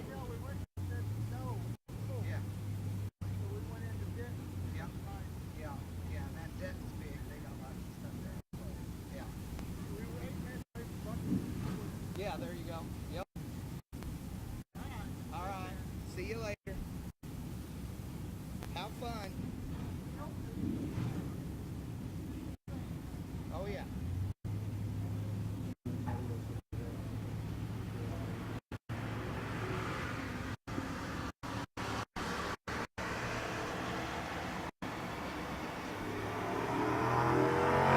Wells having some issues, but does get the thing moving down the track. Left lane goes 1419. If you're keeping track at home, Wells goes 1876. He's right there. Here comes Tommy Stark in the left lane. The 55 wagon, nitrous assisted small block. And actually, this may be Blaine. Oh, this is Junior Street, it looks like. Yes, this is Junior Street. So that's Blaine. Sorry, we didn't have any motorcycles, so we didn't have our, marker to get through. So yeah, Junior Street. Just take a second. We'll get the clocks all switched up for these guys. Junior Street, Blaine Stark in the left lane. Hunter Hay in the right lane. Blaine, no nitrous on the LS in the 55 in the left lane. Tommy, his dad riding shotgun. Blaine's sister Mac out there making sure the starting line's in good shape. Hunter in the right lane with the pickup. Again, going for averages here. So Blaine Stark, 902 with a 6. He did run a 902 with a 5 or a 4 earlier today.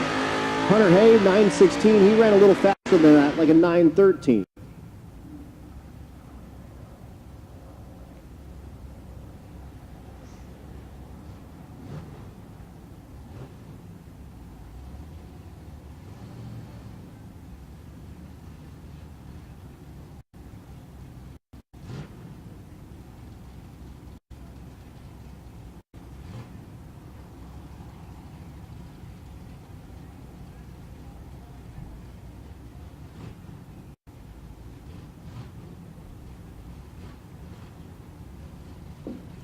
So again, going 8th mile racing, 5/10, full tree.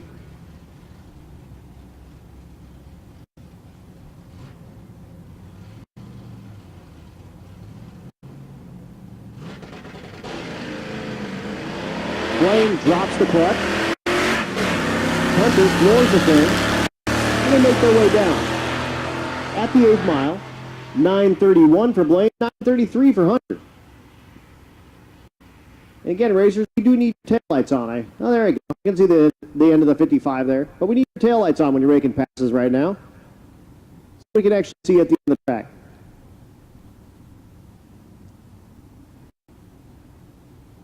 Here's McKenna Lipinski. Lipinski and the gasser they call Old Yeller.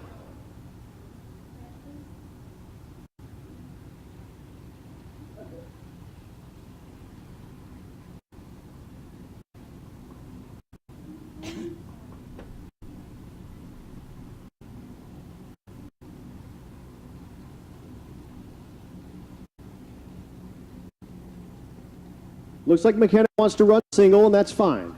So we're going to let her do that.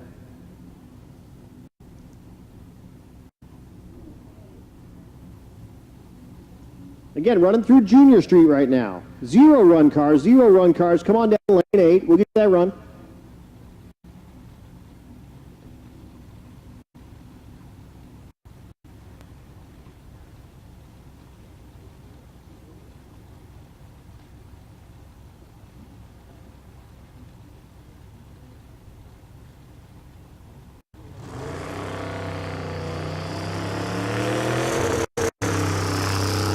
McKenna hits the gas. The old yeller gasser goes 9:18 at 63 in the 8th mile. Her best pass of the week by a lot. She turned in at 9:49 day one. And again, the idea here, consistency. So that's not exactly what she's looking for, but more comfortable in that gasser. Very cool deal.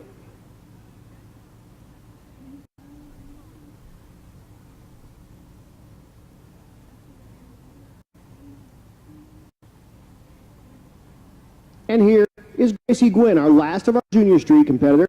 We have 4.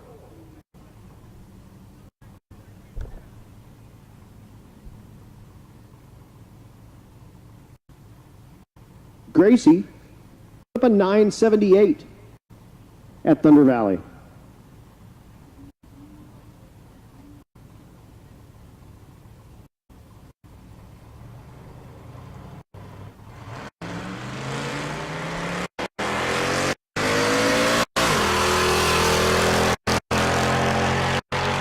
At the end of the 660, it goes 891. You can't turn that one in, Gracie.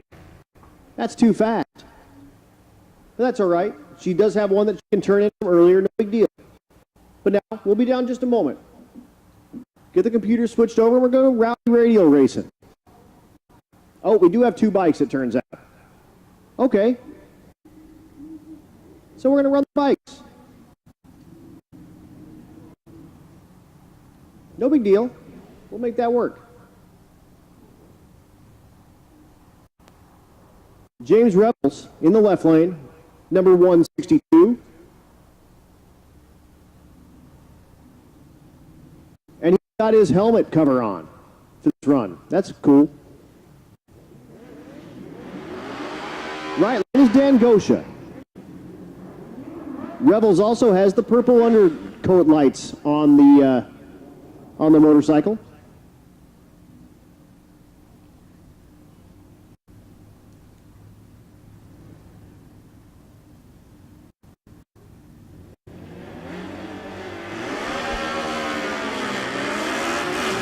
The helmet cover, the purple underglow for Rebels in the left lane. Gosha goes 1066. Here's Shane Werner.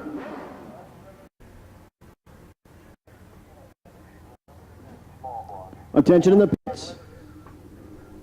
Attention in the pits, Unlimited. Unlimited, come on down, lane 6. Unlimited, come on down, lane 6. And a small block, come on down, lane 7. Again, Unlimited, come on down, lane 6. And a small block, come on down, lane 7. Here's Shane Werner. Shane, your leader. 10:17. His time. Back at Thunder Valley and Noble. Looking to improve on that. Maybe get that thing in the 9s. That would be cool.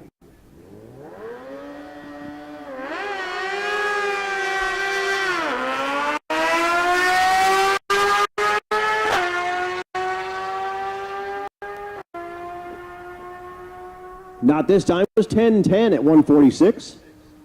And we're down for a moment for some track prep. Then we're going to bring you Rowdy Radial. Again, our tiny tire cars. We do have Rowdy in 2. We have Limited Street in 3. We have Ultimate Radial in 4. We have Outlaw Street in 5. We have Limited in 6. And naturally aspirated small blocks should make it down to 7. 0 run cars. You should be in 8. We're going to run you as soon as we possibly can when we get through all these guys.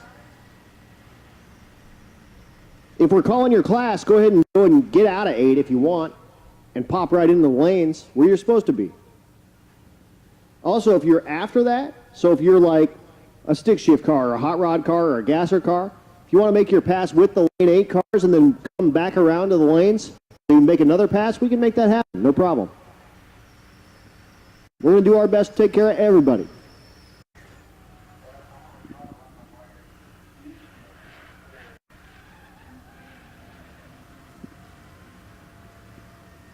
So lane 8 cars, we're going to try to run you after Unlimited. Before small block, after Unlimited. So we're going to have Rowdy, then Limited Street, then Ultimate Street, then Outlaw. I'm sorry, Ultimate Radial, then Outlaw Street. Unlimited, then those 0 run cars. Again, if you're making your first pass, and you're in one of the classes I just called, you can pop out of lane 8 and get into your normal lane. That's fine for your first pass. If you're in another class, stay where you're at. And again, if we call you after that, you can hot lap back around and make another pass. Totally fine. We'll make sure we do what we can to make this as fair as we can.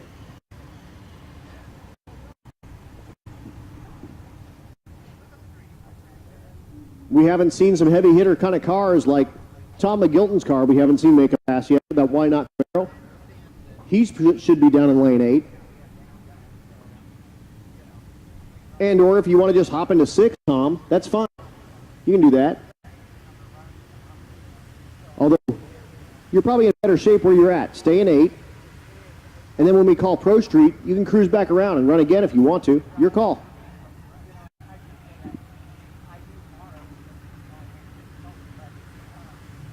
But we're going to tighten up this track real quick. I just got to look at the route. 320 miles tomorrow morning. So we did like 220, 230 or something this morning. We have another 100 tomorrow morning, which means I get to get up early. Because again, a lot of these people can kind of cruise in whenever they want. Get here at 6, 7, no big deal. You'll get your passes and even make dinner. But I'm here for the duration. If we're running cars, I'm yakking in the mic. So, sorry, Stevie. We're getting up early. You can take a nap if you want. You're not even sleeping.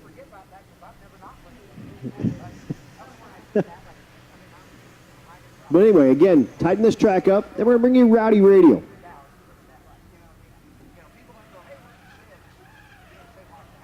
Oh, I see a couple of the Sick the Mag guys out there. Guys, while you're out thinking about Sick the Mag, check it out. Go look at sickthemag.com. It's a magazine dedicated to drag and drive, endurance drag racing, if you will. Hey, don't run with Sick the Mag guys, DeMarcus. You need them. But again, check them out, sickthemag.com. They're here taking pictures of all of Race Week 2022, but they're on all of the endurance drag race events. And each of them gets half of a full issue. And it's kind of a cool deal. They print part of it on half, and then you flip it over, and it's the other half.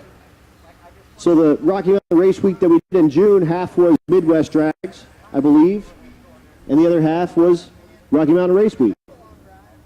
We'll have half of this one, and the other half will be Drag Week, which happened in a couple of weeks. But again, check them out, sickthemag.com. The thing's like a coffee table book.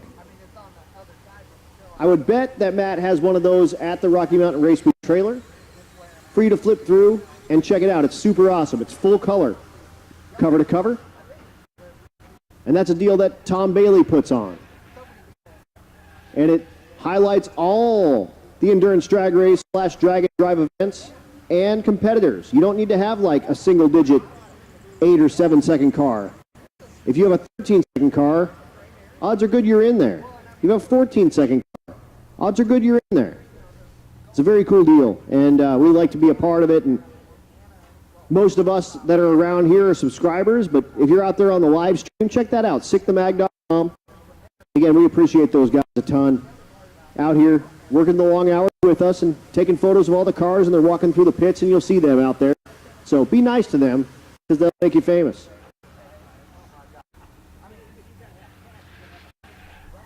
Also, a big shout out to, again, all of our sponsors. 1320 Video, Motion Raceworks, Bangshift.com, 4-Eyed Performance, Asperger Repair and Towing, Central Speed and Supply,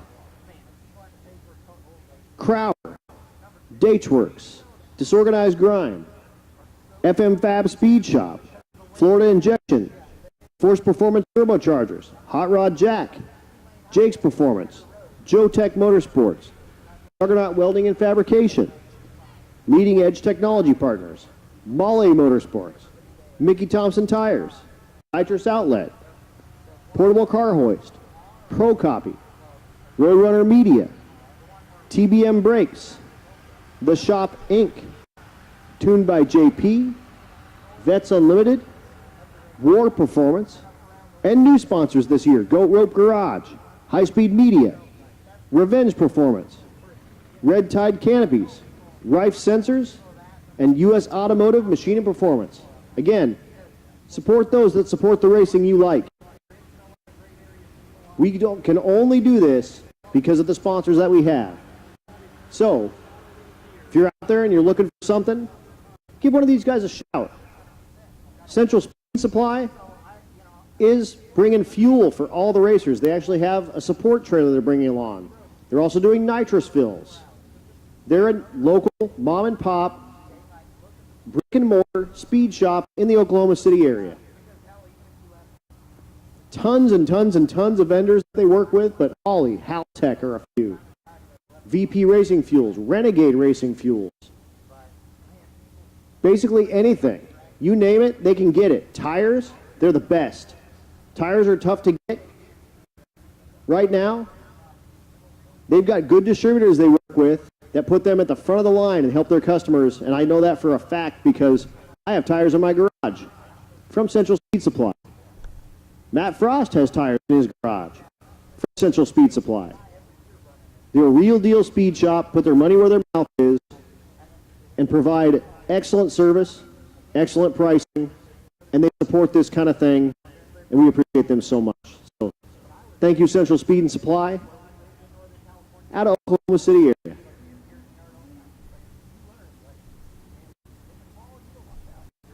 But just a minute more.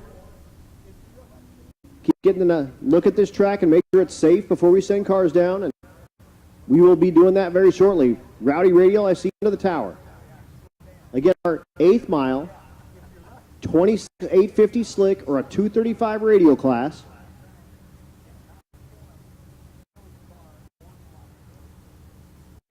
Quadruple digit horsepower, 1,000 plus horsepower cars on a tire smaller than the car you drove here.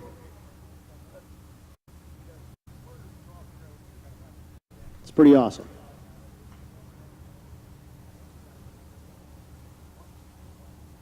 But again, just a moment. As soon as we hear engines fire up, I'll be right back.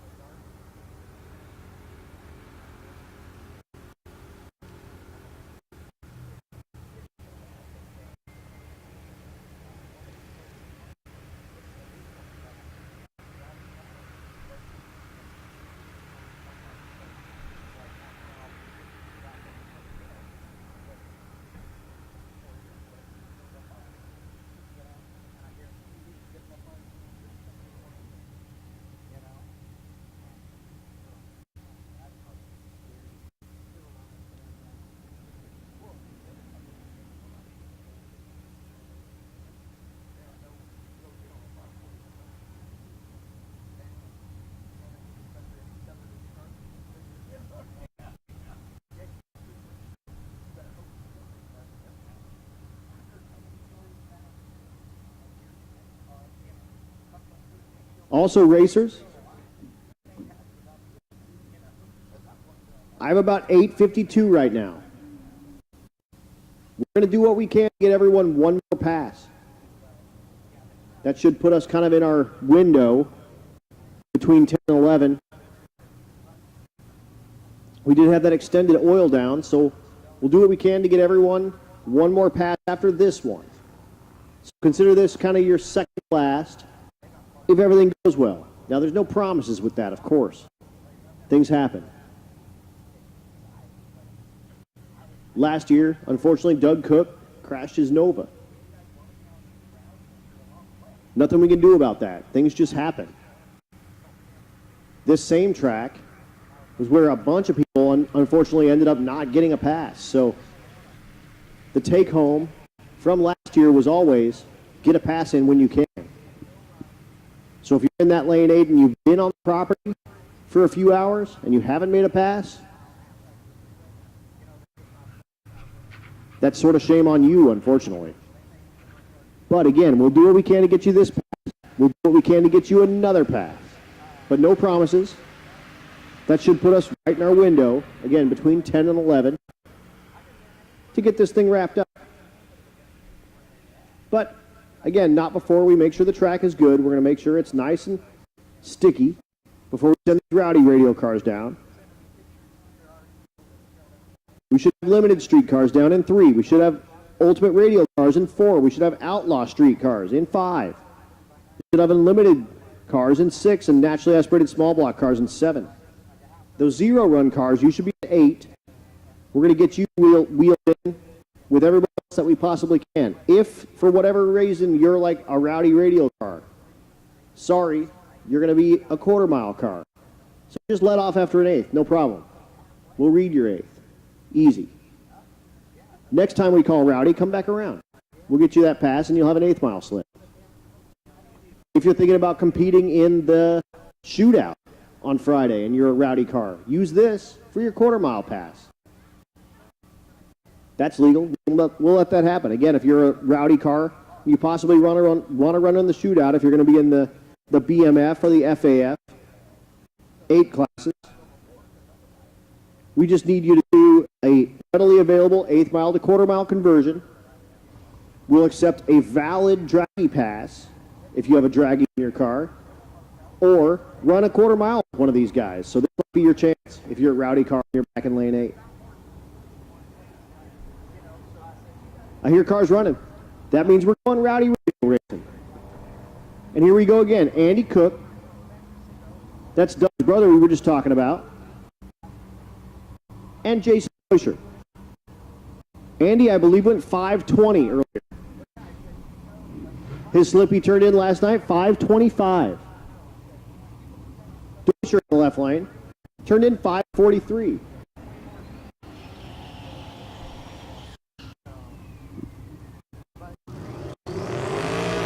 Cook, GTO, Deutscher, the Fox.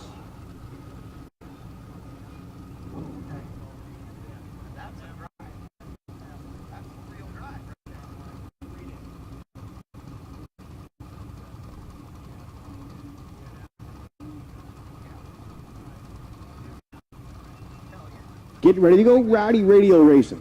No argument there. Cook in the right lane. Deutscher in the left lane. Deutscher in the pre-stage. Cook in the pre-stage. Both cars spool. Bump in.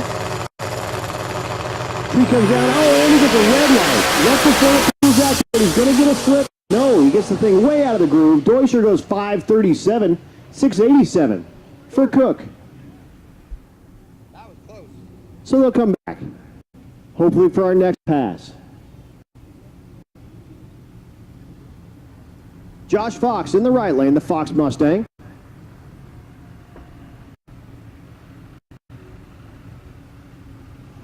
The left lane is Travis Wise in the S10. Wise put up a 6:09, Fox a 6:17.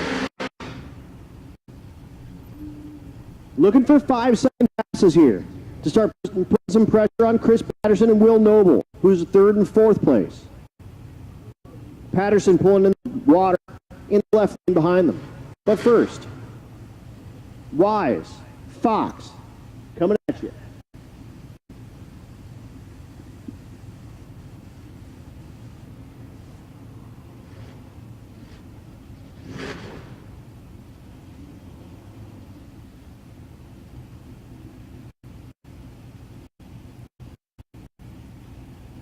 This is your 6th place and 8th place cars.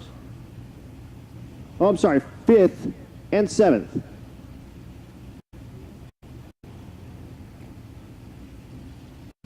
Fox in 7th, Wise in 5th.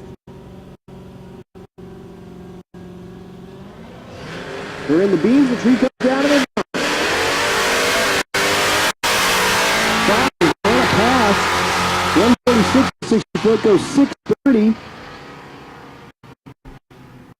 And 9:18 in the left lane, and he's keeping track at home. Here's Chris Patterson, the unrivaled diesel dually pickup truck in the left lane. Patterson in a 5:96. The right lane, that's Will Noble He turned in at 577. This is your third and fourth place vehicle. The pickup truck, fourth. Well, they're both pickup trucks. The diesel pickup truck, fourth. The Mazda in the right lane, third. Looking for fives, but looking for deeper in the fives. 577 again for Noble. 596 for Patterson.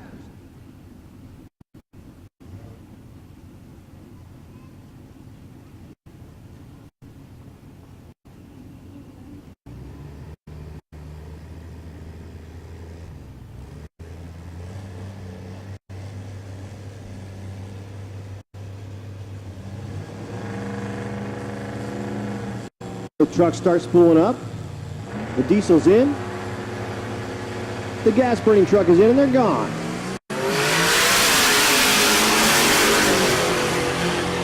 At the 8th mile stripe, 639 in both lanes. 639's a pair, 126 miles an hour out of the diesel, 124 out of the gas truck in the right lane.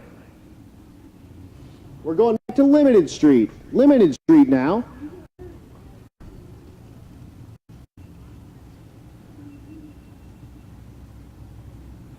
So Mike Kimmis in the left lane, Black Fox. Peyton Bullock in the right lane, White Fox. I have an answer. I mean, I may make something. Again, this the class has become an 850 index class, looking for 850s.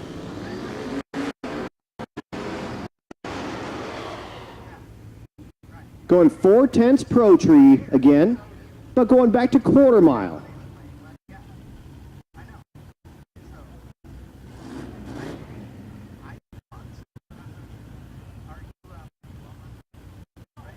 So Peyton Bullock in the right lane. Mike Kimmis in the left lane. Peyton did put up an 8.596.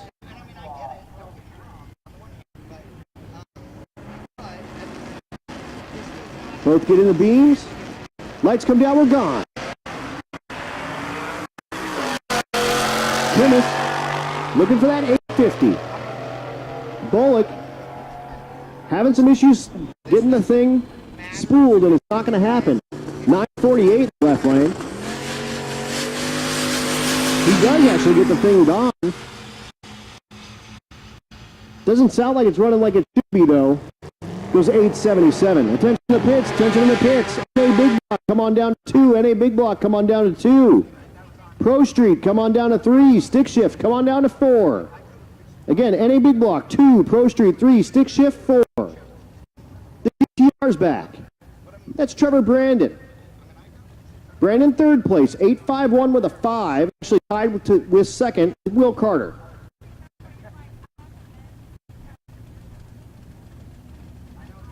The right lane, Jonathan Long. Long, 853. Brandon, 851. Looking for 850.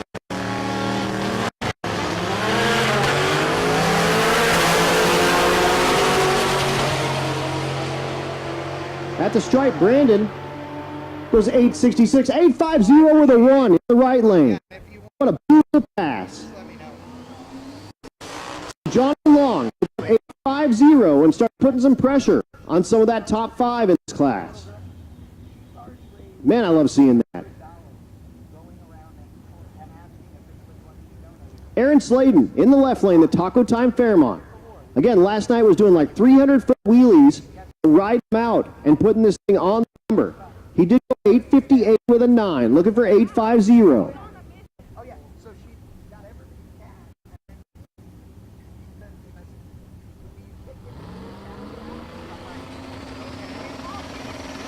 Trees down, we're off. Keeps the wheel under control. At the stripe, 844, way too fast. That's too bad. He'll have to come back around. Starting to get some of our zero-run cars here. This is Clint Sadowski.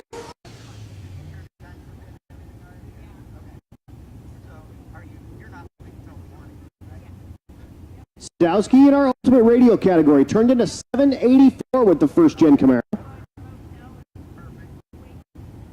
Well,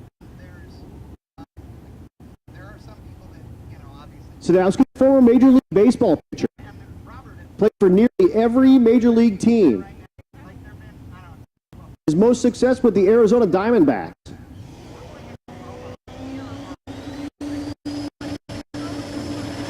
Dude struck out Barry Bonds. He also gave up home runs to Barry Bonds.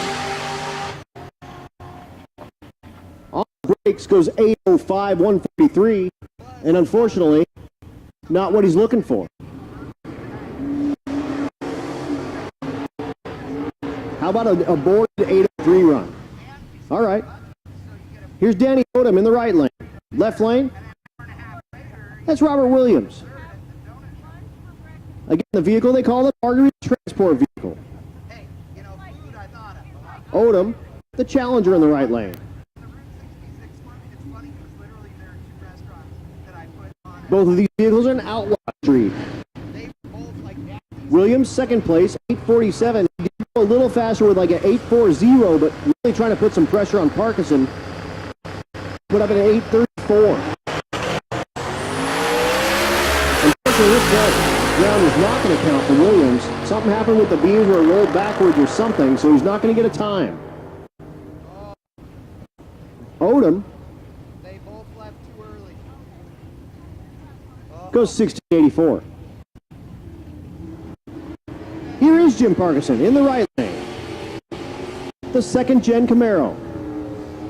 Out of tune by JP, one of our sponsors.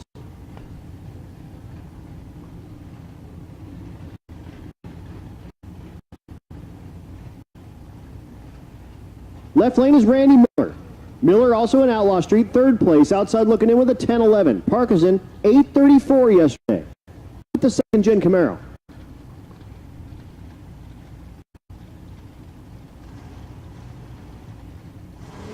Both cars pre-staged.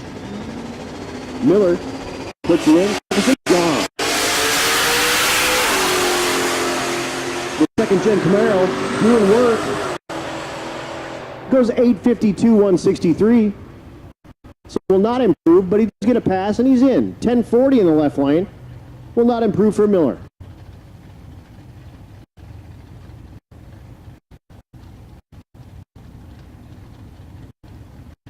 How about a 7-second shoebox 55 in the left lane? That's Eric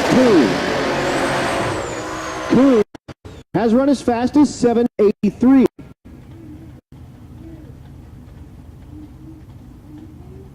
Andrew Summers in the right lane in the Pro Street category, the S10. He ran 10:11 yesterday.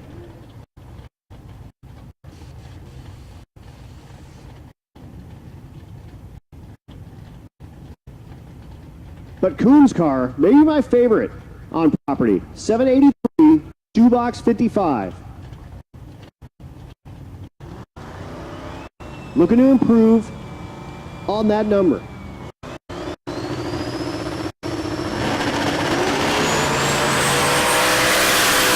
The tree down goes 90 on the tree, 4 times pro tree. At the stripe goes 813, not improved. The S10 goes 1498 if you're keeping track at home. Here it is, the Why Not Camaro. And of course in the right lane, that's Brandon Tapp, the prettiest C2 that exists. But Tom McGilton in the Why Not Camaro in the left lane. Capable of low 7-second, 200-mile-an-hour ETs. His first pass of the evening. Brandon Tapp in the right lane. First time we're seeing both of these vehicles. Tapp in Limited Street, looking for 850. Unfortunately, I had to settle with an 1136 day one. But this is why we do the shootout. If he can put this thing in the mid-8s and get a good time slip, then he can get in the top 32, and he can actually compete for some money. Unfortunately, with an 1136, he's out of competition in Limited Street. He's still in the race because he actually, beams and he's here. But if he can put the thing on 850, or, anywhere around there, get in that top 32, he can get in that shootout and make some money.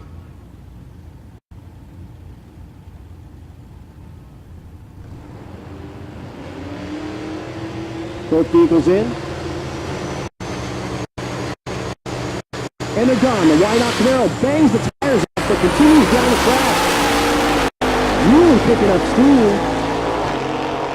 Goes 801, 196, 957 for tap in the right lane. So not the performance we're used to out of the Why Not Camaro. Did bang the tires off right away. But he made a pass. He's still in competition. Next pair, that's Joel Lyles in the left lane. Joel in NA small block, he's 150.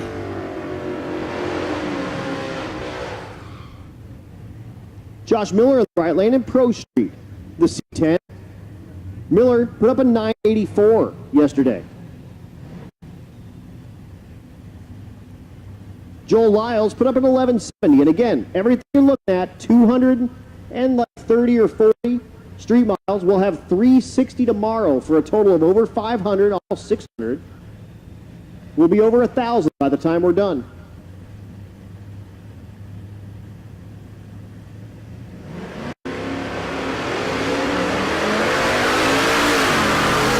Attention to the pits, attention to the pits. Hot Rod, come on down to 5. Hot Rod, come on down to 5. Gasser to 6. Gasser to 6.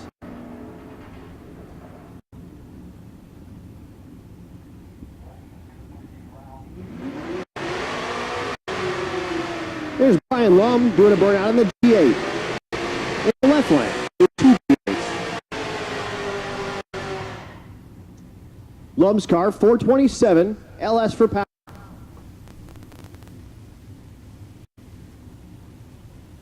The right lane, that's Jacob Bailey. Bailey in the stick shift category. Turned in 11:23 yesterday. Ryan turned in a 10:85.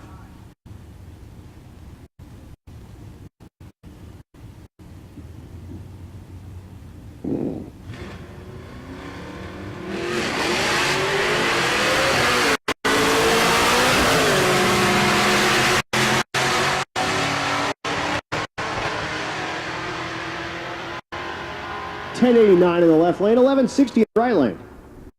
Jared Gwynn is back in the left lane, the S10.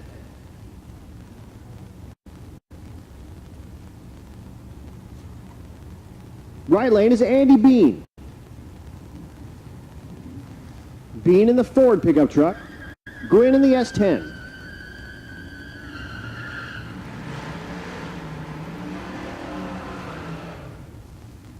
Racers right now, I'm showing just after 9 o'clock. We're going to do our best to give everyone one last pass. If we can get to, that'd be awesome. We'll do what we can. Again, we're going to go right up until they tell us we can't go anymore. Sometime between 10 and 11. We did have that extended oil down, so we're going to do what we can to get everyone at least one more pass. And if we can get to, we'll do it.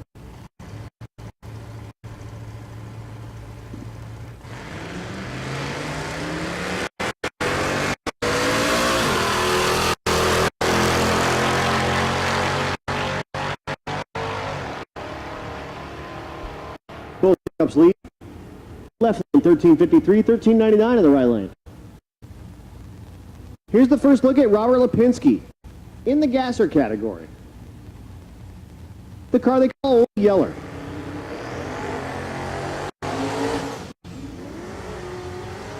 We've seen it in Junior Street, and that's PJ Schultz in the left lane. Again, we've seen it in Junior Street, but this is Lipinski in full gasser mode. Yesterday, he turned in a 926.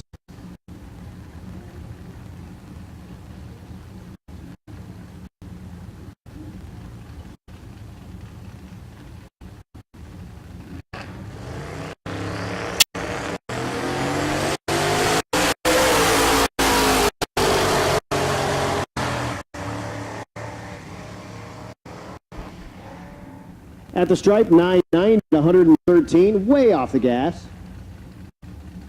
And he's still in Race Week 2022. Here's Keith Horton in the left lane, naturally aspirated small block entry, the Nova.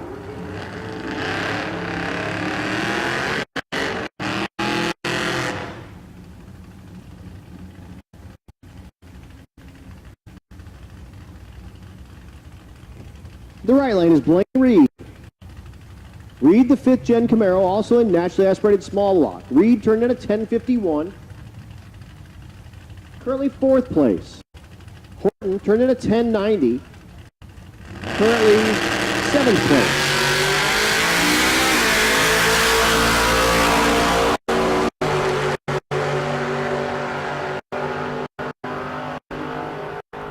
At the stripe, 10:41 in the right lane, 10:83 in the left. Bob Coating in the left lane. 3rd place in naturally aspirated small block. Turned in a 10:40 last night. Beautiful 1st gen Camaro.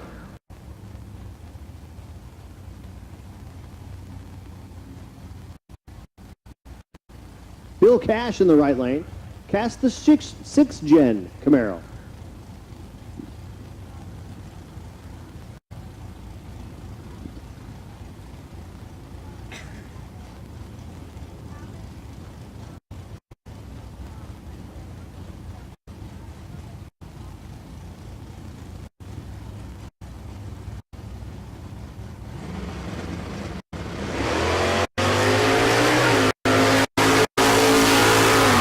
Looking to go faster than 10:40.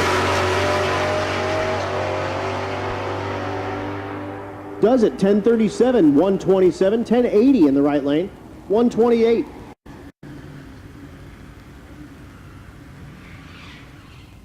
John Gilman's back, the Nova in the left lane.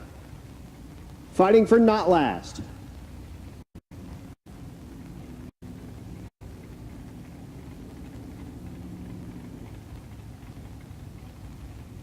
The right lane, that's Carl Faust, currently in last. Gilman, a 13:59. Faust, a 13:95. Looking for better than mid-13s out of both cars.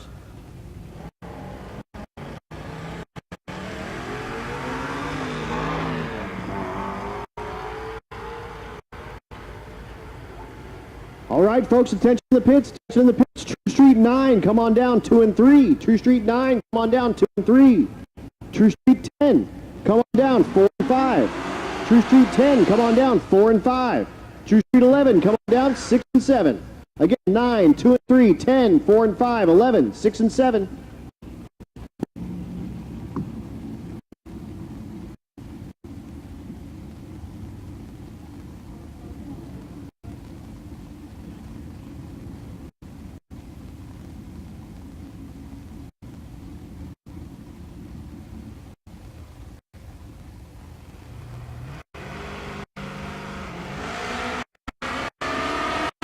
Again, True Street 9, 2 and 3, True Street 10, 4 and 5, True Street 11, 6 and 7.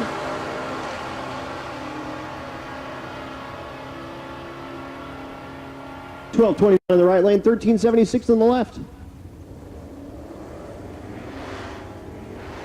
Next player, Zach Rudy, doing his burnout in the wagon. Rudy turned in a 13.73. Internationally aspirated big block category.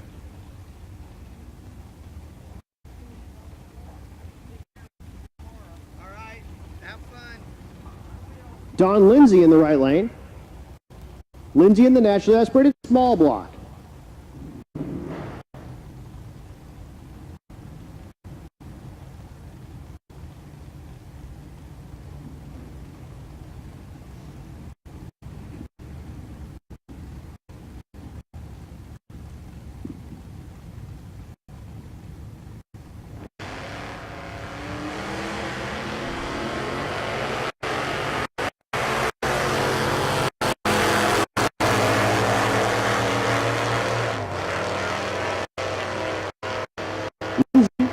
Turned in 11.84 yesterday, goes 11.82. He'll like that. 14.42 for Rudy. Does not improve.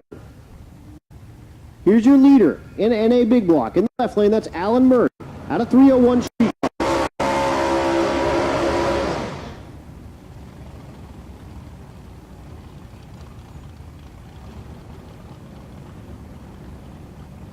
The right lane, Kyle Crawford. 3rd place. Turned into 11.38. Really needs big performance to catch Murray.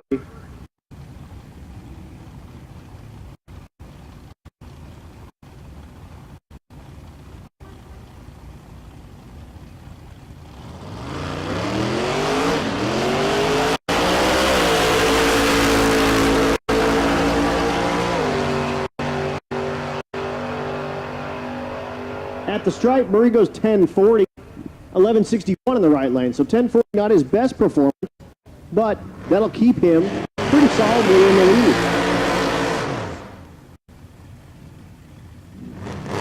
Declan Evans in the left lane. Big block Mopar pickup truck, nitrous assisted. Again, True Street 9, 2 and 3, True Street 10, 4 and 5, True Street 11, 6 and 7. We're going to do our best to get you guys at least one more pass. Just see what happens. If we can get you 2, we'll do it.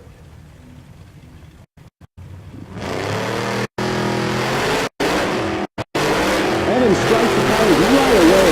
William Heath in the right lane. In only a big block. Looking to improve on the mid-11 kind of performance. Evans goes 1083, 1160 in the right lane. For Heath.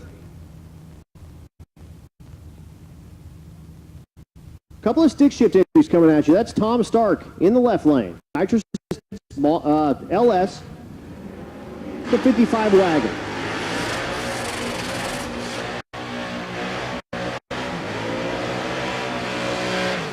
Love that car. The right lane, Vance Cooper, the CTSV. This represents your 5th and 6th place cars. The 55 and 5th. The CTSV in 6th. Again, racers, taillights from here forward. Thank you so much.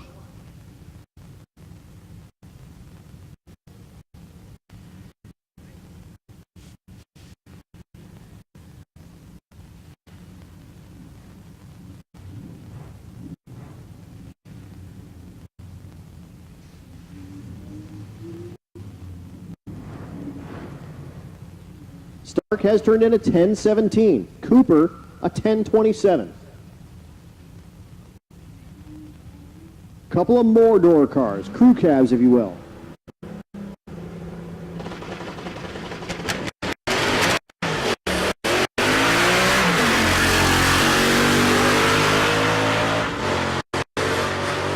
Tommy looking for his 9. Doesn't get it, 1085. 1195 for the CTSV. Next pair in the water, that's Nico Christofori in the right lane. Malibu.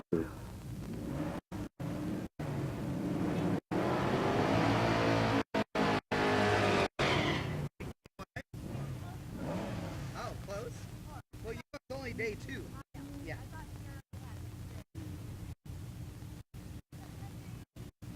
The first-gen Firebird in the right lane, that's John Long Sr. in the hot rod category. He ran an 1181 yesterday. Nico put up a 12-12, and that's a new personal best for him.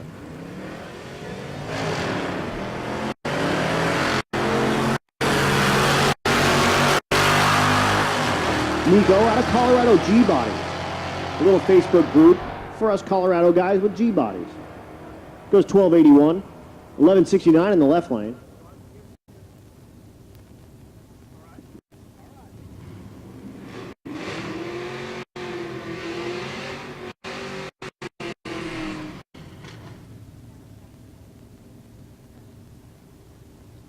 GTO completes his burnout in the right lane. That's Jacob Bailey. Jacob turned in 11:23 yesterday.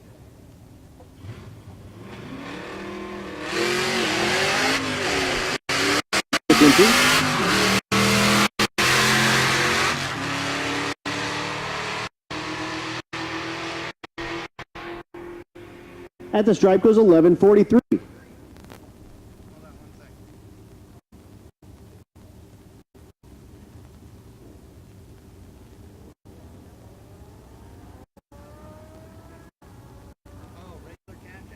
Back into our index classes. This is the 9.0 again. Nobody I know uses cash app. The top of our classes again. Cash is way quicker. This could be your last pass. Do what we can to get you another one. We'll just kind of see how this round goes. But this possibly is your last pass. We'll do all we can to get more. But treat this one like it might be your last. That's Mark Grote in the left lane. The Gremlin. Turned in 9:04 yesterday. Outlaw in the right lane. Turned in 906 yesterday, but I think he went 900 with a X earlier today. There you go.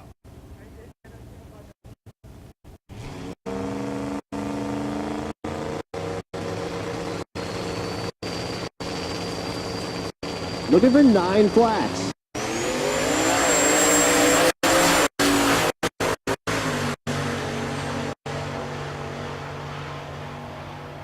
At the stripe, there it is. 2 in a row. 9 flat with a 2 in the left lane. 9 flat with a 7 in the right lane. What a great side-by-side 9 flat index race. Are you kidding me? So there's your first and second place cars right now. 9 flat with a 2. 9 flat with a 7. Way to put an exclamation point on it. That's what we're talking about. Vince Rowdy in the left lane.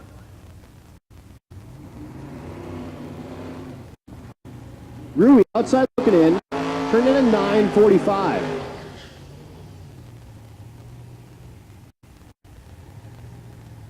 Brian Weinhold in the right lane in the 12-0 category.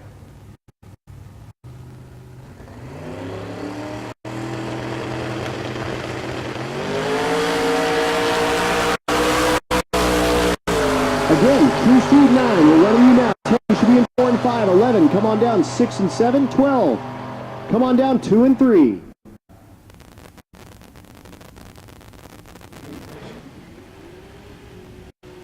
So 9:45 for Rowdy, 13-14 in the right lane. 2 female drivers, 2 CTSVs going side by side. Felicia Smith in the right lane, the car they call the 4-door Rocket.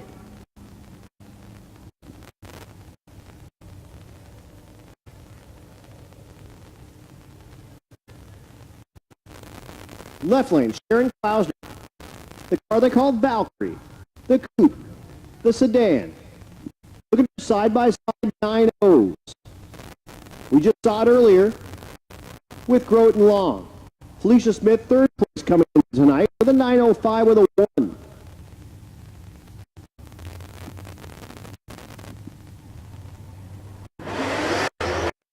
Not gonna happen. The 4-door Rocket blows the tires off. And she watches Sharon drop out of her right. Attention in the pits. 12, True Street 12, 2 and 3, please. 13, 4 and 5, 14, 6 and 7. Again, True Street 12, 2 and 3. True Street 13, 4 and 5. True Street 14, 6 and 7. Treat this like your last pass. If we can get you one more, we're going to do it. This may be it.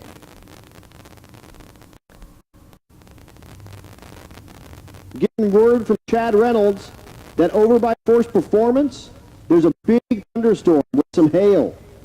Looks like it's moving southeast. It should be clear in about 30 minutes, but if you're thinking about heading right now, you might want to double think that.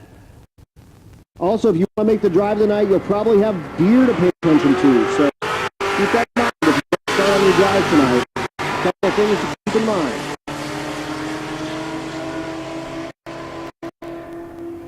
.10:01 in the left lane, 11:07 in the right. 10:01 though, beautiful pass. That's Jared Kime. That'll move him up in that 10:0 class. Again, True Street 12, come on down 2 and 3. True Street 15, come on down 4 and 5. True Street 14, come on down 6 and 7. Dustin Cottle was your leader coming into today. He turned in 10:01 last night. Jared Aspergren out of Aspergren Repair and Towing, one of our sponsors, in the left lane. Outside looking in, turned in a 10:30, looking for 10.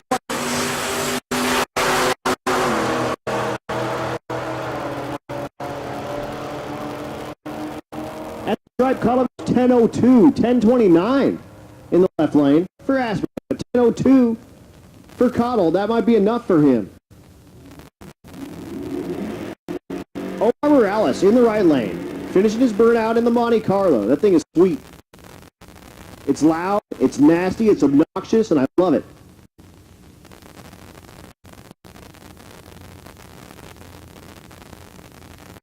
Again, just Yates is all I've got in the left lane for the Charger. 10:85 4. Way outside looking in.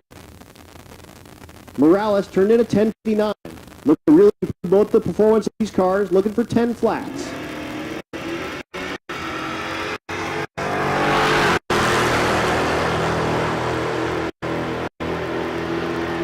At the stripe, 10:32 will improve him by a lot. 10:98 in the left lane will not. But Morales was 10:32 will pick him up a ton from his 10:59.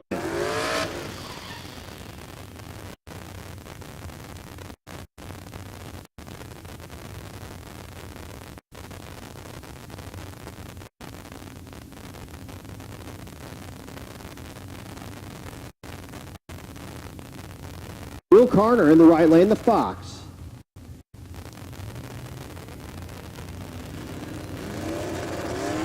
Left lane is Ronnie Steffen. Call me HHR. Not going to be his best pass. Right lane goes 10:88. Steffen goes 12:04 if you keep track home.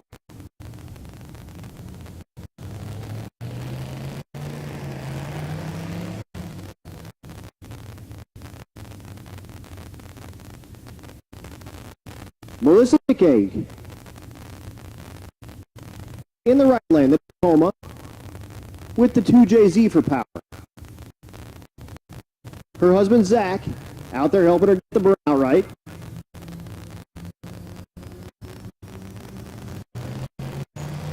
And that's not it.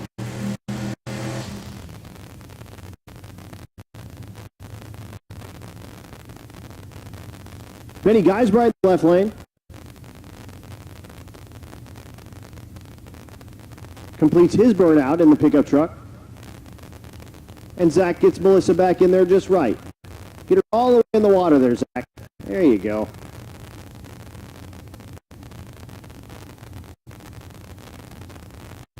Bam. Now you got it.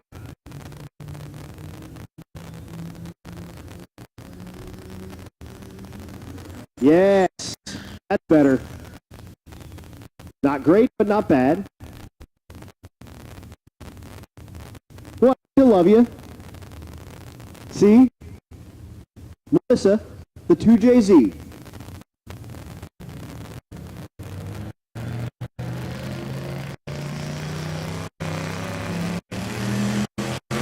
It hits the burnout. Guys right in the left. 11:19 on the right, 11:49 left, 11:19. Not her best pass, 11:14 is what she turned in yesterday. But she can turn that one in. I think it went 10:90 something earlier. So he'll take that. Guys right, 11:49.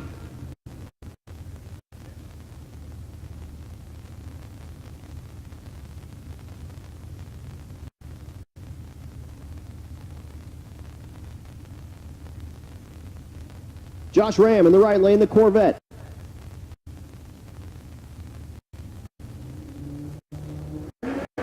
Kevin Waltman in the left lane. Third place, 11:00 with a 9. Only good for third place after day one. Goes 11:09. 11:23 in the right lane.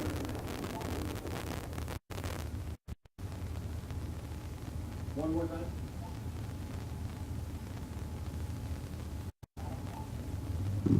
Go ahead.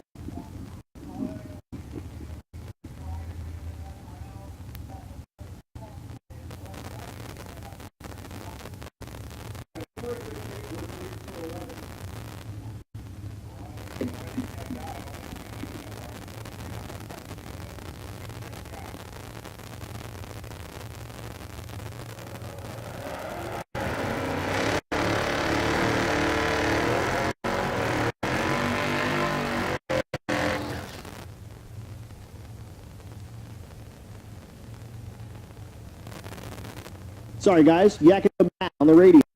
Again, we're going to try to get you guys one more pass. Treat this one like your last, but I think we're going to have a chance to get everyone through one more time. It's, you know, barring anything weird. So we're going to do what we can. Cameron Thorpe in the right lane, your leader. Put up 11 triple zip, 11-0-0-0.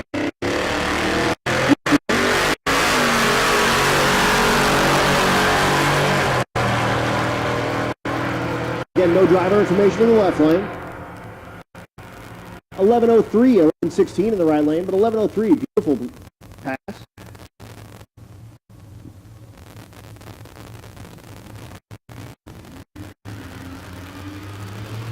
Chris Atkinson in the right lane, CTSV wagon.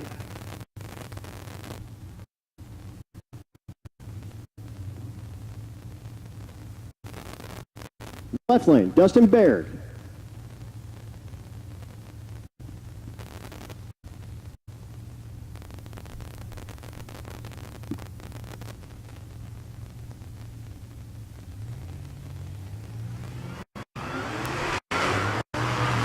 Ooh, Atkinson, unfortunately, death smoke.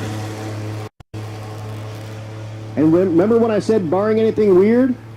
That might be it. Hopefully there's nothing there. Left lane, 12:28. But we'll be out. Atkinson did get it out of the groove and under control and stopped.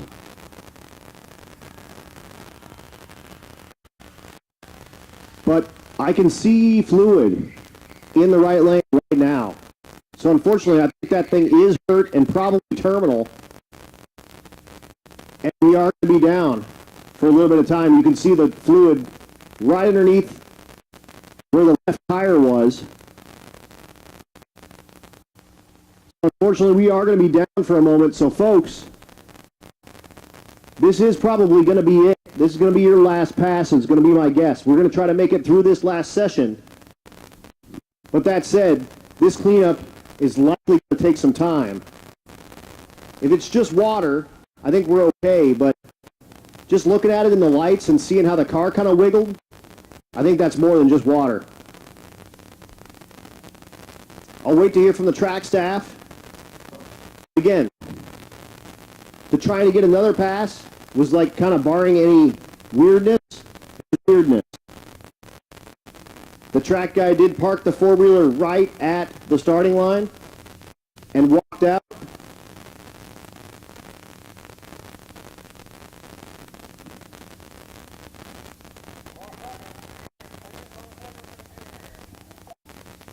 Well, we've got a little bit of time. Motorcycles, come on down.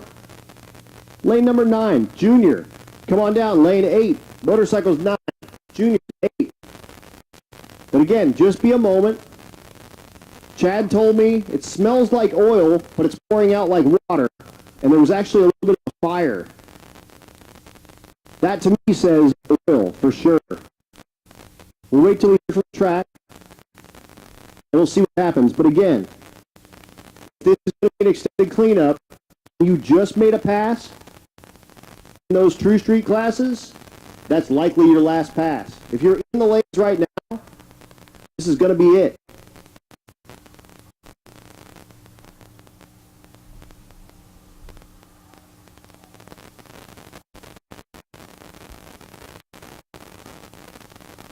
Okay, I heard something bad, so we're going to be down a minute. Here's what I heard on the radio. Quote, let's pick up that carnage, and then we'll get the car.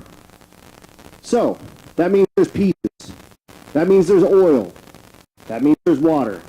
Unfortunately, Atkinson's car, terminally injured. So, we are going to be down for an extended amount of time.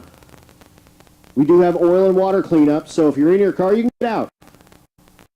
If you're in the lanes, this will be your last pass. No doubt. We'll do what we can to work through the rest of the... Are you looking to add an in-tank fuel pump to your ride, but you're afraid it's a little too complicated to do on your own? Well, Holley has a solution for you. It's our universal retrofit fuel pump modules. Follow along, and I'll show you how to make the switch to EFI with a retrofit fuel pump module from Holley. With pumps capable of flowing 255, 450, all the way up to 525 liters per hour, Holley's sure to have a fuel pump for your EFI needs. Now you can convert your factory tank or fuel cell to an EFI-style in-tank fuel system with return or return the setups. The first thing we need to do is to determine the best location to mount our fuel pump module in our fuel cell or fuel tank. To mount the module, you'll need to cut a 3 1/4 inch hole with a hole saw similar to this. Identify things like where the vehicle's fuel tank straps and frame rails will contact your fuel tank. That way we can avoid these areas. Now evaluate the position of your fuel level sender float. Removing the existing unit, if yours has one, will help you determine the float arm path. That way you can cut your new hole without interfering with it. Be sure to look for and avoid any bowls or baffles internally in the tank as well. You'll also want to look and determine the best routing position for any supply, return, and vent hoses may be required for your unit. Once you've determined the best possible location for your pump module, drill the 3 1/4 inch diameter hole in the tank with your hole saw. Remember, gas burns but fumes explode, so don't become a statistic. If you plan to reuse a fuel tank, make sure that all the fuel has been removed and consult with a professional about degassing the tank before cutting or drilling. Once you have the hole cut, use a file or some emery cloth to deburr the edge of your cut. The thick foam gasket supplied with your fuel pump module can compensate for ribs up to a 1/4 inch thick in the fuel tank surface. If your tank has deeper ribs or the ribs are perpendicular and have sharp edges, you'll need to use some additional sealant, such as Dow Corning's 730 RTV. Apply the sealant between the foam ring and the tank surface to seal it properly. Remove and clean any debris that may have fallen into the tank during the hole cutting process before you start the installation. Next, we need to measure the tank depth from the highest part of the fuel tank to the very bottom of the floor directly below. The maximum tank depths that our pump modules can accommodate vary from 12 to 13 7/32 of an inch, depending on which pump module you choose. And minimum depth requirements range from 7 to 9 inches depending on the model. Now take this tank depth measurement and insert it into the chart found in the instructions. Subtract your depth measurement from the supply hose specifications listed for your specific model to get the proper length for the supply and return hose. Now measure and mark your return hose, starting with the end of the tape at the end of the hose and pulling back towards the module. Once you have your mark, you can cut the hose to length. Now cut the supply line that's already pre-attached to your fuel pump using the same method, pulling from the end of the hose back towards the fuel pump, then mark and cut. To determine the length we'll need for our pump hanger bracket, you'll use the same measurements that we used earlier for our return and supply lines. Using your measurement, place a mark on the hanger bracket, then cut the hanger at the mark. Install the pump hanger bracket to the flange boss using the 2 screws and lock washer supplied with your kit. Install the bracket so that the groove is facing your fuel pump. You'll have to remove the foam ring in order to access both holes. Install the pump hanger bracket to the flange boss using the 2 screws and lock washer supplied with your kit. Then torque them to 12 to 18 inch-pounds. Don't forget to reinstall the foam gasket. Slide the screw clamp over the supply hose and push the hose outlet onto the hose barb found in the pump module body. In order to gain better access to the clamp screw, you can remove one of the clamping lugs. Next, rotate the pump until it contacts the hanger bracket. Then slide the hose clamp towards the pump and over the hose barb. Tighten it to 13.5 inch-pounds. Now install the 2 2-inch diameter screw clamps around the pump module and mounting bracket. Place a clamp at each end of the foam sleeve on the pump. If you've chosen an EFI system that's capable of being run returnless, why not choose one of our returnless fuel pump modules? The installation is the same as before, but be sure to check the chart included in the instructions, since the base measurements change with the returnless style pump modules. When you go to install the hydromat filter onto your fuel pump module, position the hydromat so that the shortest length of filter is closest to the wall of the fuel tank, and the longer section is pointed towards the center of your tank. You'll also want to avoid interfering with the swing motion of the fuel level sender float, as well as any internal baffles or bowls. First, remove the caps from the pump inlet and the filter outlet. Line up one of the holes found in the filter mounting tab with the locating pin found on your fuel pump. Be sure that the fuel filter is going to be orientated correctly once it's installed into your fuel tank before you proceed. Once you're sure it's in the correct position, push the hydromat onto the pump inlet until it bottoms out and locks into place. If you're installing one of our retrofit fuel pump modules into a polypropylene tank, better known as a plastic tank, we recommend that you use one of our stiffening shims. Separate the shim at the slot and spiral it through the tank opening. You can apply some adhesive compound, like Loctite 571, between the shim surface and the tank to hold it in place. Use clamps or tape to keep the shim against the inside surface of the tank opening until the adhesive sets up. Position the shim so that it's not visible in the opening and wipe away any excess Loctite that protrudes into the tank opening. Before installing the pump module into your fuel tank, install any adapters or ports needed for your supply, return, and vent lines. Now is also a good time to go ahead and install the preferred electrical connector. Now we're ready to install our pump module into our fuel tank. Make sure that the foam ring is installed on the flange of the pump module. Slide the longer side of the hydromat into the tank opening first. Then fold the shorter side, just enough to allow you to get it through the whole opening. Now lower the universal pump hanger into position. If you can, look to see that the hydromat is in the desired position and that it's not interfering with any internal obstructions. If it is, you can rotate the universal pump hanger assembly as needed. Make sure that all the swing out mounting lugs are in the closed position, then lower the module the rest of the way down into the tank. Press down on the module and compress the seal against the tank surface. Then tighten the assembly screws in a clockwise motion to swing the mounting lugs out into the open position. Then gradually torque the 5 assembly screws using a crisscross pattern until the torque of 40 to 60 inch-pounds is achieved. Finish your install all the way to the engine bay with one of our fuel system kits. We have several to choose from depending on your needs, and they include hose, pumps, regulator, fittings, filters, and clamps depending on which one you choose. To complete your installation, make all the necessary connections for your fuel, vent, as well as the electrical connections and the fuel sending unit. Once you have your tank up in place but not fully secured, it's a good idea to go ahead and power up the pump. That way you can check for any leaks. If you're leak free, go ahead and raise it in its final position and secure the tank. Make sure that you don't pinch any wires or crush any fuel lines though. And remember, all vent lines must terminate at least 6 inches above the top of your fuel tank. That wasn't so bad. Now you can convert your factory tank or fuel cell into an in-tank EFI system quickly and easily, all on your own. For more great fuel system solutions and how-to videos, visit us at holley.com.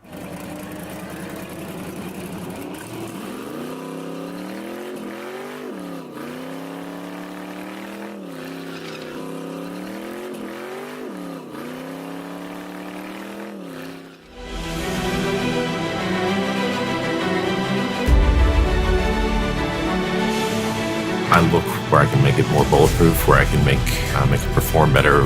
But beyond that, the engineering and technology with it, it's choosing the appropriate components.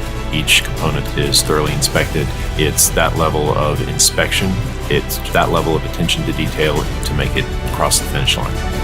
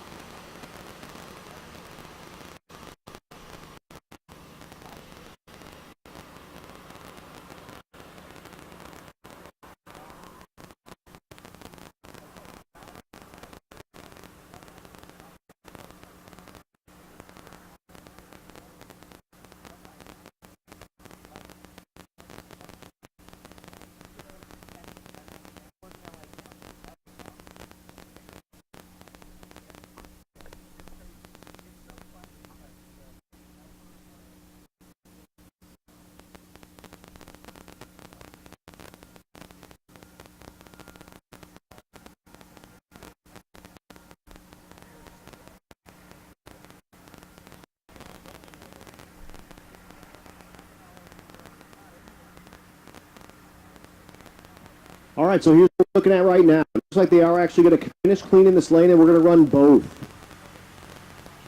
That'll give us the best chance to finish this thing out, running one lane.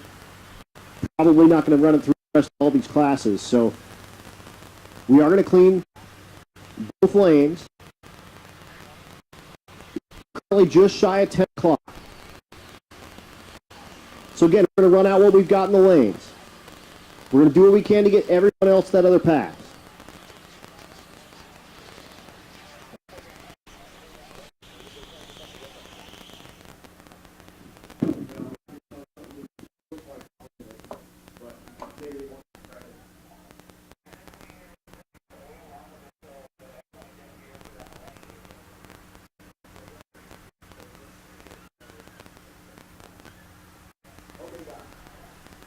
Okay, so that is wrong. Matt did say no, they're just going to clean it, just so if anyone ends up in that lane, you won't run through the oil. So they're just going to clean the oil up. And we are just going to prep that one lane, it looks like. But that is going to be our best chance to get everyone out of here, I guess, is just run through the lane. So just hang out for a little while.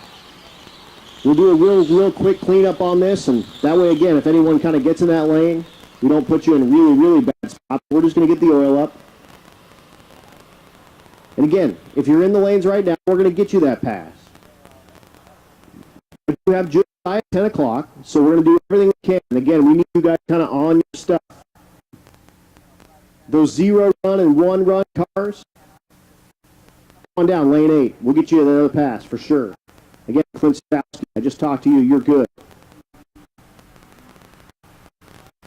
The Why Not Camaro, come on down.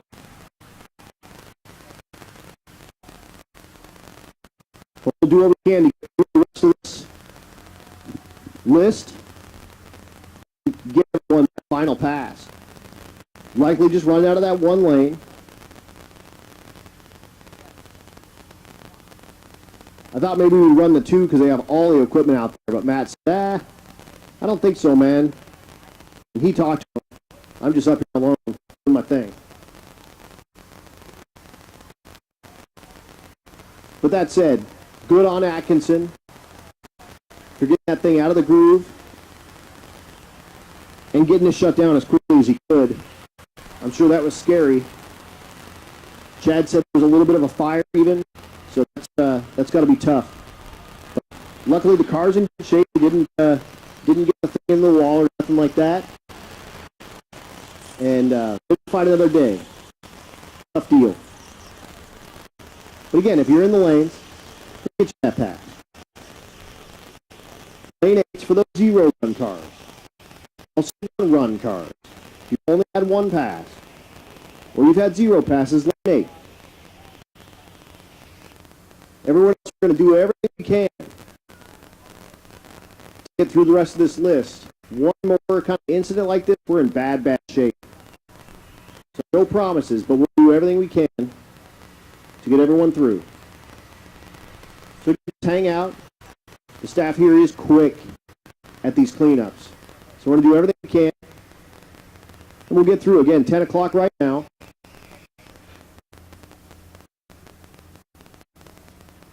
We're going to run right up until 11 o'clock. And we're going to do what we can to get everyone that final pass. But if you were in the run that was just in front,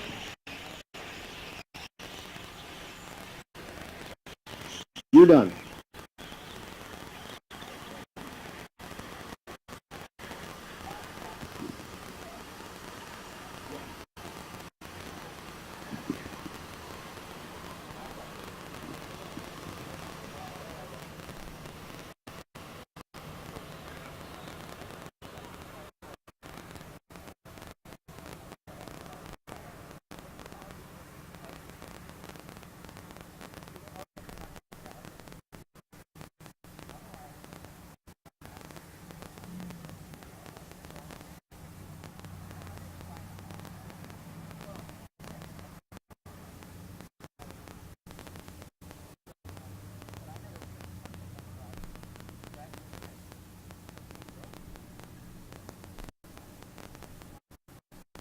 So hang out.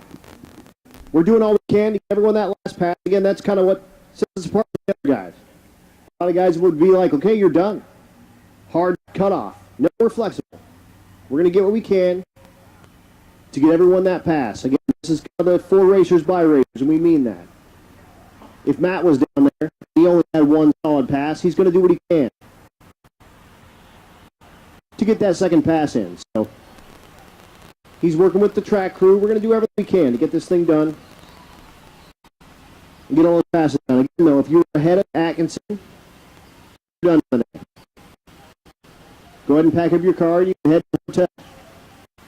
If you're in the lanes right now, you're our priority. We're going to get you guys down. If you're beyond that, you're called Bike and Junior Street. If you're in Rowdy, Limited Street, Ultimate, Radial, Outlaw Street, Unlimited, NA Small Block, NA Big Block, Pro Street, Stick Shift, Hot Rod, and Gasser, we will do everything in our power to get you one additional pass. Again, probably running out of just one lane, so it's going to be tough. We're going to need everyone's cooperation, so get up here quick, make sure your stuff is tight. Let's get these passes done so we can get out of here and everyone will be happy. Well, as happy as can be. So again, we're going to do our part. We need you guys to do your part. We're going to make this happen. Again, down just a couple more minutes. When we get the big stuff cleaned up, we'll start running cars very soon.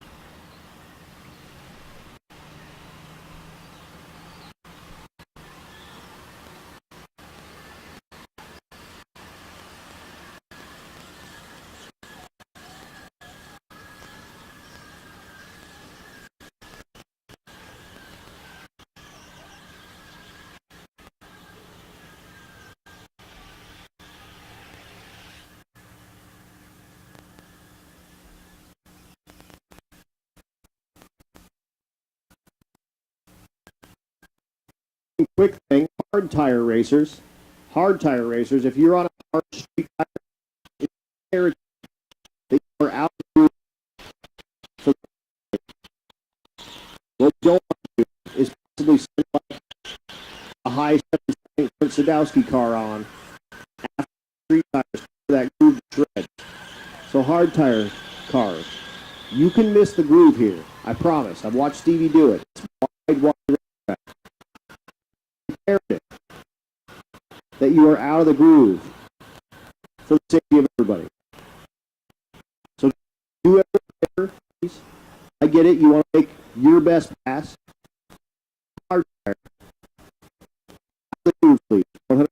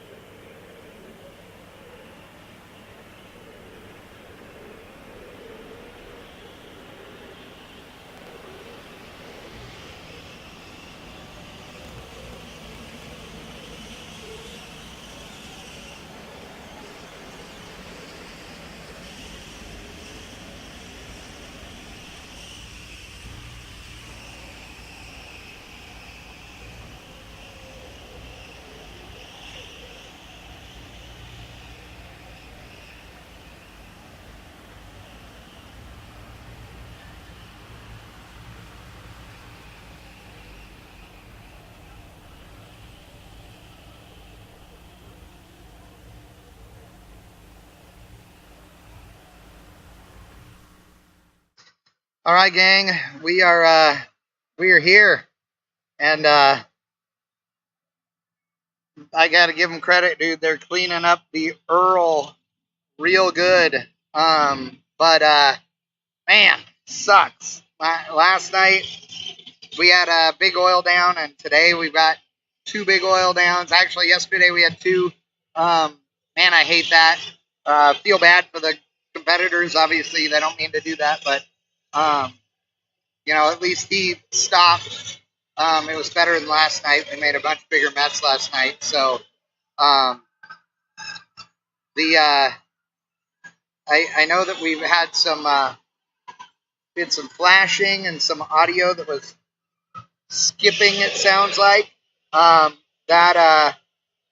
believe I was when it was bad here a few minutes ago.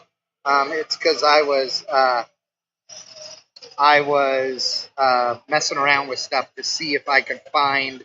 I think I have a cable or a connection that's not real happy right now, and so I've got everything, so it seems like it's good right now. But we'll see.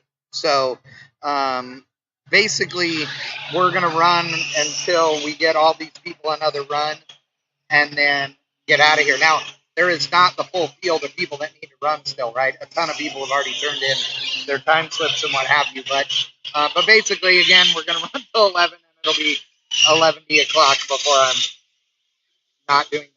So, yeah. So, thanks for joining us. We appreciate it. The racing action has been good. And unfortunately, we've had 2 cleanups to do, but you know, again, that's racing. It is what it is. Nobody did anything overtly bad to cause this. So, you know, I don't want anybody, you know, being mad at anybody for that. Raymond B, dude, thank you so much for $5 worth of beer money. I appreciate that. That's awesome. Thank you. Yes, Raymond B, thank you so much. The channel folks are me, so I appreciate it. But we're here, and tomorrow we leave here. Now that the route has been given out to a bunch of people anyway, tomorrow, so if you're in Oklahoma or Texas and you want to see us go by, tomorrow the route, or well, if they want to go tonight, which I think is a bad move, but whatever. Anyway, the route is going to take you from here at Texas Motorplex, east on 287, over to Buc-ee's in Ennis. So then from Buc-ee's in Ennis, the racers will head up 45, which turns into 75 when you get to Dallas, and stays 75 as they go north. They're going to stop at Forced Performance, which is one of our sponsors, and they happen to be right off of 75, so I made them a stop. So Forced Performance is in Anna, Texas, and so you're going to run up 75 and go there, then leave there after drinking coffee and eating donuts and croissant, then heading north on 75 for most of the trip, and then getting up into Tulsa. So if you're anywhere along there, you will be able to see them driving by. And it should be, you know, early in the morning. I would expect that we will go through Anna, you know, Forced Performance by 9, 10 o'clock in the morning at the latest, because it's a long drive. It's 360 miles of driving tomorrow. It's a long way. There's just no way for it not to be. It's just that far from here to Tulsa. So it is what it is. But it should be fun. It's going to be cool. So Amber and Robert and everybody are up there and waiting. And I'm getting reports. There's a bunch of people that have pulled up there already, a half dozen, 10 maybe people this evening that have already stopped up there. But a guy in a C7, I think it might be, oh, it is, it's Chad Fegley. Chad Fegley, dude, you're an idiot. I love you, but you're an idiot. Fegley drove already and went through the big thunderstorms that I made Adam announce, and he said it was the most butt-puckered he'd been. So, Fegley, I love it. Chad's awesome people. Really good dude. But I'm going to give him a hard time. It's going to be awesome. Yes, 10 cents. Croissant. I'm going to live the dream. Yes. No, croissant are not French donuts. Because French have donuts, too. Yes, north of Atoka is Speed Trap Town. I've told everybody the other thing you got to watch out for. People driving at night, and especially once you cross the border into Oklahoma, it becomes much more heavily tree-lined roads, like a lot more trees up there for sure. The roads get smaller. You go from being a 3, 4, 5 lane freeway that 75 is to just 2 lanes on each side through most of Oklahoma. And the bad part is deer.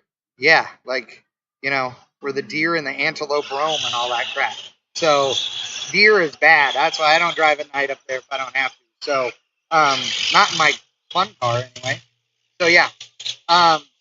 The road up there is not that rough. I've done it in all the cars, so I didn't find them to be horrible. But yeah. So Alex, it was a CTSV. If you just rewind about 25 minutes or so, you'll find it.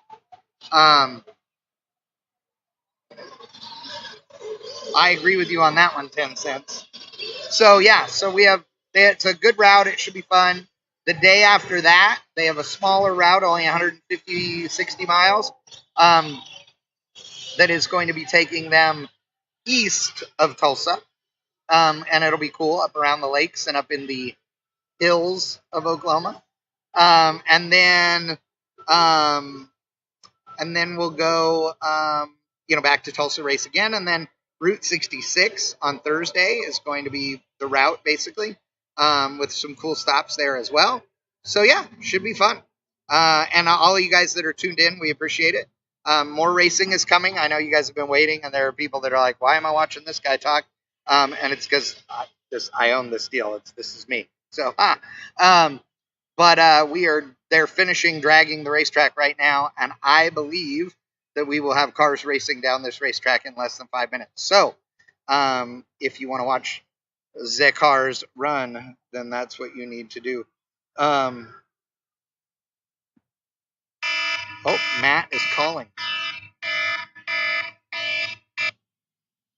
Yes, Matt Frost.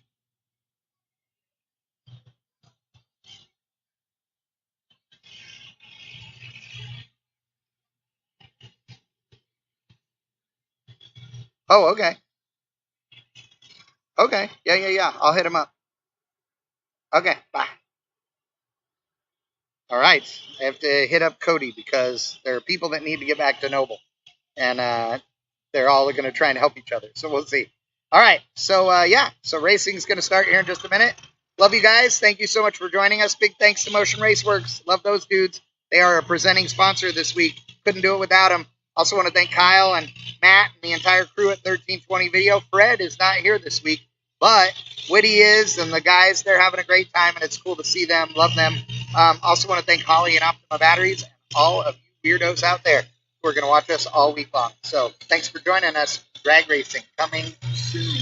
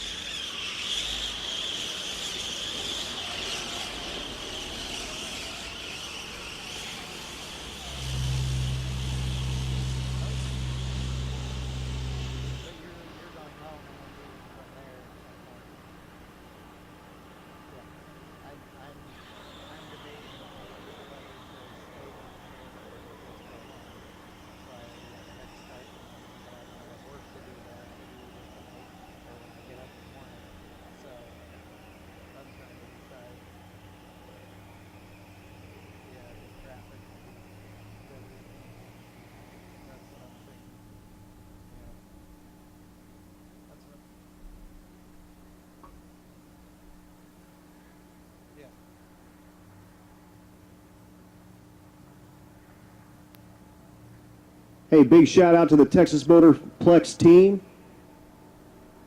You guys rock. Got that thing cleaned up, and we appreciate it so much. You guys are great.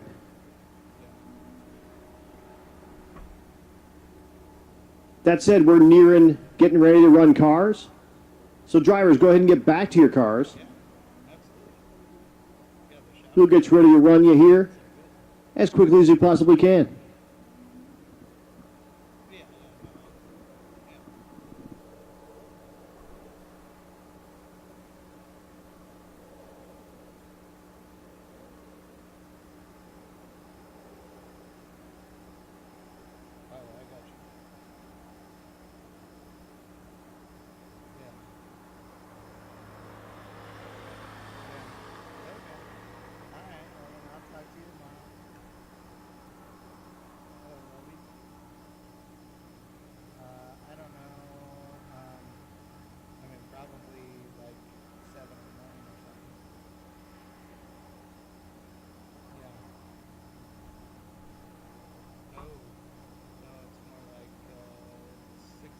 Again, racers, this will be your last pass, so make it a good one.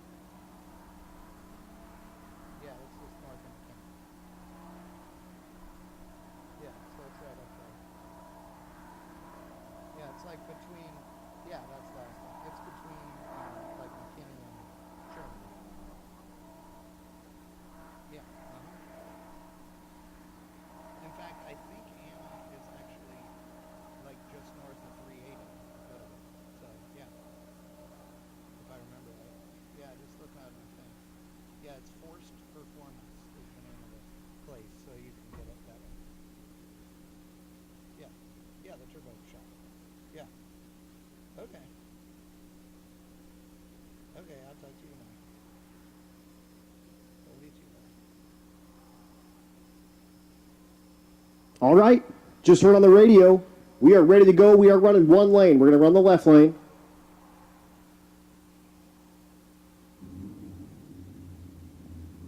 So again, drivers, we need you on your stuff.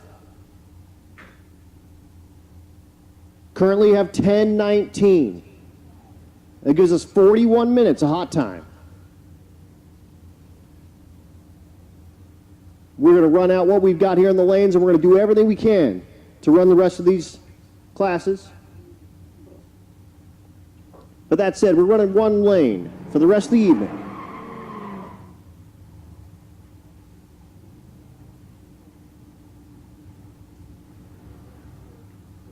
Brendan Prince in the left lane. In the 12.0 category. Put up a 12.08 yesterday. Outside looking in, looking for 12 flat.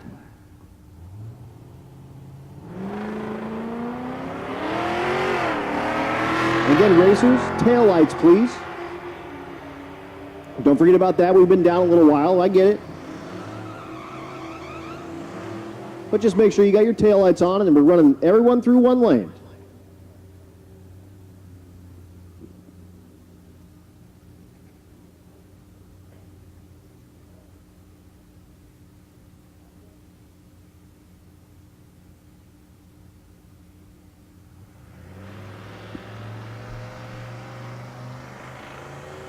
Matt Rowe to pick up in the left lane. Turning a 12.09 last night. Looking to climb up the ladder in the 12.0 category. Goes 12.47, that's not going to do it.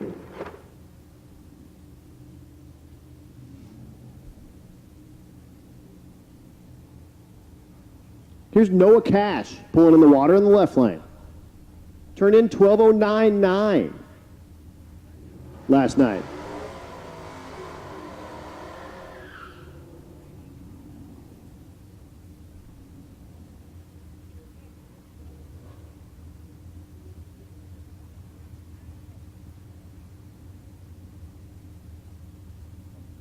And again, hard tire racers need to make sure you are out of the groove.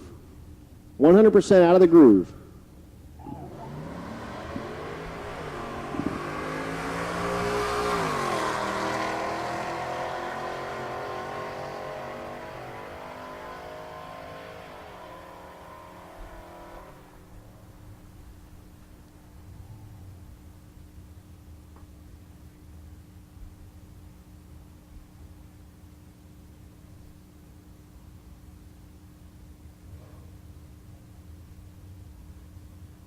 The 95 is too fast.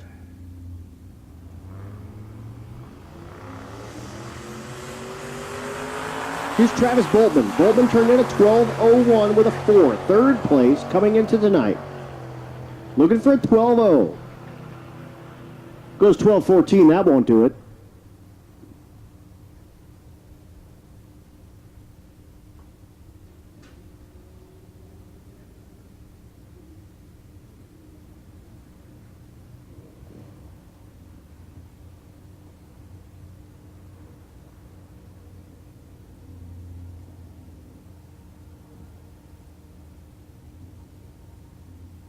Mike Garner in the left lane. Well, they're all in the left lane. Turned in 12:30 yesterday, looking for 12 flat.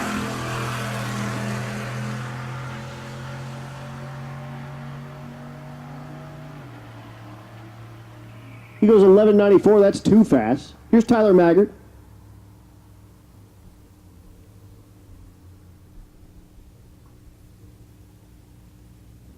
Maggart, 5th place in the 12:0 category, looking for 12:00. Turned in a 12:04.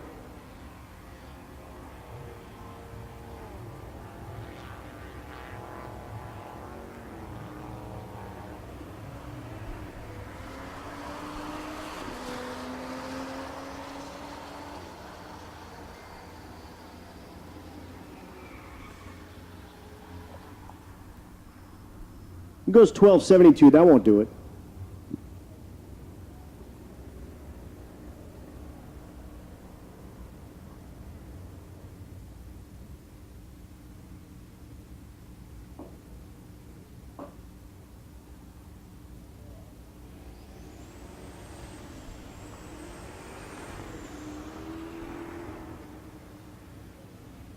Chad Wilson. We're in the 13:0 category now. Kind of dipping in there. We'll probably see some 12s in there because the staging lanes are doing what they're doing.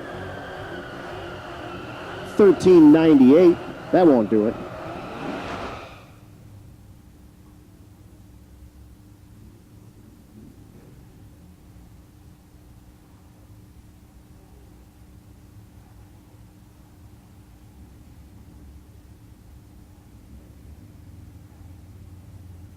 Dustin Davidson.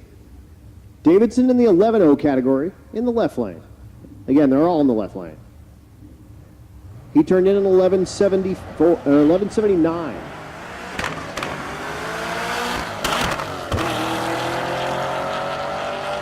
Banging gears going down the track. Goes 11:56. Will increase a bunch out of that 11:79.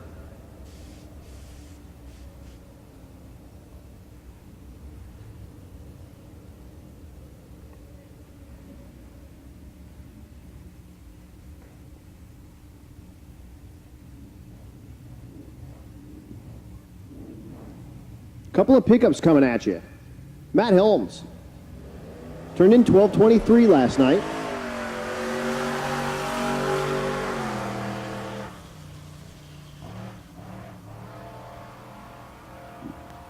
Womping the gas, going 12:34.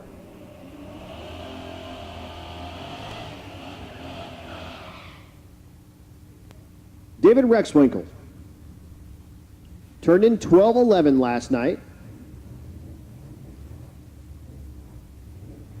Looking for 12:0s to put some pressure on that top 4 in the 12:0 category.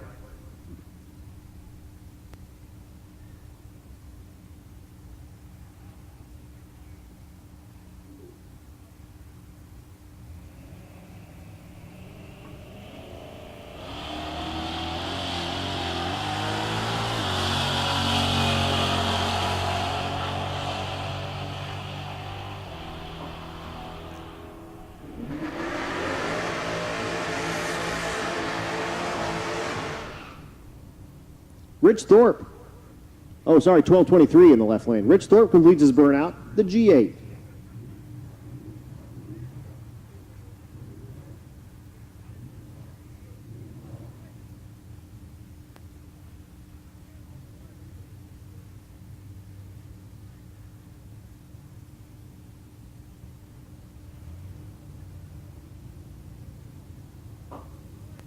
Thorpe outside looking in, turned in a 12:04 last night.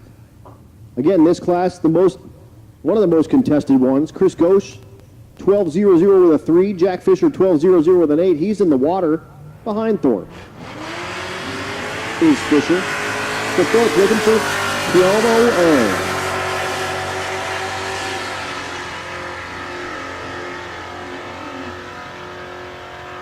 12:11, not going to do it.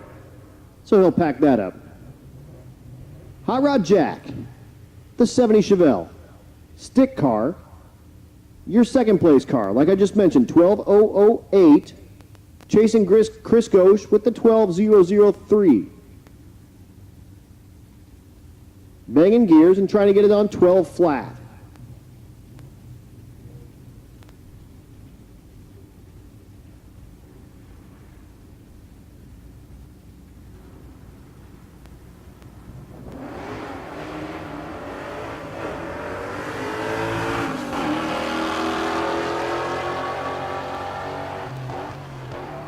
Launches it hard, but misses fourth just a little bit there.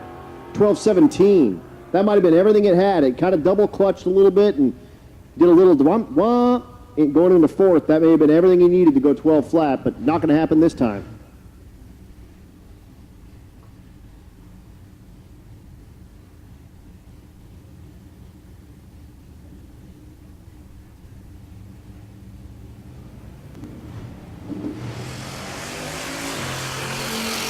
Bill Robertstadt.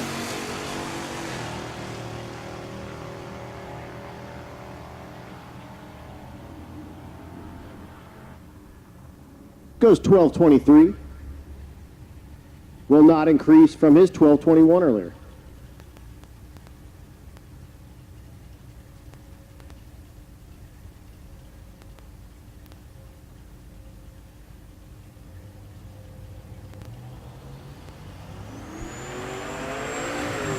Moving quickly, Brian Weinhold. Turned in a 12:09. Puts him in kind of the top 11-ish, 10-ish. 12:00 with a 9 on the button. He'll love that. Get that slip, turn that thing in for his last pass of the night. Putting a little pressure on that top 10 in the 12:0 category. Mike Barnhill pulls up in the Monty. Barnhill fourth place, turned in 12:03.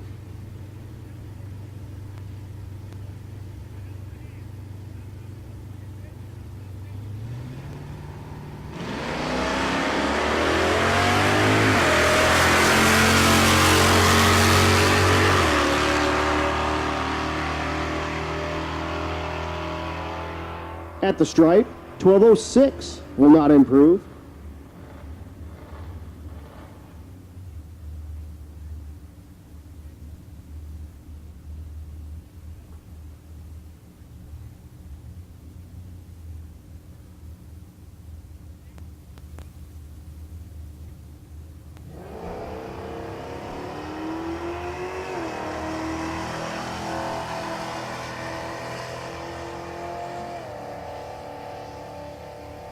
Justin Cochrane in the left lane.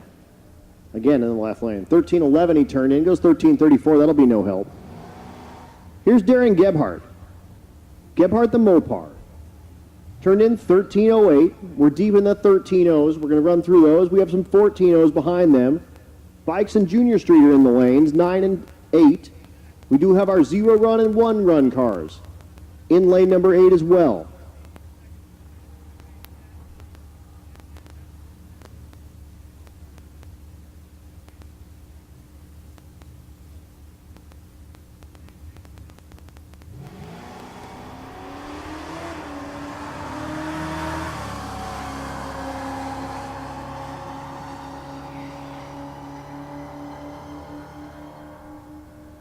At the stripe, 12:79, that'll be no help.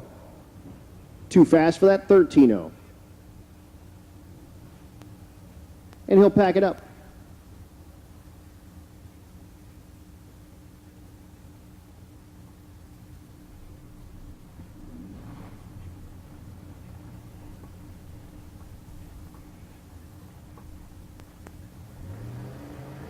Tommy Fielder in the hot rod category. Did turn in a 985. Looking to better that.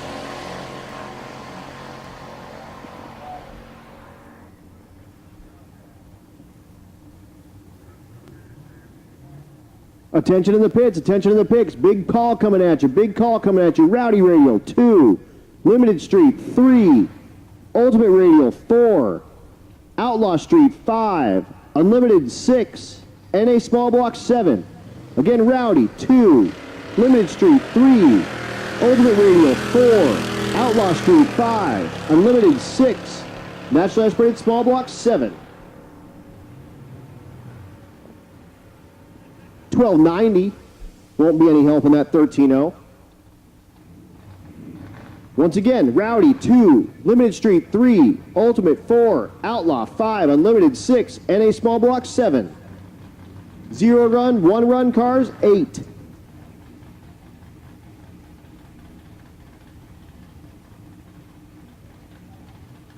Brad Francis, trying to improve out of that 1347, looking for 13-0s.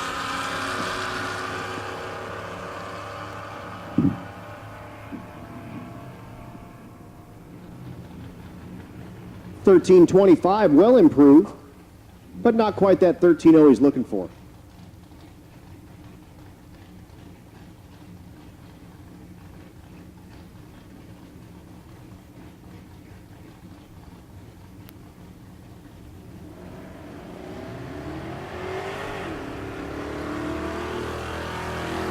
Here's Andy Bean.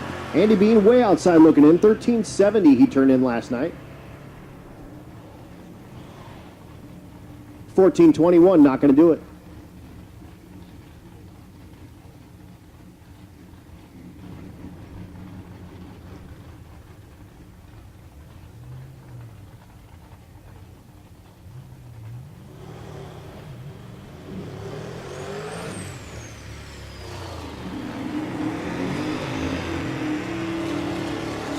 Brett Marvel's back, the stick shift truck, trying to improve on the 1197. Not going to happen on this pass.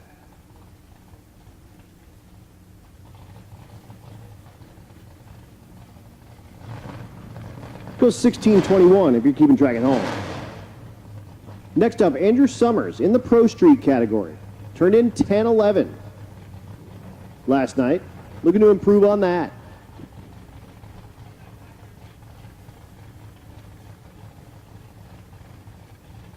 Again, attention in the pits.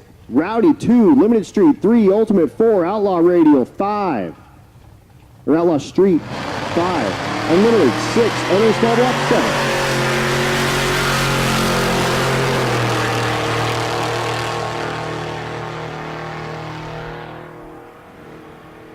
At the stripe, 1129 will not improve.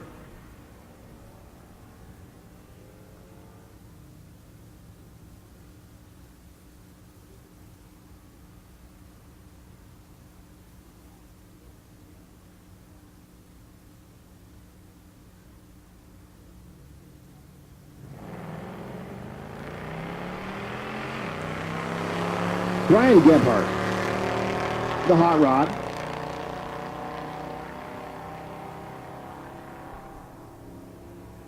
Goes 1318.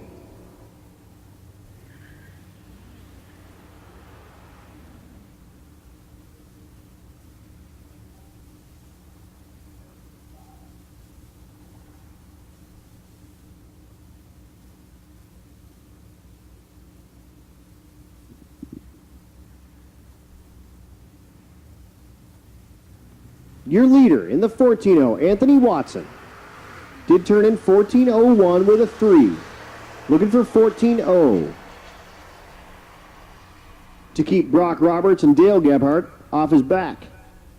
Goes 13.999. Oh, that's tough. Here's the number, 13.99973. So like 13 100 thousandths. So like an inch, probably. Off from being perfect. 14,000. That's tough.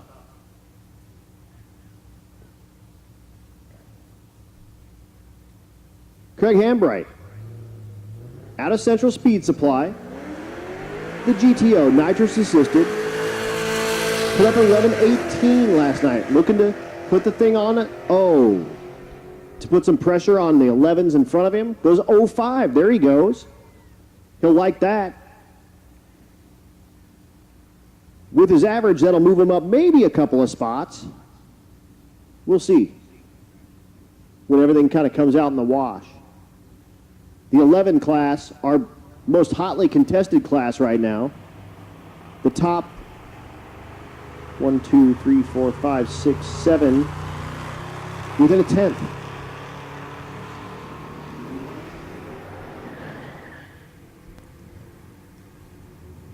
Mark Edwards, way outside looking in the 14.0, goes 17.74. Here's Dale Gebhardt.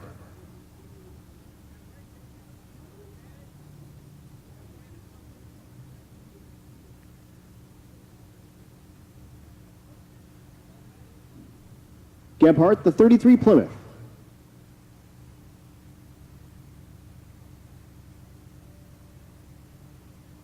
Was third place coming into tonight with a 14.042, actually tied for second.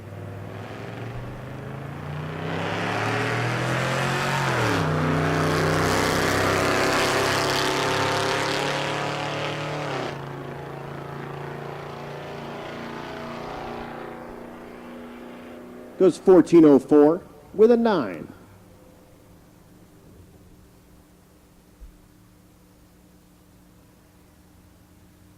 Again, racers, Rowdy 2, Limited Street 3, Ultimate Radial 4, Outlaw Street 5, Unlimited 6, and a small block 7.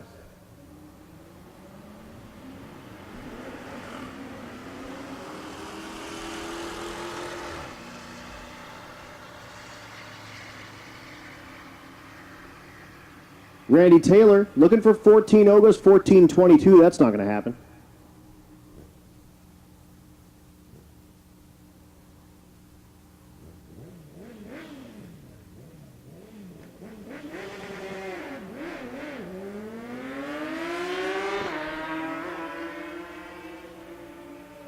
The lone motorcycle. That's Dan Gosha. Goes 10.76. Will not improve on his 10.49 from yesterday.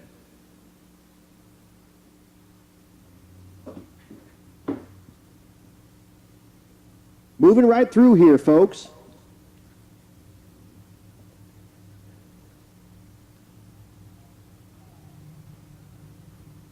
I believe that's the last of the takers for our index cars. Here we have juniors. So Junior Street coming at you. This is Hunter Hay.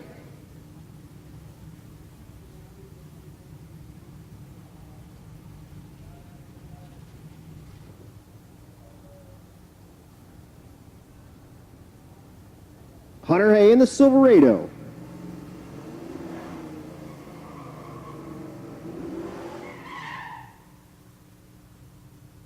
Again, running a full tree, 660 feet, which is an 1/8 mile. Hay looking to be as close as he can to 9:16.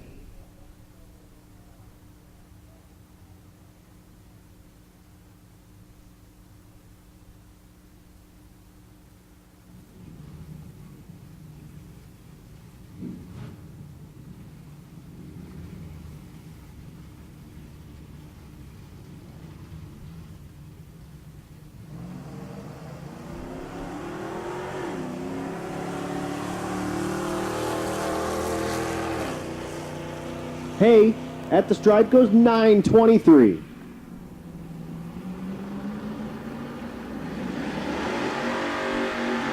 Blaine Stark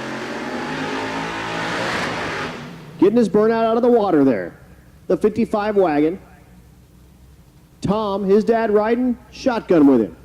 The stick car.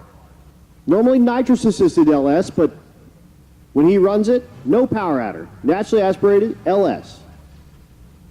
He turned in a 902, looking for something around that.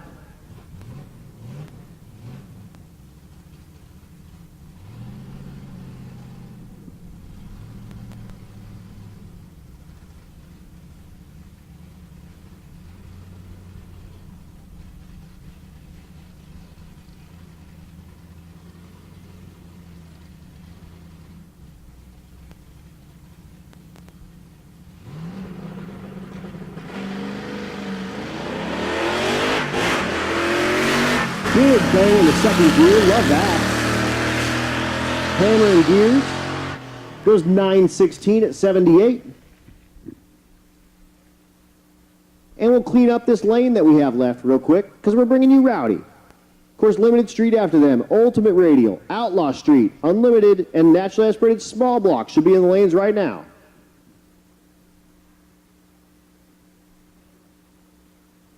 Again, 0 run and 1 run cars, you should be at 8. Currently have 10:42. I think we're going to be just fine to get out of here by 11 o'clock.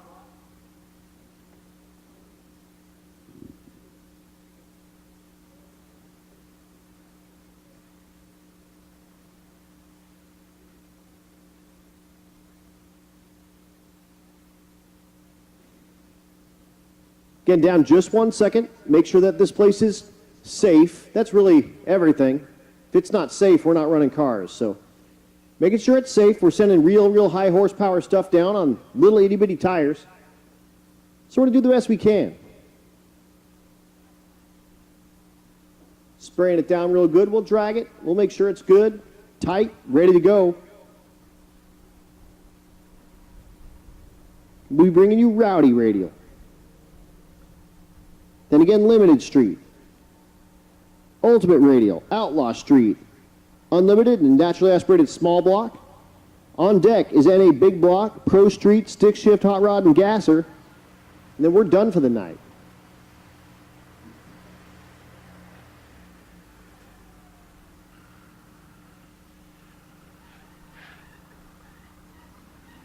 But again, racers, thanks for sticking with us. Track staff, thank everyone for all your hard work. We know it's a late night. We're working late too. We appreciate you guys doing it and doing it right. Love Texas Motorplex, man. You guys lay it down and we appreciate it. Hats off to you. 2 big cleanups. No issues at all. All right, folks, here it is. The last call. NA Small Block, 7. NA Big Block, 2. Pro Street, 3. Stick Shift, 4. Hot Rod, 5. Gasser, 6. Again, NA Small Block, you should be in 7. NA Big Block, this is your call to 2. Pro Street, your call to 3. Stick Shift, your call to 4. Hot Rod, your call to 5. Gasser, your call to 6.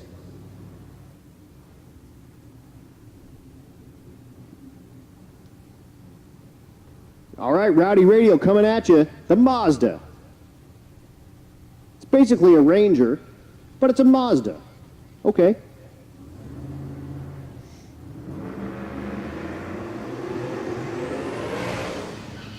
That's Will Noble, 3rd place coming into tonight, 577 with a 4. Running that 4/10 tree with 660 feet. His crew guy goes out there, almost steps out of his shoes and says, that's sticky enough.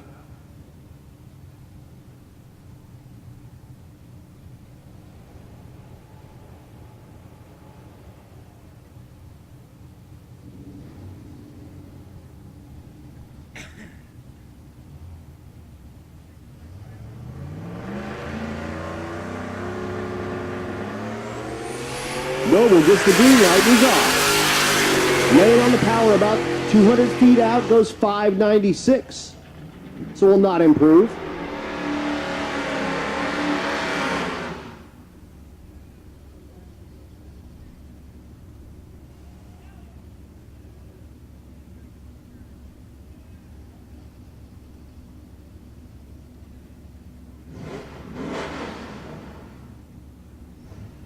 Our last taker for Rowdy Radial, Josh Fox.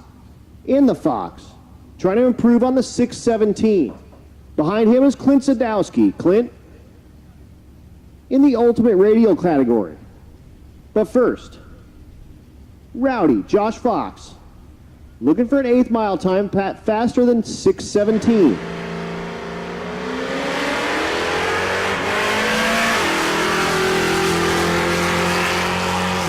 At the stripe, goes 8:23, that's not going to be it. Going back to quarter mile, 4/10. Pro Tree quarter mile. The former Major League Baseball pitcher, Clint Sadowski, the first gen Camaro 67 variety, I believe. Actually, it might be an 8. It is an 8, I'm pretty sure. I can't see the front. Makes it tough on me. 784 is what he laid down the first night in Noble.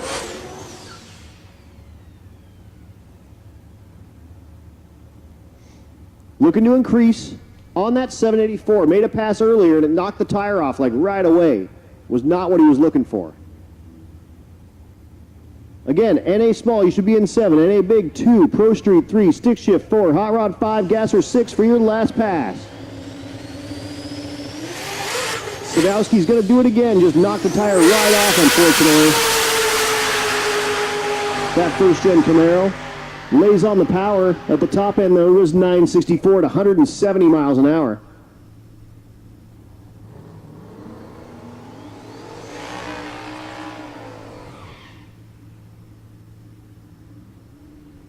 Aaron Sladen, the Taco Time Fairmont. Outside looking in, 858. Looking for 850 in the limited street category.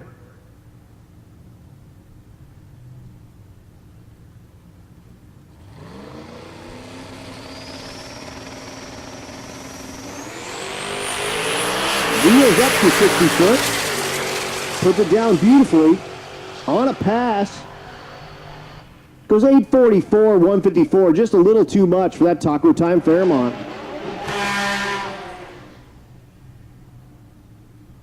Next up, Trevor Brandon. Brandon the GTR. Third place coming into tonight. 851 with a 5. Actually tied for second with Will Carter. Looking for that 850.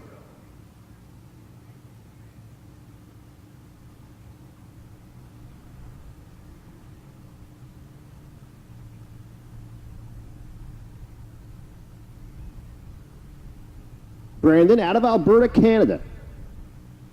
Twin turbo V6 for power.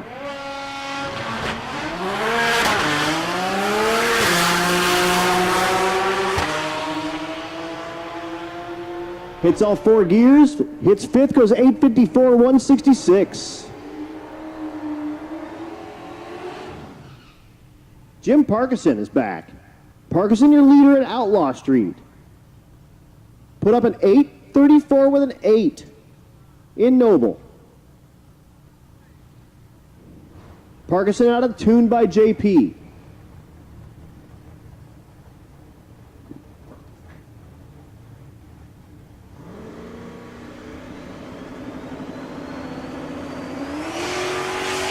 The second gen hooks up. He is off. At the stripe, 844. Does not improve, but an 844 with a 4, 163 miles an hour, and he'll wrap it up with a beautiful last pass. Here's Danny Odom. Odom back in Outlaw Street. The challenger. Odom put up a 1043 with a 9, looking to improve on that in the Outlaw Street category. Chasing down John Wishman ahead of her with a 1013. Randy Miller with a 1011.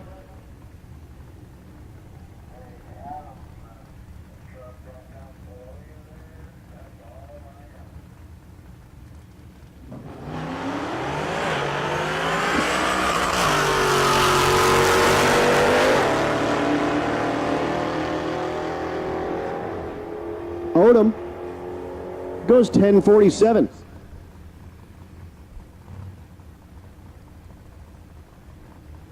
Three vehicles left. Declan Evans in the left lane. the Dodge truck.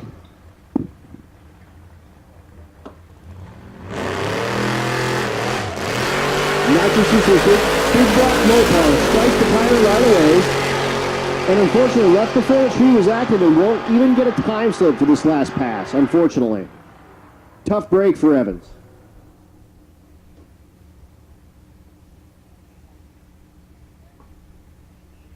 Our second to last is the Nova in the burnout box.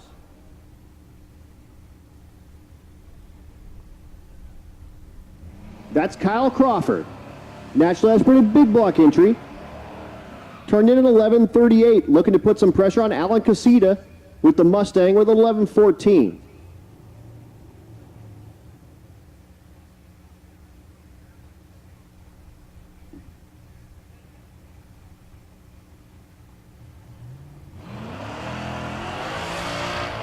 Ain't gonna happen. Burns the tires all off of the thing for about 30 feet. Gets her way sideways. So not what he's looking for.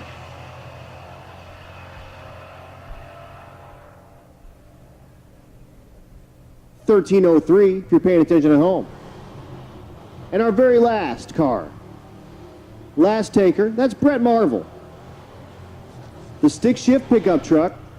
Love me a square body with a stick.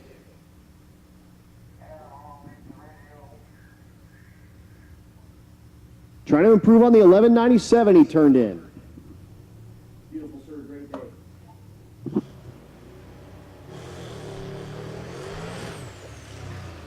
Not going to happen. The thing burns the tires off in first gear, and he misses second.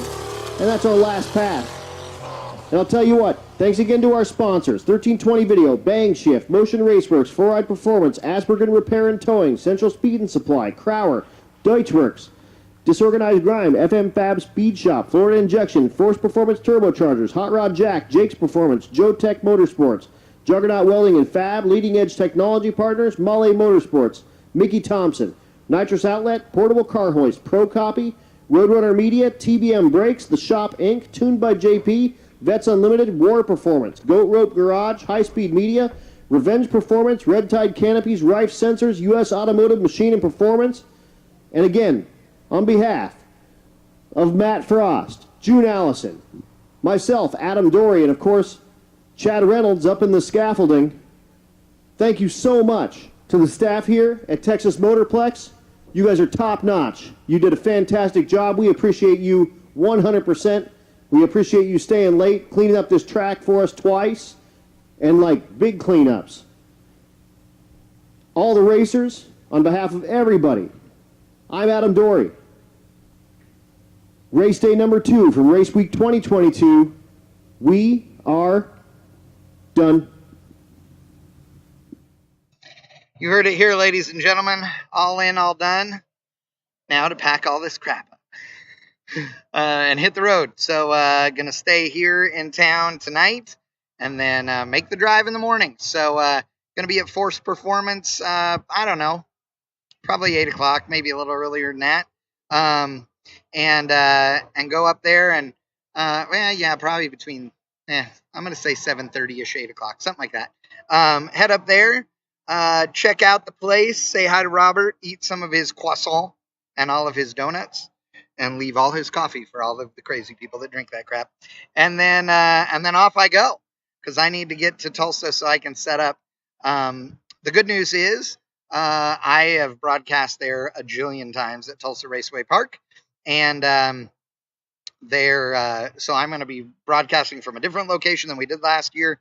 I did not like doing it right there at the starting line, so I'm pretty sure that I'm going to be in my normal spot on the opposite side, not the pit side of the racetrack, but the other side. Normally I'm up in a big boom lift, but we'll do it here with the truck and be good to go. So anyway, Billy White, I have no word on anything. Literally, I got here at, almost 2 o'clock and then set up and have not left the scaffolding since. So I have no idea anything on the Porsche, I'm sorry to say. So obviously didn't make a run today, but no idea on what it is that happened to him or did not. So anyway, thanks a lot, guys. Really big show tonight. Loved everybody hanging out. Want to thank Motion Raceworks again for being our presenting sponsor, as well as Holly and Optima Batteries. Day 2 in the books. Tomorrow, day 3, Tulsa Raceway Park here at Race Week. Love you guys. See you tomorrow.